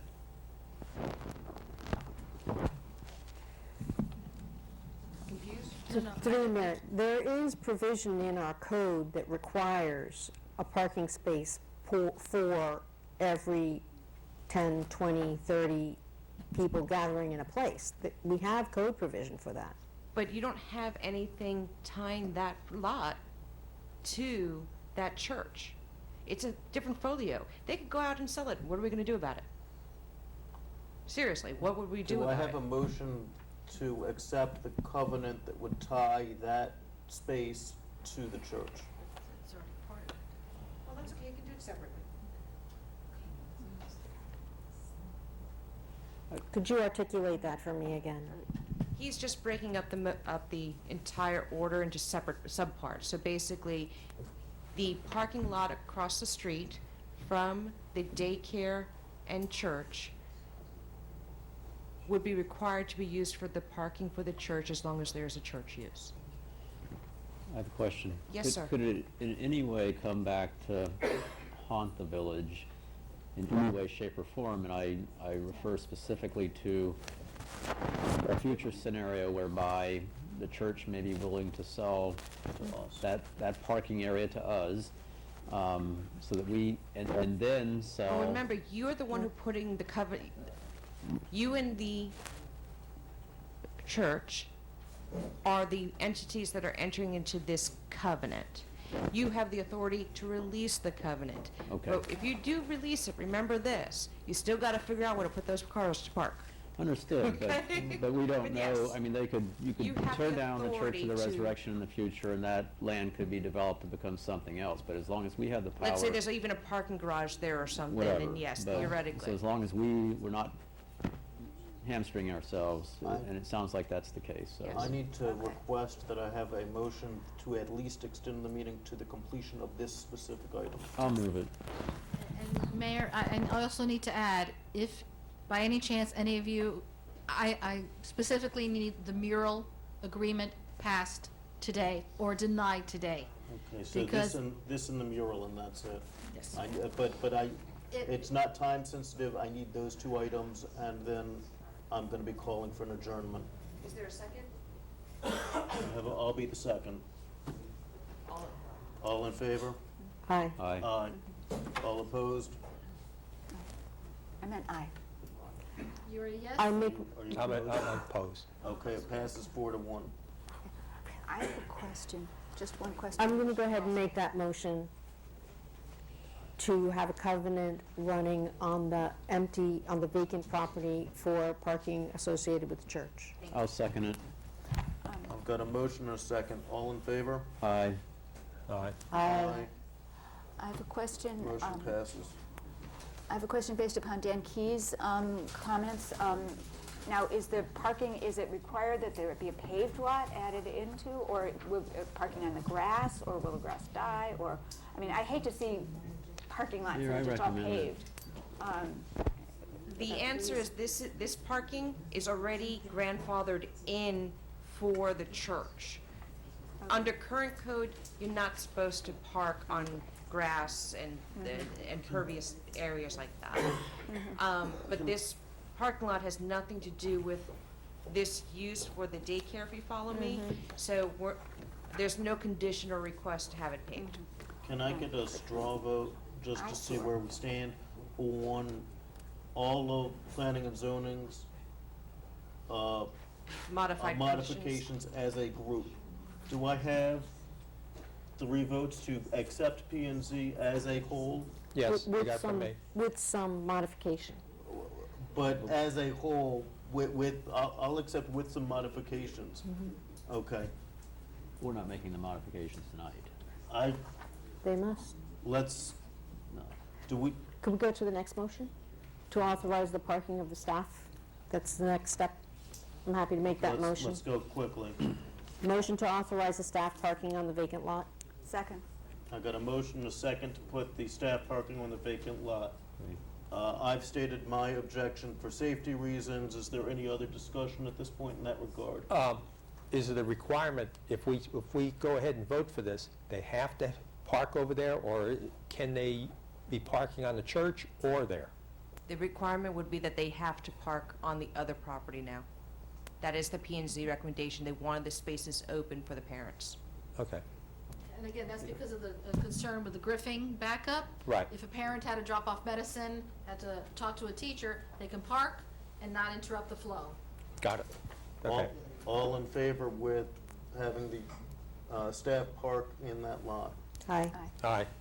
All opposed? Aye. Motion passes 4-1. All right.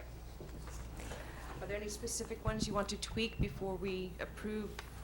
On condition number 11, following the suggestion of Mr. Keys, that we add their, not only the drop-off, but the pickup. There'll be no drop-off or pickup on 113th Street. And there was no objection by staff on that one, if you... All in favor of that change? Aye. I'm sorry, Aye. is there a second on that? I'll be the second. Okay.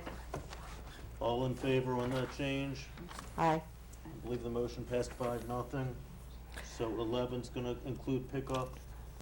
What is your next modification? On condition number 21, where we're talking about the applicant being responsible for the purchase and placement of no parking signs and no standing signs, I would like to add behind, I would like to add not only 113th Street, but also Griffin Boulevard, so it's the 2 right-of-ways adjacent, and also add striping or other treatment to guide traffic patterns.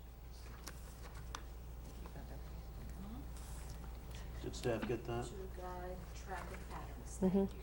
Is there a second? Is there a I'll second it. I've got a motion and a second. All in favor of that change? Aye. Aye. Any opposed? Seeing none, motion passes 5-0. My last one is on condition number 32. My understanding is these conditions are also part of the document that's going to be recorded, yes? That is correct.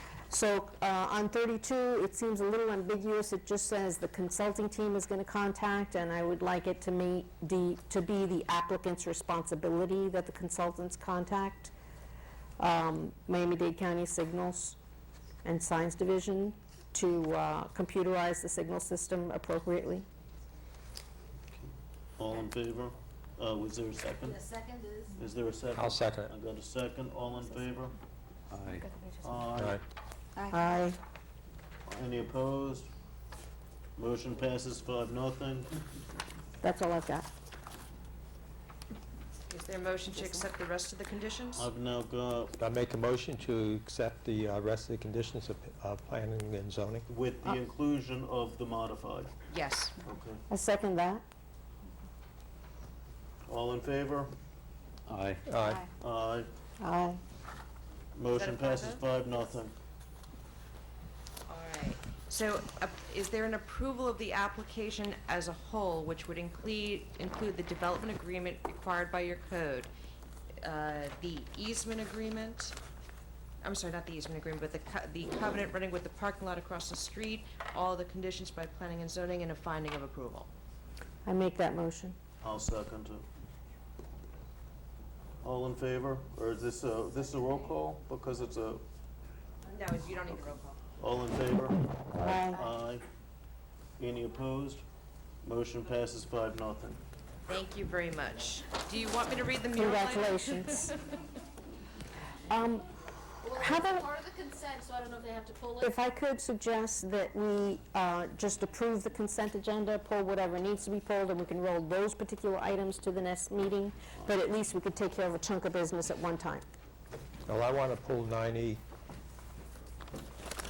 Okay. and the, 90 is the mural. right, and the other one is September 11th, first public hearing. There was a typo in there.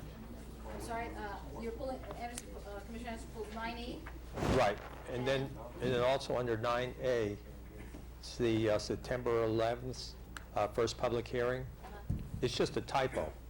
I'm sure, can I Is that- take care of that? Typo you can do without, you don't have to amend it. I'll get with the clerk on that. Thank you. I make a motion to approve the balance of the consent agenda. I'll second that. All in favor? Aye. Aye. Aye. Aye. You opposed? Yes, no, I- Motion passes 5-0. All right, the pulled item is the public artwork, so that if you don't mind, Mayor, I'm going to read the title. Absolutely. It's the Resolution 2013-51, a resolution of the Village Commission of the Village of Biscayne Park, authorizing the mayor to execute the public art agreement between Cecilia Lueza and the Village of Biscayne Park for the commission of a mural at the Ed Burke Recreation Center, providing for an effective date. Okay, can I have a motion before we start so that I can get the ball rolling at this level? I'm sorry, Mayor, I didn't get. Can I get a motion before we start so that I can get the ball rolling? Do I have a motion in this regard? Commissioner Anderson, you pulled it. Right. Your bill is not, is to speak on it? Or- Yes. Let me let you speak on it, then we'll get a motion in whatever regard it's gonna be. Okay, I'm looking, on the contract. It doesn't show anything about a warranty. And the other part I'm really concerned about is our employees are going to go ahead and prepare the wall surface by painting it. By doing that, like I say, there's no warranty on the work. I'm concerned if it starts to flake, heal, or anything else, who's liable for it? The other part is we budgeted $2,500, plus there's been donations. If our employees do any work on that wall for the painting, that's got to be out of that, and then I want to make sure we document of how much time and the cost, and if there is any materials. Whether it's being paid for by the donations, or where that money is coming from to pay those employees' time and the materials time. Just to answer your questions, like you said, $2,500 was budgeted in the adopted budget. We have collected so far $545. The next step is, if you do approve this, we're going to reach out to Home Depot to see if they could donate the paint as well. We are projecting, based on the size of the wall, 2 10-gallon containers, which is about $300 to $400 depending. Staff time would be approximately 3 hours at a cost of, I believe the rate is $14 an hour for the person that will be doing it. So again, I hope to get the paint donated, and the 545 donations will more than cover the staff time. I just want, as long as we have it documented, but my other part of the concern is the warranty. And just let me clarify. Remember, they're just painting the base, which is that blue color. Correct. The artist comes in, paints the rest of it naturally, and there is a protective coating on it. But but like I just say, the don't know what warranty. the warranty would be for a mural. That's what Because it's outdoors. I just don't know. I mean, Well, I'm that's why I concerned, didn't put it in. for whatever reason, whether stuff happens, and the base coat that our employees put on there starts to pop loose. I don't want to, I don't want to find out that we're spending the money and getting a Can I pretty make a mural. recommendation? Basically, whatever the warranty the Home Depot gives for that paint? I mean, whatever the paint warranty is.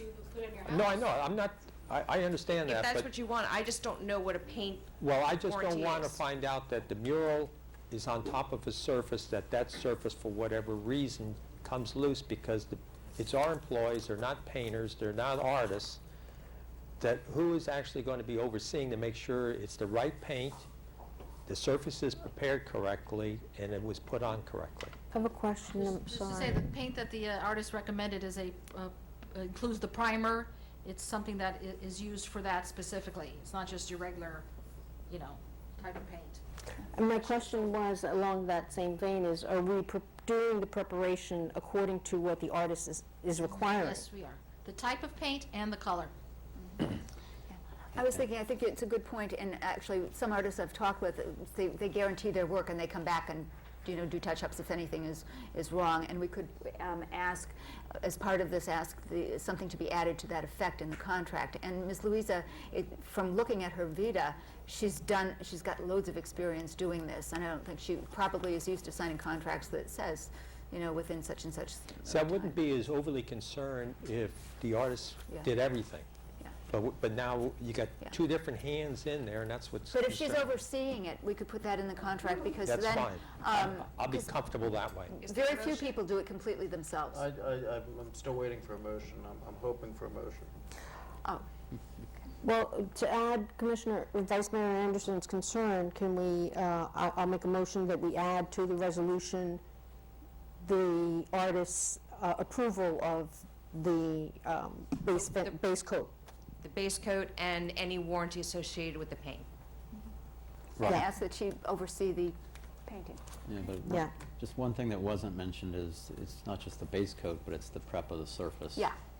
Okay, so who's advising on that, and are we making sure that it's When I'm- degreased, it's Right. perfectly clean of any scaling? That's what you have to Right, do. yeah. Is I your think that- motion to change the resolution, or is your motion inclusive of the resolution? I make a motion to approve the resolution, but also adding the concern about the artist approving or overseeing the application of the base coat. Right, in all facets of it. This includes the cleaning of the And the surface. preparation. Everything. And just to alleviate your concerns, when I asked Ms. Louisa to come out to negotiate her reduction in the price, those are the things we threw back and forth. And I said, look at the wall, what kind of prepping does it need? She looked at it, she goes, it's already prepped. This wall is perfect, because there is already a coat on there. And then when we discussed, maybe our staff can help with just putting on the base coat, she says that'll be great. I'll tell you exactly which type of paint needs to be done, and I'll also instruct you on the specific color. Can I get a And she'll I be- second? second the modification. I've got a motion and a second on the floor. All in favor? Aye. Aye. Aye. Any opposed? So 4-1? Is it 4-1. 4-1 or 5-0? Bob, how'd you vote? I'll vote for it. Okay. Even- 5-0? Motion passes 5-0. Yay! Thank you. This will allow us to get started and to have it in time for the November 22nd unveiling at the 80th anniversary. So thank you. Are we adjourned? Announcements? Announcements. And everything, like we said, will be rolled over to the November 14th meeting. And may I clarify a start time again? Perhaps when, Commissioner Cooper comes at 7, we can go to the village manager item, but at least we can start everything else at 6:30? Works for me. Just clarification, everything, I think the only things we did not get through are 12A and 12B. Yeah. Gosh, we're good. Yeah. 12A and 12B is correct. Thank you. Thursday, November 7th is the Recreation Advisory Board at 7 p.m. On Monday, November 11th, all village departments are closed for Veterans Day.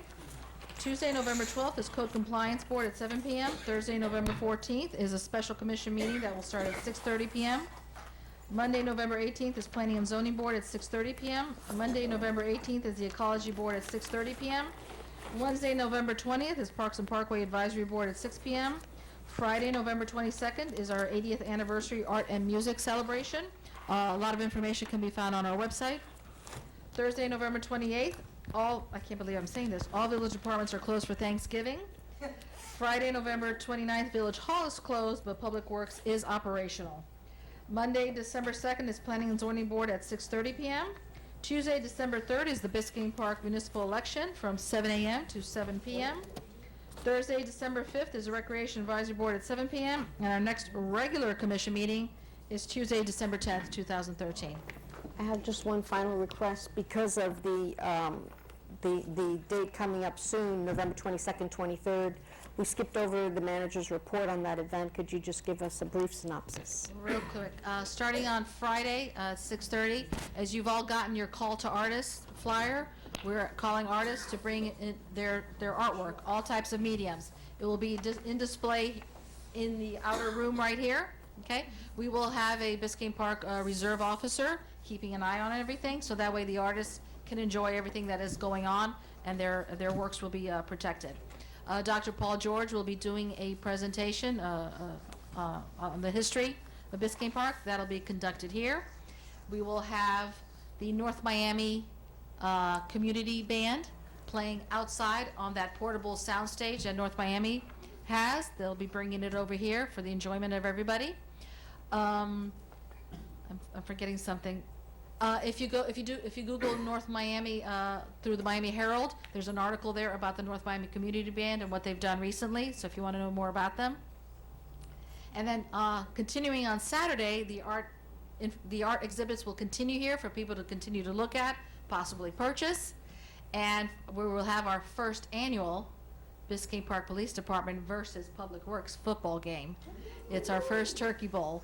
So again, we ask for your participation in whatever way you would like, referees, cheerleaders, coaches, but we're looking at it, and everybody's pretty excited about it. There's some major betting going on. So thank you very much. Make a motion to adjourn.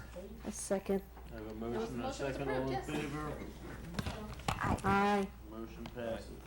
Thank you, everybody. Thank you. Good night.